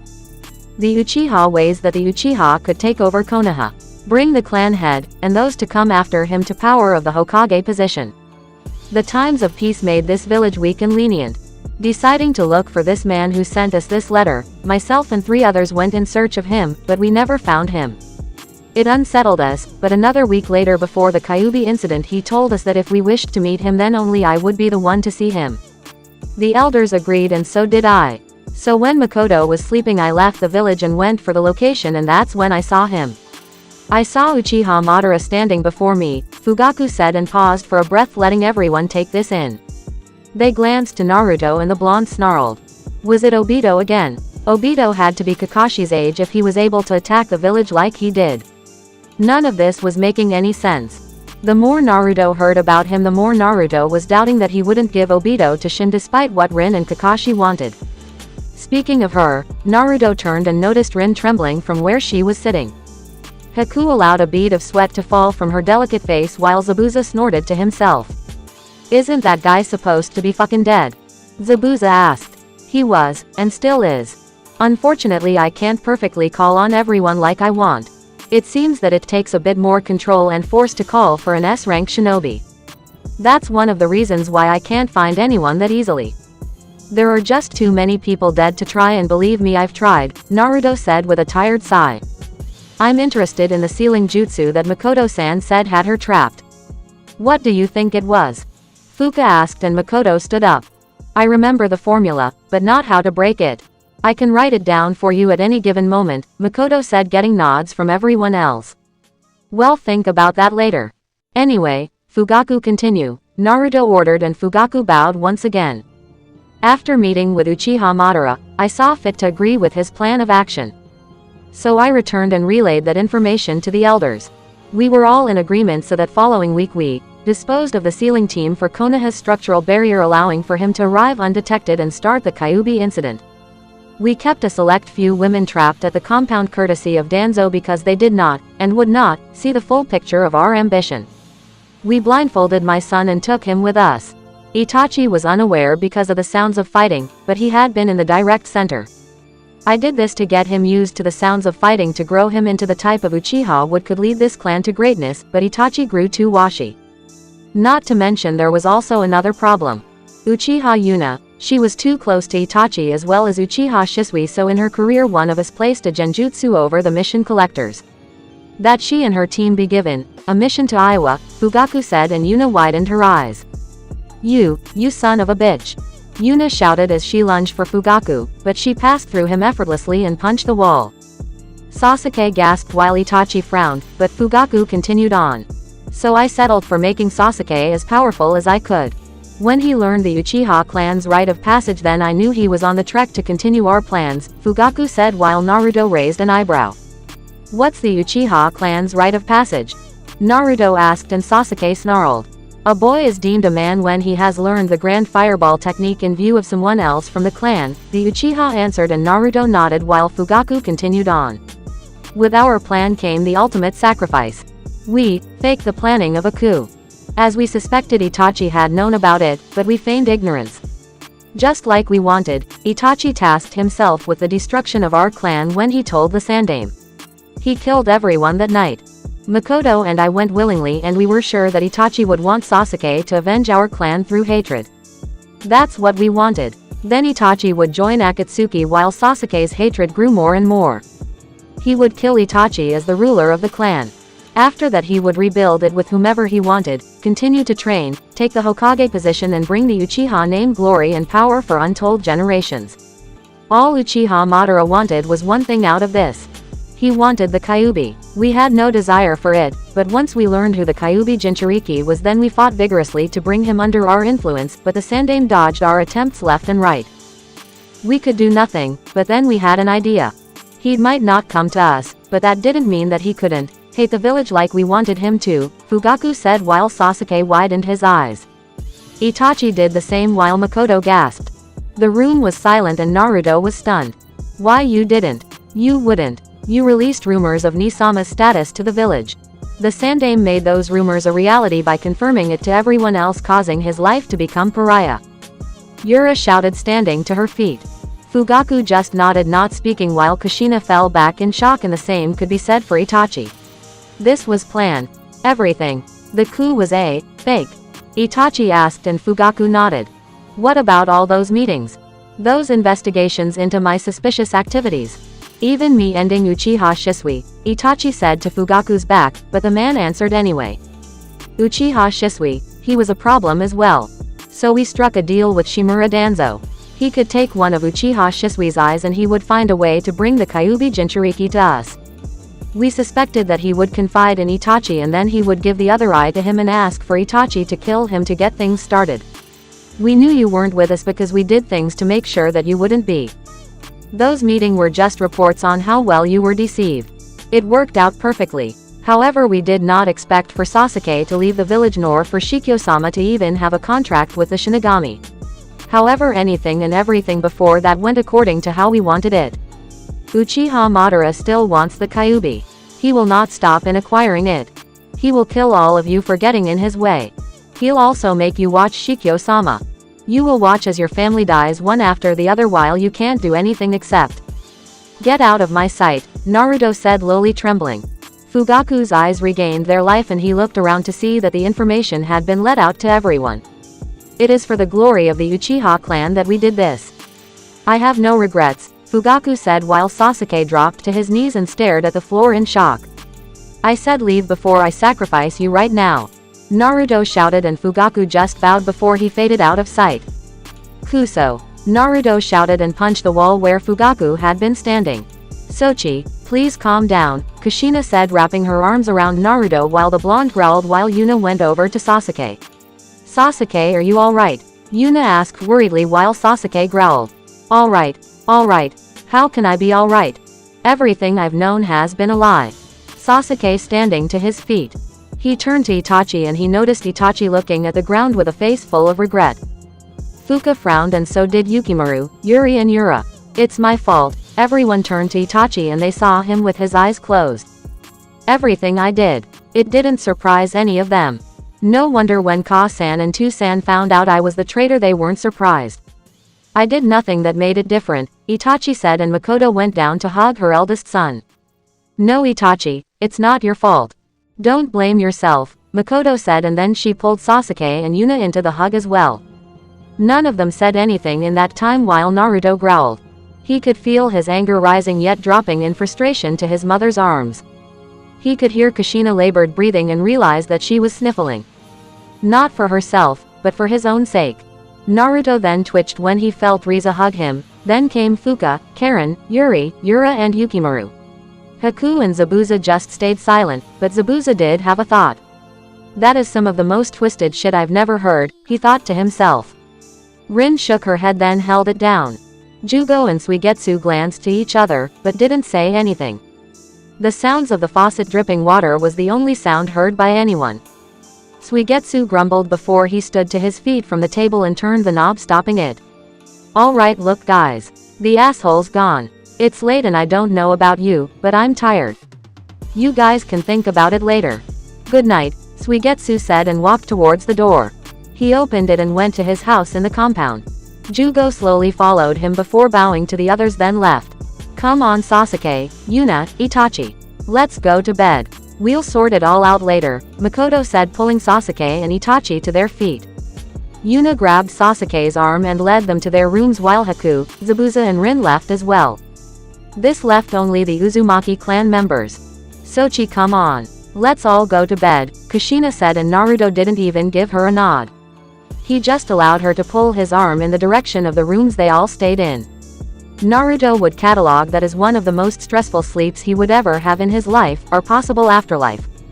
However, no one noticed a long figure in the tree branches outside of the compound looking over the family before they disappeared with the night not having their presence known. Somewhere, with Akatsuki. Wow, so even Itachi-san has bitten the dust, has he? Can't say that I'm surprised. But by Uchiha Sasuke no less. So where is the young boy? I haven't seen him in the bases, Kisame said with a chuckle of his lips while Toby folded his arms. With Deidara, Hidan, Kakuzu, and Sasori gone then there was no need to keep up that stupid persona anymore. He's not here. He's still with Konoha. I couldn't get to him because of run into an unexpected element. Uzumaki Naruto, Toby said while Pain and Konan raised their eyebrows. What is the problem? Pain asked and Toby folded his arms. Uchiha Makoto, she seemed adamant to take Itachi's body even when he was dead.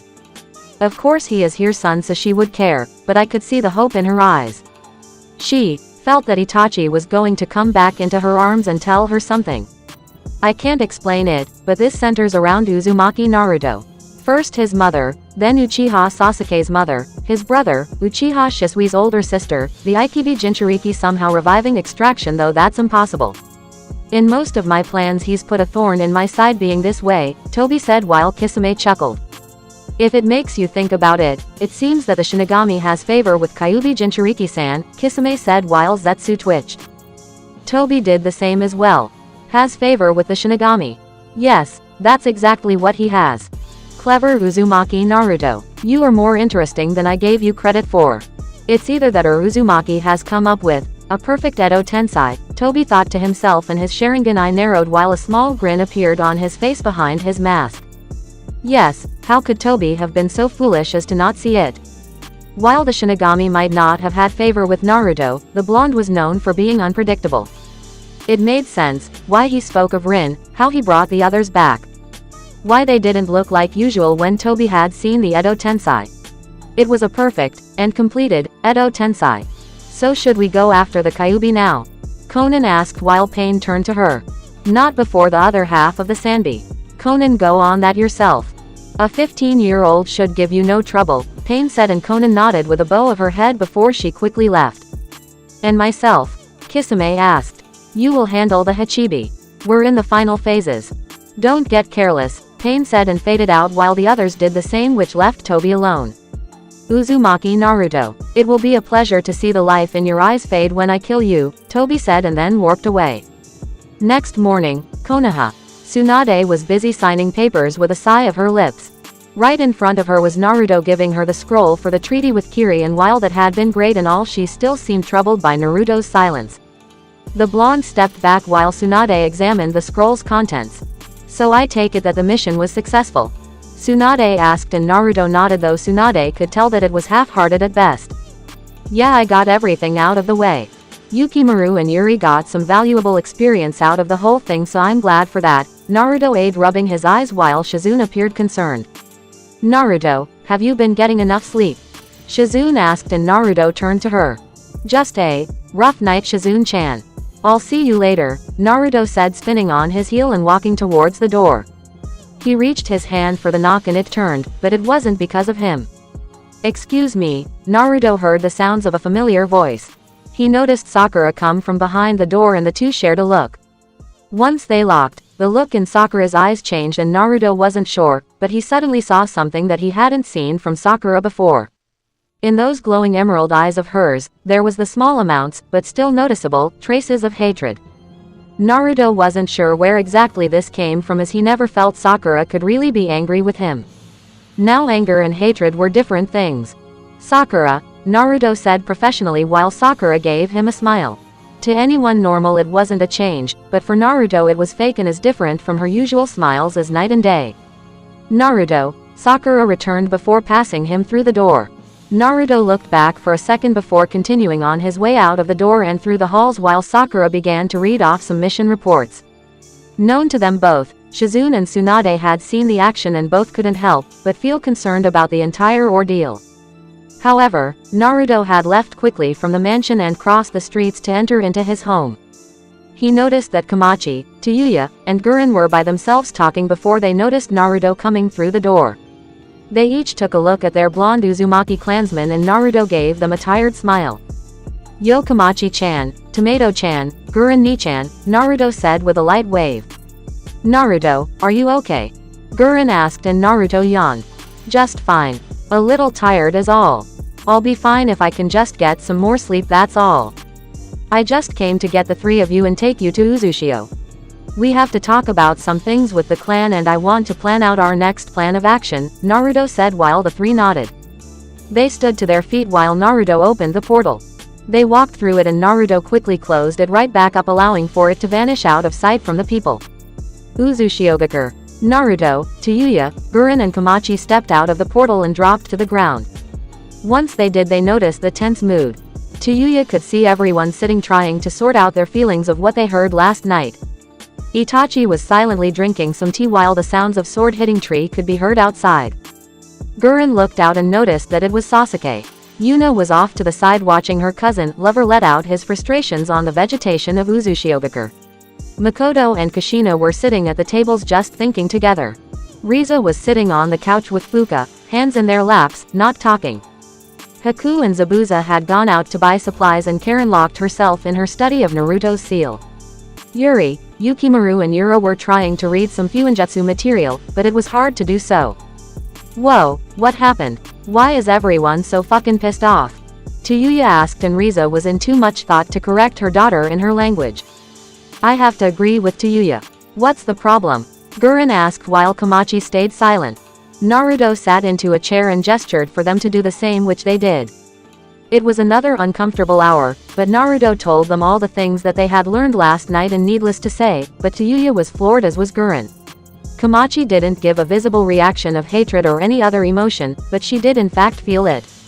She felt greatly angry with the Uchiha clan, save those here. Once Naruto was finished, Tayuya balled her fists and stood to her feet. And you didn't fucking give the guy away to your damn summon. The fact that he toyed with nearly all of us is bullshit. Tayuya said while Naruto frowned. Trust me, I wanted to, but it didn't feel right. He's already dead. I won't give him the satisfaction of going to Shin knowing that he played all of like we were damn instruments. Naruto snarled out, and that seemed to set off an entire chain of reactions. Uchiha Madara, I'll make him pay. Sasuke said through gritted teeth. Sasuke, I share in your sentiments, but we can't just go looking for him. If what Shikyo-sama is telling us, then he's still dead. That means that you believe this other Uchiha is Obito, Kakashi's other teammate, Itachi said while Sasuke growled. That shit still doesn't explain how the bastard got as strong as Naruto's father. The guy was a cage. How could he become a cage-level shinobi that fast? Not to mention controlling the Kyuubi, which wasn't even possible until Uchiha Madara, Sasuke said, and no one knew how to answer that. Makoto-chan wrote for me the seal stopped the Uchiha females from leaving the compound. I analyzed it and it was a good thing that only your weapons touched it, Kushina said, and Makoto looked up from the table. What do you mean? She asked, and everyone was listening also. I mean that it was similar to the barrier jutsu that Tayuya and her former teammates used when they assaulted the village during the Suna Odo invasion of Konoha. If you had touched it then instead of being burned alive and left to die you would have had your soul sealed into the places that the seal was placed. You would literally be a shell of your former self, never to see the light of day ever again, Kushina said ominously while Makoto swallowed the lump in her throat. Seems San didn't want woman with Sharingan being able to override Obito's control of the Kyuubi while it laid waste to the village while he and the other men took care of the barrier division, Itachi theorized. Everyone else gave a contemplated look. Itachi isn't that like you Totsuka blade that you had for that? Susanoo, Sasuke asked and Itachi turned to his brother and placed his hands together. In a sense it is Sasuke. I used it to seal away Orochimaru's remaining power over you keeping you free from the curse mark, but this is slightly different. It would take at least 3 people for it to work which is probably the reason why Ka-san said that she saw those people, Itachi spoke and Sasuke nodded. Could I have been one of those people? Everyone turned to Komachi who was looking at them all sternly, but they could sort of see the worry etched into her eyes. No, I don't believe that, Komachi-san. I doubt you were involved in it so to speak, Makoto said and Komachi allowed her shoulders to slump slightly. Does it matter? In the end we all got played like fools by him. I knew there was a reason why I hated him, Yuna said with a growl before forcing herself to think other thoughts. Well, that's beside the point now. So what are we going to do? Fuka asked and everyone was silent. No one could say anything to anyone else. They all really just wanted to rid themselves of all of this. Itachi, what can you tell us of Akatsuki? Naruto asked and Itachi suddenly twitched. Hey, that's right. They're the group hunting me, Ni-chan, and B-san, right? Why are they doing that anyway? Yuri asked and Itachi closed his eyes for a second. Believe it or not, but it's to create peace, Itachi said and everyone just stopped. No, seriously, they stopped everything. They all looked at Itachi in surprise. Bullshit, they're trying to create peace. Tayuya snarled out, but Itachi nodded disproving her tantrum. Everyone refers to the leader as Leader Sama or his name respectfully, Pain Sama. There isn't much to know about him, but he's our leader as far as I know. The idea is that the Biju will be collected together and then turned into the ultimate weapon. Akatsuki will sell the weapon during wars killing millions and over time people will come to fear it and will stop fighting bringing peace. He claims that he's a god, Itachi said and everyone raised their eyebrow. You sure he wasn't high or something when he said that? Tayuya asked curiously and despite the situation that got a chuckle out of everyone. Well, either way Kyuubi says that this guy's plan is stupid and he knows nothing of the Sage of Six Paths legend, Naruto said and everyone turned to him. You and Kyuubi have a relationship? Itachi asked curiously and Naruto shrugged his shoulders. As best as I can probably have with the furball. Plus he's saying that these guys are tampering with something much out of their control, Naruto said and like she knew what he was talking about, Yuri nodded also. That's what Sanbi is telling me also. It's saying that their goal will be something to break the world apart and send it into the brink of chaos, Yuri said and everyone stiffened. Why? What do they create when they are brought together? They form the Jubi, Yuri and Naruto said at the same time and everyone turned to each other. 10 tails. How strong would that be? Komachi asked and Naruto looked up at the ceiling. So strong that even Kyuubi by himself wouldn't stand a chance against it.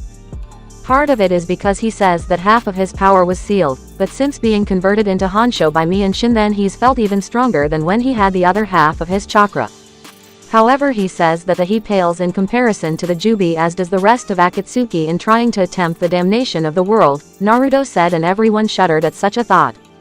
That being said, Akatsuki was anxious to retrieve the other half of the Sanbi so they will be going after Yuri-san. With who I don't know, but she will have to work hard, Itachi said and Yuri grinned. Well, that's not a problem. Isobu-chan and I can't be beat when we team up.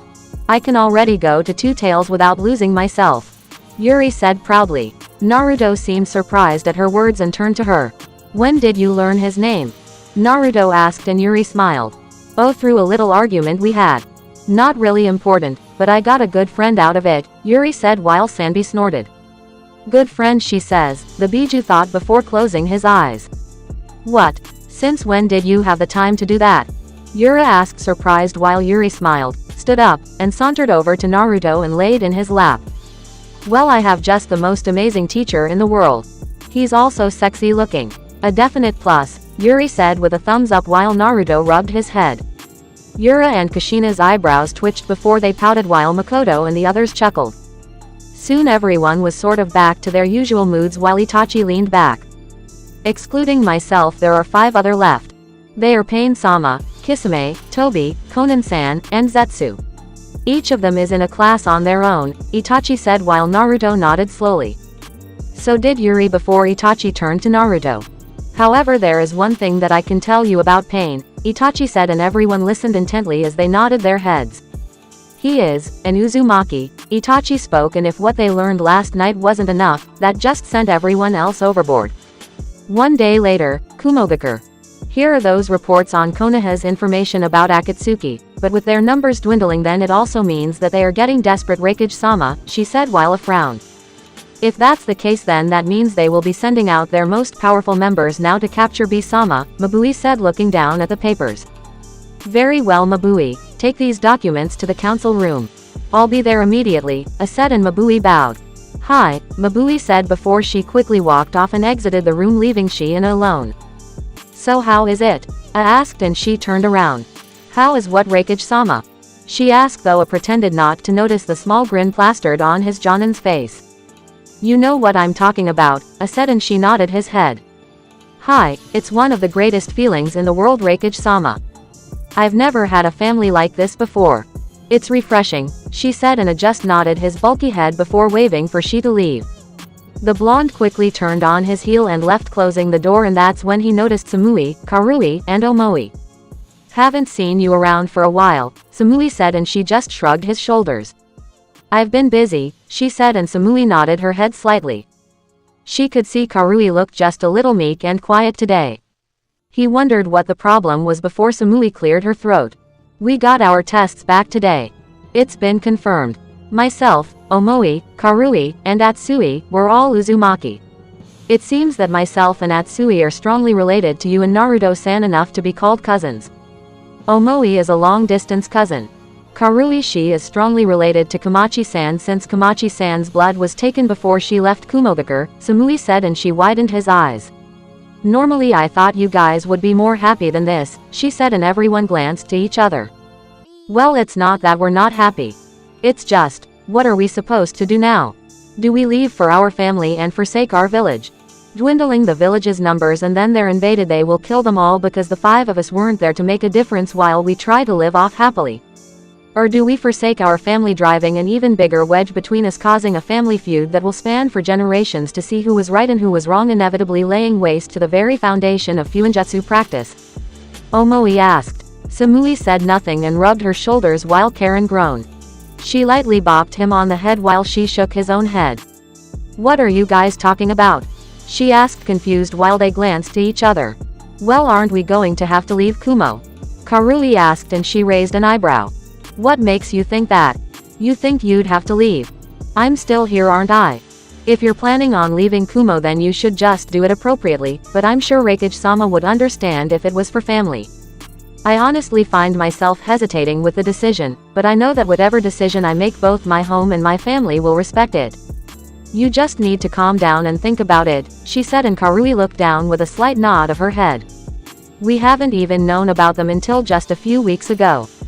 We can't act all family-like just based off that. That's stupid. Also, why do we have to leave? Why can't they come to Kumo? Karui asked, and finally she found the problem. So it's not that you guys are indecisive, you're just selfish, she said bluntly, getting Karui to widen her eyes.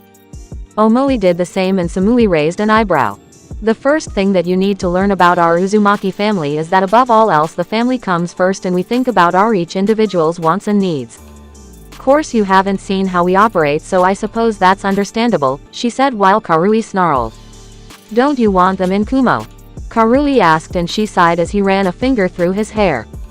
Of course I do, but I know that they would want me in Konoha officially so that I never had to leave them, but they know of my attachment to Kumo, so they respect my wishes of still being here. You need to remember that, she said to them. Team Samui looked down at the ground before they heard the clatter of footsteps. Shi-san, are you ready to go? They turned to see Fujika's coming up to them all, and Karui widened her eyes. Samui and Omoi were pleasantly surprised also as Karui gaped at the swordsman. Do you know who you are? Karui asked, yelled, and Fujika's blinked. Yes, I do know of my identity. What is it to you, young one? Fujika's asked while Karui pointed towards him. You're supposed to be the swordsman who trained Mifune-sama in the Land of Iron. You were the one who made a standard for kenjutsu wielders and samurai to live under. Karui said while Fujika's closed his eyes. Mifune, huh? I wonder how he's doing these days. However, he has his life. I hope not to intrude, but I couldn't help myself. Young ones, let me ask you a question. What is needed for a swordsman to be at his strongest? Fujika's asked. She raised an eyebrow at the question, but didn't say anything. There was probably a meaning behind it. His sword, Karui said instantly, and Fujika's frowned. He shook his head and Karui remained confused. His techniques? Omoi asked and Fujika's shook his head once again. Naturally those were, technically right answers, but they weren't right in the lesson that he was trying to give to the three. His life, Samui answered and Fujika's gave a light smile, but shook his head once again. It seems that the three of you don't know this question, but you seem to have potential based on your answers. It's not too late for you. Think about it and you will come to your decision with your family, Fujika said, then bowed and walked off with she right behind him. What kind of question is that? Karui asked, but Samui only narrowed her eyes in response. Looks like she would really be having some thinking to do when she was alone. This was a question that would be haunting her for quite a while.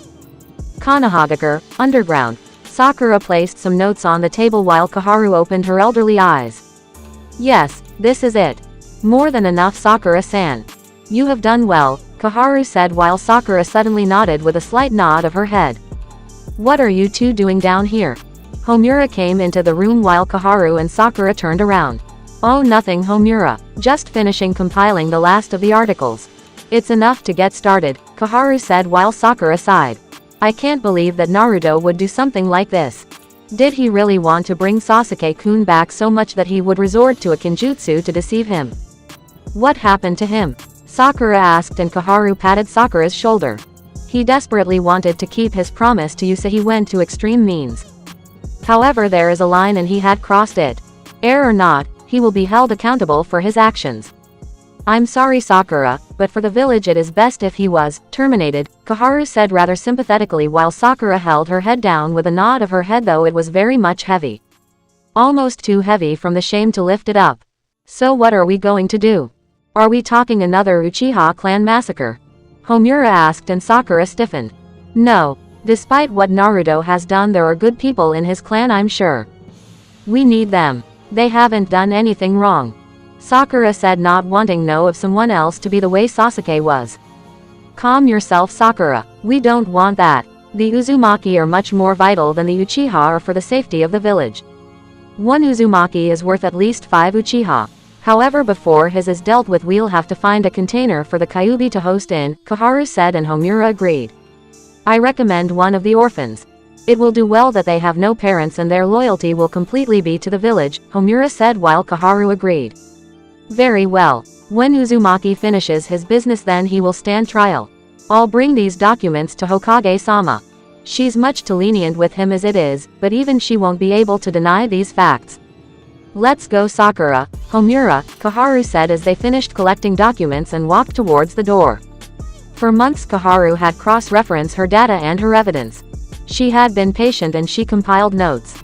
Everything was ready. All she needed was for the Uzumaki clan in its entirety to be put forward. Uzushiogakure. Naruto was currently by himself training with his sword. Too many thoughts were roaming through his head as he performed the Uzumaki katas that he had learned those 2 years from his mother. The thoughts of the Akatsuki leader being a Uzumaki sort of shook Naruto up, as the blonde wasn't sure how to react to such news. He knew he had to do something about it, but for what he didn't know. He knew that the Uzumaki leader was somewhere near AIM and that Jiraiya was heading back to the village to go and see Tsunade to tell her about what he was planning to do. Now Naruto couldn't even get angry at such a thing. Besides, he knew that Jiraiya was strong. Maybe he could handle himself. He seriously hoped that he could. Naruto wanted to go, especially since one of the Akatsuki members was an S rank who appeared in the bingo book and was sighted near AIM. The woman Konan, but then again Naruto knew next to nothing about her other than the things that Jiraiya told him about her, which was that she was gifted with the use of origami jutsu, which Naruto still had a circular thinking about what it was, but that wasn't the only thing on his mind. No, he still needed the payment for Itachi, and staying on the island wasn't really helping. Too many thoughts and not enough time training. However, one of the reasons that Naruto was out here was because Shin, late last night, said that he had something of vital importance to speak with Naruto about, and Naruto was currently waiting for his summon. You seem uneasy. Naruto shrieked and turned around to see Shin looking down at him with his arms folded and that same demonic stare as usual. His white robe and purple arms were still the same as Naruto remembered them. How many times have I told you not to do that? Naruto growled out while the shinigami narrowed his eyes. Never, the death god said, and Naruto nodded his head too fast to listen to the answer. That's right. I have told you, never. Really? Never? Naruto asked, and the shinigami just looked at him while Naruto looked back. They seemed to be fighting internally over the answer before Naruto slumped his shoulders. Never, huh? Naruto said, slightly depressed, while the shinigami decided that this was enough. We're moving along from this, Shikyo. It is time for you to take on more responsibilities, not only towards you summons, but also towards the spirit realm, Shin said, and Naruto tilted his head to the side. Okay, and how do I do that? Naruto asked, and the shinigami pointed one of his demonic hands towards Naruto, getting the blonde to narrow his eyes in seriousness. You will learn the ability that no human has ever learned. In the world there is chakra, as you realize, but for spirits there is Honsho, the spiritual half that makes up chakra to encompass the entire body of their being. You will take that ability and form it for yourself. Instead of going into complications, then I will tell you that you will physically break. You will be in for a lot of hurt and pain, but it is for this purpose that you must succeed. Your valve must be at your side if you wish to survive. I believe that the terms you humans call it is Sage Mode. You will become the first ever Sage of Death, Land of Demons. A woman's shrieks could be heard across her home as lights in her temple, or mansion, whatever you wanted to call it, flickered on, while the sounds of footsteps could be heard before one man quickly opened the door to the woman's room. Shion-sama, are you okay? He asked while the young woman named Shion panted as sweat dripped from her face onto her silky bed sheets. She held her head in her hand while her vision seemed weary. That same dream again. Shion was a priestess, one who could see the future of a person's death. It would be anyone's death, but, not that man. The one who she had seen in her dreams at least 5 times since that infernal swirl mark made itself apparent at the nape of her neck, only being covered by her long hair. Why couldn't she see this person's death? Every time she dreamed of him, then her vision was hazy as well as was his death. What was it that made it this way? His blonde hair, his whisker marks, and that symbol on his right hand. The priestess didn't know what to make of it, but she knew one thing. She would never like to meet him. She was sure that if she did, then even she wouldn't be able to predict the outcome. I'm fine, Shion said while she was offered a glass of water, but she noticed that when the water was being delivered, the man quickly backed away from her with a smile never leaving his face. Shion always hated that smile. Whoever this person was that she was destined to meet, she really hoped that it wouldn't be anytime soon. Chapter 40. Quote, work is love made visible. And if you cannot work with love but only with distaste, it is better that you should leave your work and sit at the gate of the temple and take alms of those who work with joy, by Khalil Gibran. 2 weeks later, Naruto and Sasuke snorted as they looked around and noticed themselves surrounded by various thugs, bandits, and swordsmen. Kill them. Kill them both. One of them shouted while Naruto rubbed his chin with a small grin on his face. The blonde was very different from his usual look. For one, he wasn't blonde. His hair was silver and his eyes reflected the symbolized silver, crystal-like features of the moon.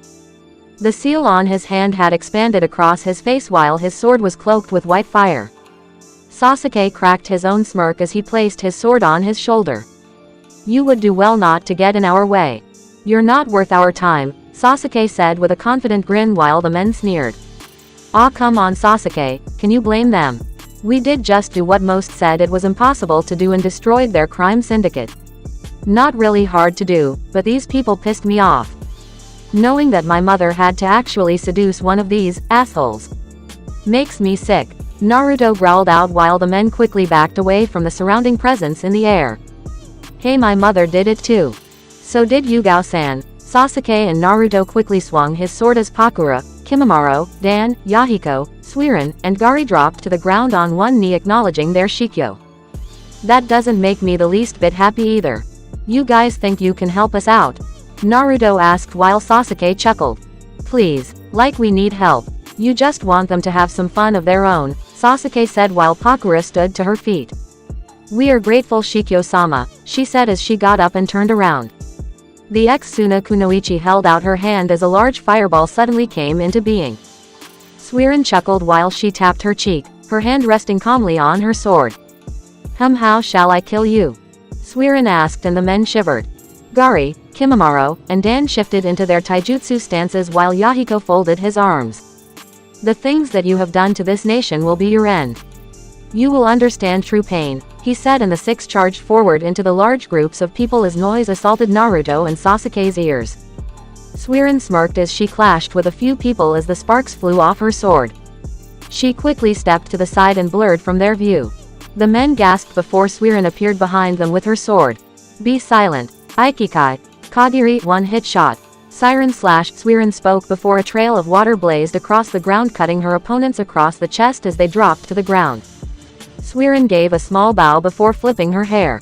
Not enough, she said. Tsubaki no Mai, Dance of Camellia, Kimimaro said as bones sprang from his body. He took them into his hands like swords before dashing forward. He sailed through the air before coming down elegantly. He then swung his body into the body of one person, making him bleed in various places before Kimimaro ran off through the crowds to go get another. The men shouted their aggression as they tried to take Kimimaro apart. Kimimaro jumped over one and killed another before rushing in with an overhead throw. One man flicked a kunai at him, but Kimimaro easily blocked it with one of his bone blades while he held out his opposite hand. Tenshi Senden, 10-finger drilling bullets, Kimimaro called out, blasting bones from his body into the heads of many as he watched them drop to the ground. Weak, was all Kimimaro said with a shake of his head. Shikuden. Kahozatsu, scorch release. Extremely steaming murder, Pakura said, swirling her fireballs around before launching them forward. Pakura scorned people to death by the tens of hundreds while Gari exploded their bodies. The former Iwa Nin smirked before he kicked one person to the side. He then went straight for another. The men swung their swords, but Gari dodged them all easily with a look of annoyance on his face. He jumped over one and grinned as his hand touched the man's head. Bakuden. Juriken, explosion release. Landmine fist, Gari called out, and the man shouted before he was engulfed in a large explosion while the others backed away. Shikyo-sama, how is it? Gari asked while Naruto strained his eyes trying to take in everything from a single point. He would be honest, he was getting a freaking headache from trying to make sense of everything, but he had to work this ability the most. I'm fine. Keep going you guys. Naruto persisted and everyone listened. Suiren and Dan sliced through the people easily as they watched each other's back. Gari grabbed Pakura and sent her into the air while Pakura quickly came swirling down with a heel kick and rebounding to punch someone else in the face. Kimimaro kicked one person to the group while the groups of bandits gasped at their brutality. They threw an explosion tag kunai towards Kimimaro while the bone user narrowed his eyes, however he saw Yahiko quickly grab the tagged kunai. He effortlessly ripped it off before sending it into the air. It quickly exploded, causing the bandits to cover their eyes. And because they did this, they didn't see Dan drop down with his sword before he quickly weaved his hands through them all until he landed softly on the ground. Live, fight, survive, fall before my sword, Dan said as he slightly sheathed the sword, getting them to drop to the ground. The six opened their eyes, showing their silver color. Time to end this. Yahiko-san, aid me, Pakura said, creating a large fireball. Yahiko nodded, taking a hand sign. Sweden. Mizorupa, water release. Wild water wave, Yahiko shouted, sending a burst of water to collide with the fire to bring a thick mist over the area. Naruto and Sasuke jumped back while Dan stood in the center. It wasn't pleasant to meet you, but now I must say goodbye, Dan said, slamming his hands together. Raiden. Setsuden Arashi no Jutsu, lightning release. Severing Storm's technique, Dan hollered as lightning poured from his body before it went into the misty clouds, and the screams of many men could be heard as the lightning gave a spectacular show to Naruto and Sasuke. The other bandits watched in shock and horror while their comrades burned and then dropped to the ground lifelessly. Naruto could see their souls filling up the place, but he could also hear their shouting as they vanished away into his sword, never to be seen again. Damn you brat. Kill them, damn it. A lead bandit shouted before the men found their resolve strengthened as they charged at the group. Here they come, Sasuke said, closing his eyes. Naruto quickly touched the seal on his hand, making it glow brightly within the palace while the lead bandit chuckled. "See if you can stop this brat," he shouted, and Naruto sighed. "Guess I'll be taking the payment for Itachi now." "Seriously, Sasuke, sometimes I wonder if we were lucky to get this SS rank mission," Naruto said while the lead bandit gasped. He turned his head as he noticed Naruto right behind him. He looked back as he noticed the fallen men on the ground covered in their own blood and even the blood of others, and he could see Naruto's sword glowing in white flames. He felt a bead of sweat drop down his face before he turned his head. What are you?" he asked while before he winced as he felt Naruto's sword plunge through his chest. "You know, I heard how you had your fun with lots of women in the village making their husbands actually watch as you did what you did. You will learn your place and death will be your teacher," Naruto said before he ripped the man's soul from his body and watched him fall to the ground. Naruto then sent it into the air before it was caught by the shinigami. "My payment, Shin," Naruto said while Shin claimed the soul and then quickly disappeared. Naruto's eyes slowly returned to normal before the blonde suddenly dropped to the ground. "Shikyo-sama." Naruto heard his summons call while Sasuke quickly placed his hand on the blonde's shoulder. "Are you okay?" Sasuke asked while Naruto's hair changed to normal. His seal regressed back into his lone hand while he chuckled. "Guess I can't use it just yet. I didn't think it was going to be so hard. Shinigami said that I had to keep using you guys every change that I could get stronger myself, but trying to see through all your fields of vision is annoying." "My eyes hurt," Naruto said with a chuckle while everyone glanced to each other. "But even so, Pakura, you went overboard. You hardly left anyone for us," Suiren said looking back at the charred men, and Pakura did the same. "You'll just have to be faster next time. Also, Shikyo-sama, you'll have to get out of here. Your team is waiting for you," Pakura said while Dan and Kimimaro waved goodbye and went back into the sword. The others followed after them while Naruto and Sasuke felt the entire floor underneath their feet shake. Explosions happened all around as the base slowly began to be consumed by an intense inferno. Naruto and Sasuke glanced to each other before Naruto sighed again. He opened out his hand to create the Jikuyugami. The two teens stepped through the purple portal while the base came crumbling down to the ground. Outside, Kushina, Yugao, Kakashi, and Makoto looked out at the burning tower along with two teams of Anbu. The Anbu just stood speechless while Kushina gave a light smirk of her own. Kakashi gave an eye smile while Yugao groaned. "So they were thinking to take out all of us with them?" "I can't say I'm surprised," Yugao said while Makoto frowned. "Kushina, Naruto and Sasuke are 10 seconds late," Makoto said while Kushina chuckled. "Still a stickler for time, aren't you, Databane?" Kushina asked, smiling while Makoto shrugged her slender shoulders. The Anbu just stood amazed as they watched the flames dance around in the skies. "What is wrong with these six? Is this the team that Tsunade-sama created? They just took one of the hardest missions that the Anbu has ever been given and they're laughing about it. Uzumaki-sama and Uchiha-sama just sent their sons to deal with it. Did we let the Kyuubi Jinchuriki get too strong?" The lead Anbu thought to himself before he suddenly felt a slight shiver across his body. From behind him came Naruto and Sasuke. The Anbu felt like they couldn't even move, stiffened by the careless smiles on their faces. "Sochi, apparently Makoto-chan thinks you took too long," Kushina said while Naruto gently kissed his mother's forehead. "Really? Sorry about that, Makoto-chan. Sasuke and I will be faster so we don't disappoint you," Naruto said with a thumbs up. Makoto chuckled gently before nodding her head. "Well, as Kushina seems to like to state falsely, I'm supposed to be a stickler for time." "How did you do, Sasuke?" Makoto asked while Sasuke sighed to himself. "It's not like anything important happened. They were all pathetic anyway," Sasuke said without a care in the world. "Ma Sasuke, don't say that. They were just unlucky to run into our team is all," Kakashi said, getting a small laugh from the others. "So Anbu-san, wasn't I right? Hinoken doesn't need any help." As you can see, the Anbu captain and his squad watched dumbfounded as the large structure dropped to the ground and exploded, pushing the fire skyward before he turned back. "We had everything under control the entire time. We appreciate your efforts, but in the future please try not to get in our way. It could mean the end of a mission," Kushina said before the six suddenly disappeared while the Anbu and his teams were left in the cold, dark forest at night. "Taiko," the captain looked back and he noticed one of his subordinates shivering slightly. Is that really the Red Death and her son? What kind of team are they? The young Anbu asked while the captain looked back. Just forget it for now. But relay this report to Godaime-sama. We must keep an eye on the Hinokan Butai. Their eyes, they were looking down on us for some reason. I don't know why, but they had better not look down on the Anbu. They think that just because they were hand-selected by Hokage-sama that they are better than our unit. The Anbu has been a longer running squad than Hinokan has. I will never allow myself to be looked down upon. Especially not by Kakashi or Yugao, both of who were a part of our teams. Kuso, the Anbu captain said, punching the ground. I didn't want to believe it, but it's because I served under Yondaime-sama. I felt her power and I felt Makoto's power. It wasn't easy as they masked it very well, but they aren't normal. Kaharu-san was right to be weary of them. The perfect Edo Tensei, the Anbu captain said in his mind before he and his squad vanished out. Meanwhile, the team dropped to the ground and leaned against the trees. Sochi, I'm not so sure about this, Kushina said while the others glanced her way.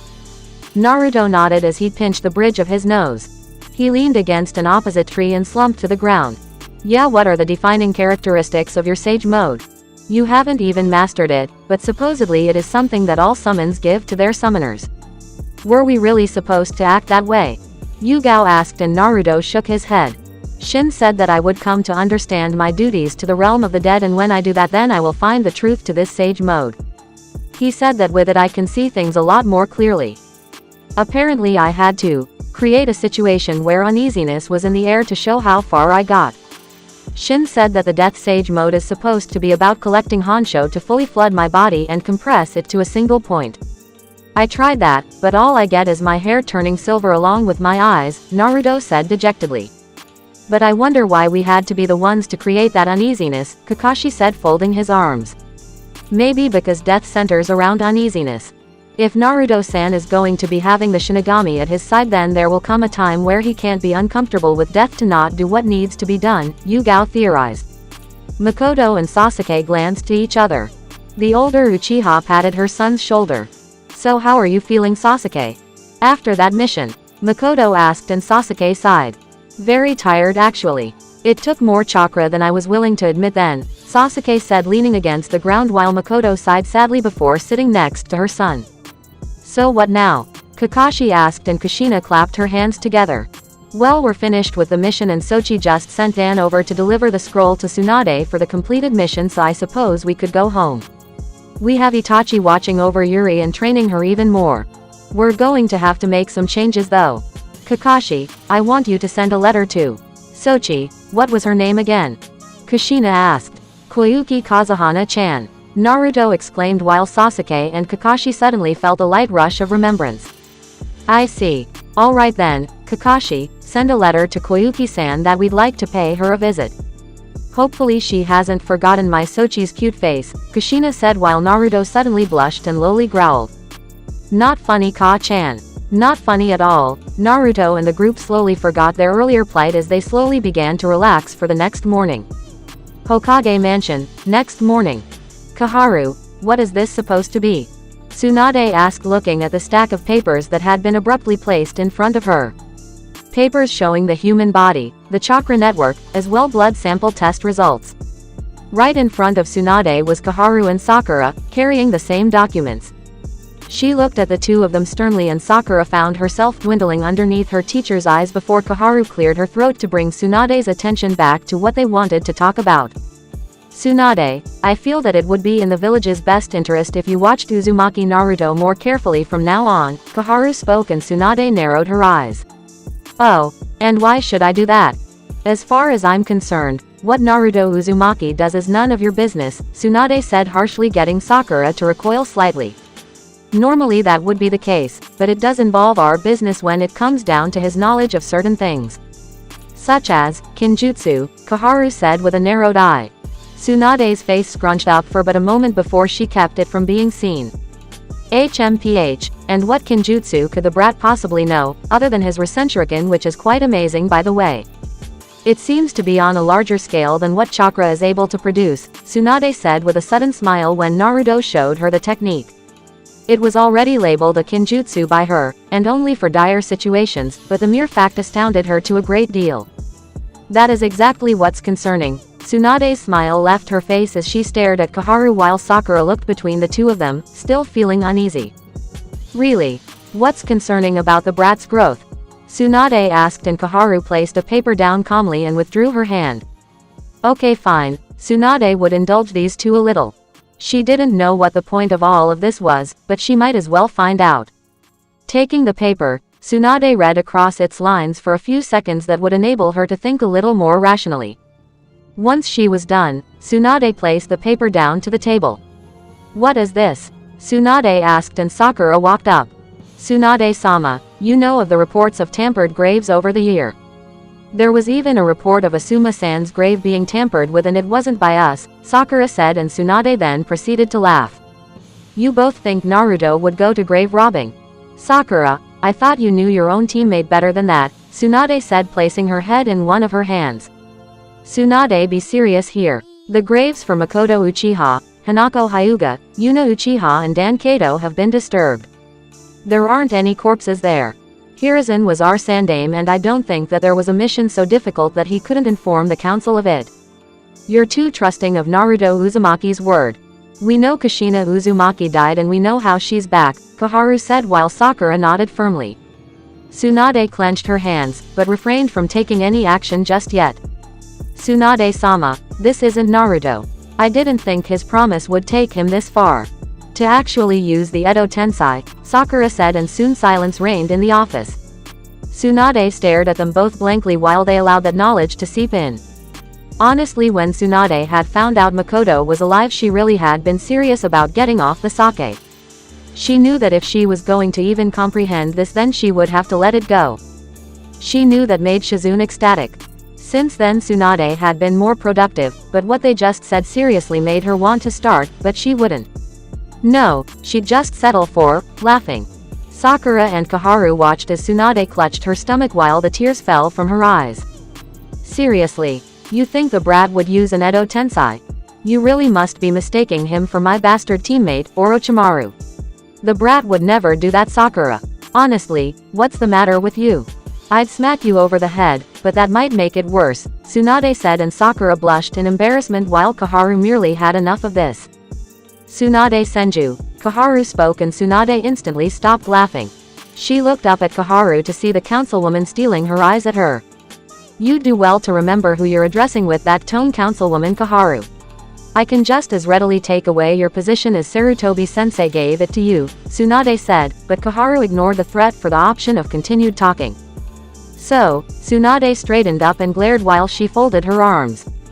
Over the 2 years that Naruto Uzumaki has been gone from the village, I believe that he came to see that he wouldn't be able to bring Uchiha Sasuke back forcefully without the power of the Kyuubi, and knowing that he would never break a promise to Sakura, he decided to give Uchiha Sasuke the incentive to stay. As you can see, Uchiha Makoto and Uchiha Yuna are back. His mother, and a way for Uchiha Sasuke to revive his clan, Kaharu said while Sakura stiffened. She then remembered how Sasuke acted around Yuna, as well as that kiss to the cheek she'd seen her give Sasuke. Sakura suddenly grimaced while her eyebrow twitched. What? But they're cousins. That's sick, Sakura said while Tsunade rolled her eyes. If she thought that was sick, just wait until she figured out the Uzumaki clan head and clan heir were together. Yep, Tsunade knew, and quite frankly she really didn't give a fuck. I would almost be inclined to agree, Sakura-san, but for different reasons.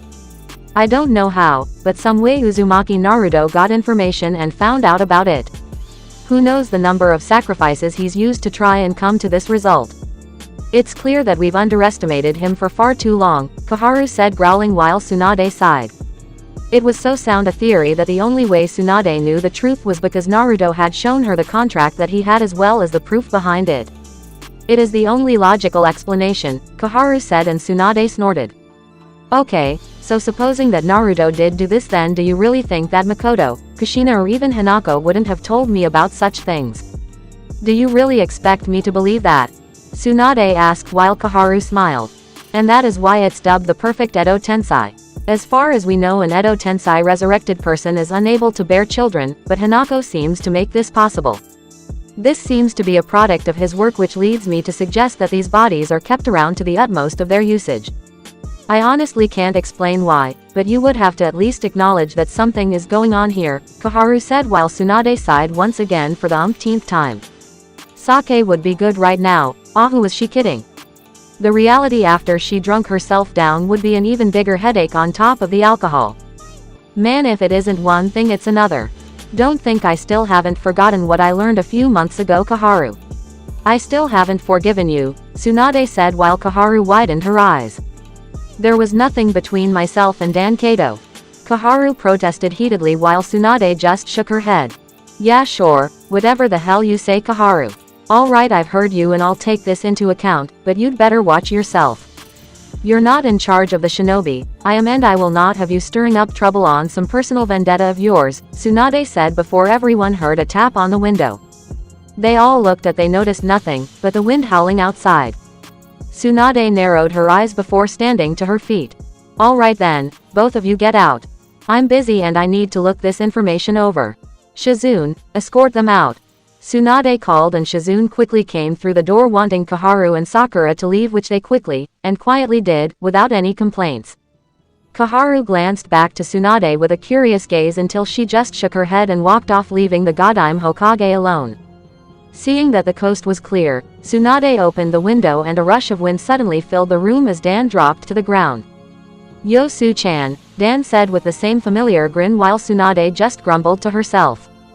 This is all your fault, you know, Tsunade said leaning into the chair while Dan blinked and tilted his head to the side. That would be, what now? Dan asked, seemingly confused, but Tsunade could see the lone smile on his face that told her that he knew what she was talking about.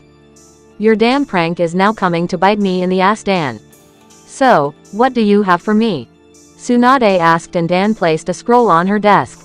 Tsunade looked at it before taking it into her hands while Dan looked out the window. Tsunade then furled up the scroll and placed it on the desk. So they finished their S-rank mission. Well, I can't really say that I'm surprised. I did form them after all, Tsunade said, beaming with pride while Dan's sweat dropped. And that's just supposed to mean anything? Dan asked himself before waving to Tsunade as he vanished out of sight, leaving her alone. Tsunade flew back into her chair and placed a hand over her eyes. No, Tsunade, no alcohol. You swore off that since all this started. Damn it. Uzushiogakure. Kaden. Gokaku no Jutsu, Itachi said, sending a large fireball roaring through the ground towards Yuri while the young Uzumaki quickly snarled, her two tails thrashing around violently while her red, slitted eyes narrowed.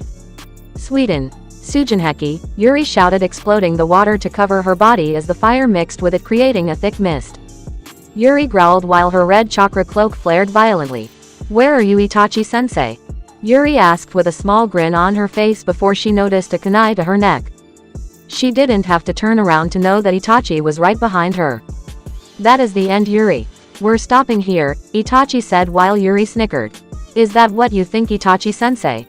Not even close, Yuri said, and then proceeded to shout, releasing a wave of chakra forcing Itachi to jump back into the air.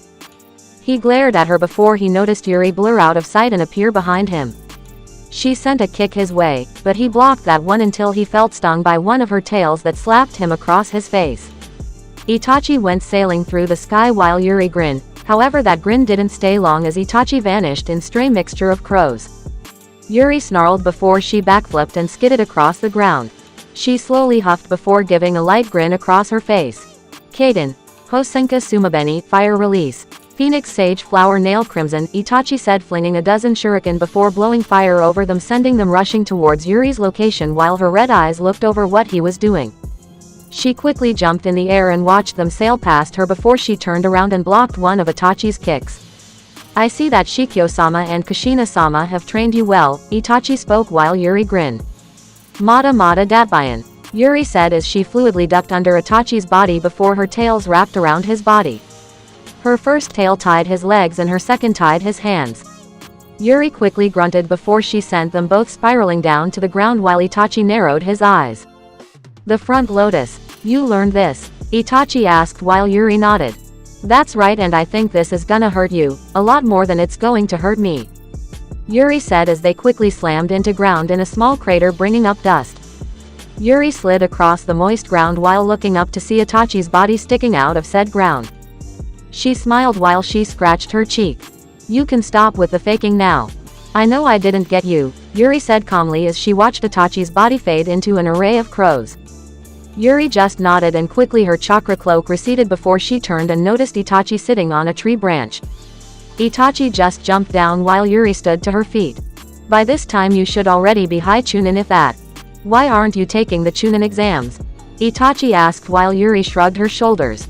"Well, I don't really care about ranks or whatever the hell the rest of that is. I just want to get stronger for my family.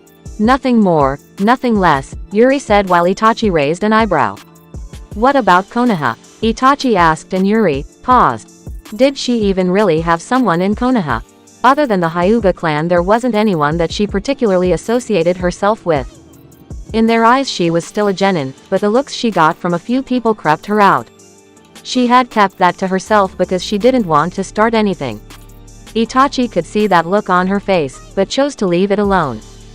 He'd notify Naruto and Kushina about it later. "I guess Konoha is alright. Nothing bad, nothing good for me," Yuri said, shrugging her shoulders once again while Itachi merely nodded slightly. Soon the two heard footsteps as they turned to see Rin and Haku along the dirt road coming over to them in the training ground for Uzushio. "Is something the matter?" Itachi asked while Rin scratched her cheek. "No, not really. It's just that it's been 2 weeks since Shikyo-sama and his team left on their mission, so I think it's time we gather the Uzumaki and have them test Yuri-chan. Shikyo-sama asked for us to remind you in the event that they were not back in those 2 weeks, Rin said, and Itachi slowly nodded. "Wait, testing for what? Am I going to be Chunin?" Yuri asked. She would have denied the rank merely because she didn't want it. "Well, yes and no, Yuri-chan. You're going to test for the rank of Fuinjutsu Adept. Those are Chunin level Fuinjutsu users or higher. Shikyo-sama and Kushina-sama believe you're ready." Naturally, under the supervision of Riza-san, Tayuya-san has become a Fuinjutsu specialist, which, if I remember correctly, is a person recognized to teach Fuinjutsu to anyone else after having had time in their craft. "Yura-san is doing it as well," Rin said, and Yuri's eyebrow twitched. "What about Guren-Nisan or Fuka-ni-chan?" Yuri asked, and Rin gently smiled. "Fuka-san is already a Fuinjutsu specialist. Guren-san is somewhere between a specialist and expert rank, so we'll just call her a special expert in the rank of Fuinjutsu. Yukimaru-kun's going to become a novice," Rin said while Yuri just slowly nodded. "So, what rank is Riza Obakan?" Yuri asked, for some reason scared to know. Rin sighed while she sweat dropped. "Riza-san is a 5th degree master Fuinjutsu user," Rin said, only know that because Riza and Kushina had told her to go over the rules of official Uzumaki ruling for their little exercises. She noticed Yuri shrink underneath those words. The young Uzumaki wasn't sure how strong that was supposed to be, but it sounded amazing, in every aspect of the word. "So how do I become that strong?" Yuri asked excitedly. Rin and Haku glanced to each other, but Itachi cut them off from being able to speak with his own words. "It takes a lot of time, effort, and creativity." Another thing the Uzumaki were known for was their creativity and their connection to the spiritual aspects of the world. The other half of a person's chakra. They were increasingly adept in it, and if you wish to be that strong, then you must continue to practice, Itachi instructed, and Yuri gave a firm nod before she noticed Haku take her hand. "But now is the time to come back and eat," Haku said, and Yuri's stomach slowly grumbled before she agreed with that as well. Alright. Just give me a second. I had to pick something up near the beach," Yuri said, hopping off, getting Rin, Haku and Itachi to raise their eyebrows, but the elder Uchiha's eyes suddenly narrowed as he watched her go off. It didn't take Yuri that long to go to where she needed. She looked out at the beach, her red hair swaying in the breeze of their home before she knelt and took a few flowers. Something of her trying to make another poison or at least another healing ointment. Yuri spent about 5 minutes on the beach just picking flowers while she hummed to herself. It would seem that Naruto and Kushina were right. "Yuri Uzumaki, Jinchuriki of the Sanbi, I'm going to need you to come with me." The defenses of their island had to be upgraded. First Toby and now this. Maybe now was the time to at least think about a special type of seal against those of Akatsuki. Yuri didn't turn around as she had drastically improved her censoring capabilities. Right behind her was Conan, merely looking at the girl in fleeting interest. "Oh, I remember you. You were one of those people who was talking when I was taken by that other asshole." Do you really think I'm so weak that you'll use me to get to Nichan again? Yuri asked while Conan took a step from behind the tree.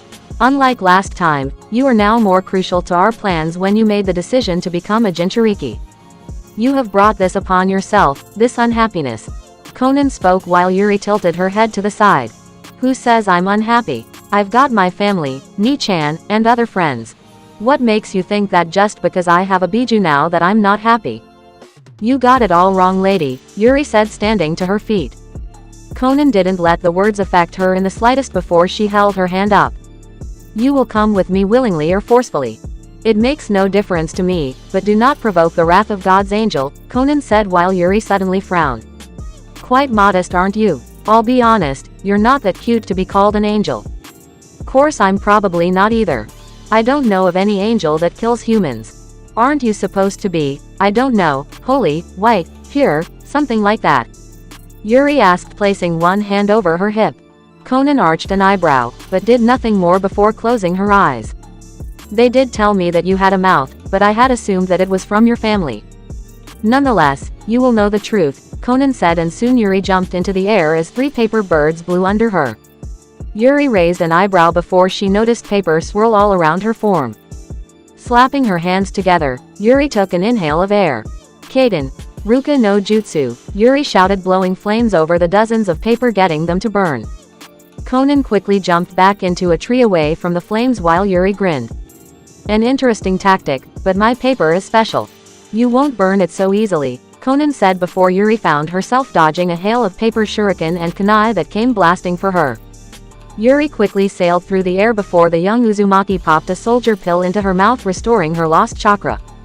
She landed on the ground soon after, but she noticed Conan still looking at her, rather bored. You know, you could give me some monologue or something. Even the guy who kidnapped me had more personality than you. You know a little something maybe? Yuri asked, but Conan said nothing. Yuri quickly stood on her hands and swung her legs to block a kick from a paper clone of said Akatsuki female. The young redhead Uzumaki growled while Conan frowned. She swept her hands from the ground, getting Yuri to fall before she twirled her body on the soft sands of the beach in breakdance, sweeping the clone off her own legs before she vanished in an array of paper. Disappear, Conan said as she snapped her fingers. Yuri widened her eyes before she noticed tags for explosions all around her. Did she mix those in with her regular paper? The tags ignited, blowing up the beach and Yuri while Conan merely watched on. Her emotions had dwindled a great deal to things like this. Internally she felt struggle with herself for taking on a girl possibly 10 years off her age. Not to mention the fact that she was ripping someone from their family, but this was all for the sake of true peace. Or maybe that's what she told herself. Soon Conan was taken from her thoughts as the air became saturated with chakra. She looked out and noticed one tail from Yuri while the young redhead snarled. You're going to pay for that. Yuri snarled out, her body slowly recovering from the small injuries that she had taken. Conan narrowed her eyes while Yuri dropped on all fours. She quickly ran at a considerable speed, in Conan's eyes, and bashed the tree she was standing on, making it fall to the ground in a loud crash. Impressive. I had underestimated you, Conan said while Yuri quickly jumped into the air. Futon. Daitapa, Yuri shouted, and Conan was prepared for the onslaught of vicious wind before she noticed the wind form around Yuri's fist as she quickly appeared in front of Conan. The blue-haired woman's eyes widened before Yuri socked her in the stomach. Futon. Daishinkuken, wind release. Great vacuum wave palm, Yuri hollered, and Conan felt a burst of compressed wind crush her body before Yuri's punch sent her flying across the water away from the island. Yuri grinned, but she knew that she didn't hurt this woman. No, she was too good to be hit with that. So, Yuri stepped on the water before she ran forward, picking up the water all around her. She could sense where Conan was by this time while the female Akatsuki member emerged from the water. She glared forward before she noticed Yuri dashing at her with great vigor. Conan quickly stood up, making paper surround the area as Yuri quickly ran around her in a circle. The water followed her movements and rose up along with her while Yuri cocked her fist back. She sent it forward, but found it easily blocked by Conan before Yuri was kicked in her side. She fell into the waters below with a cough while Conan landed down. She quickly created a clone and the water exploded while Yuri quickly popped out. This is the end, the Conan clone said as it grabbed her throat. Yuri coughed as she was lifted off the ground while she glared forward. She then gasped as she looked down to see a paper sword had sliced through her stomach. Yuri chuckled slightly, making the paper clone raise an eyebrow. "Why do you fight?" Yuri asked, and the question threw Conan off while she narrowed her eyes at the girl in front of her.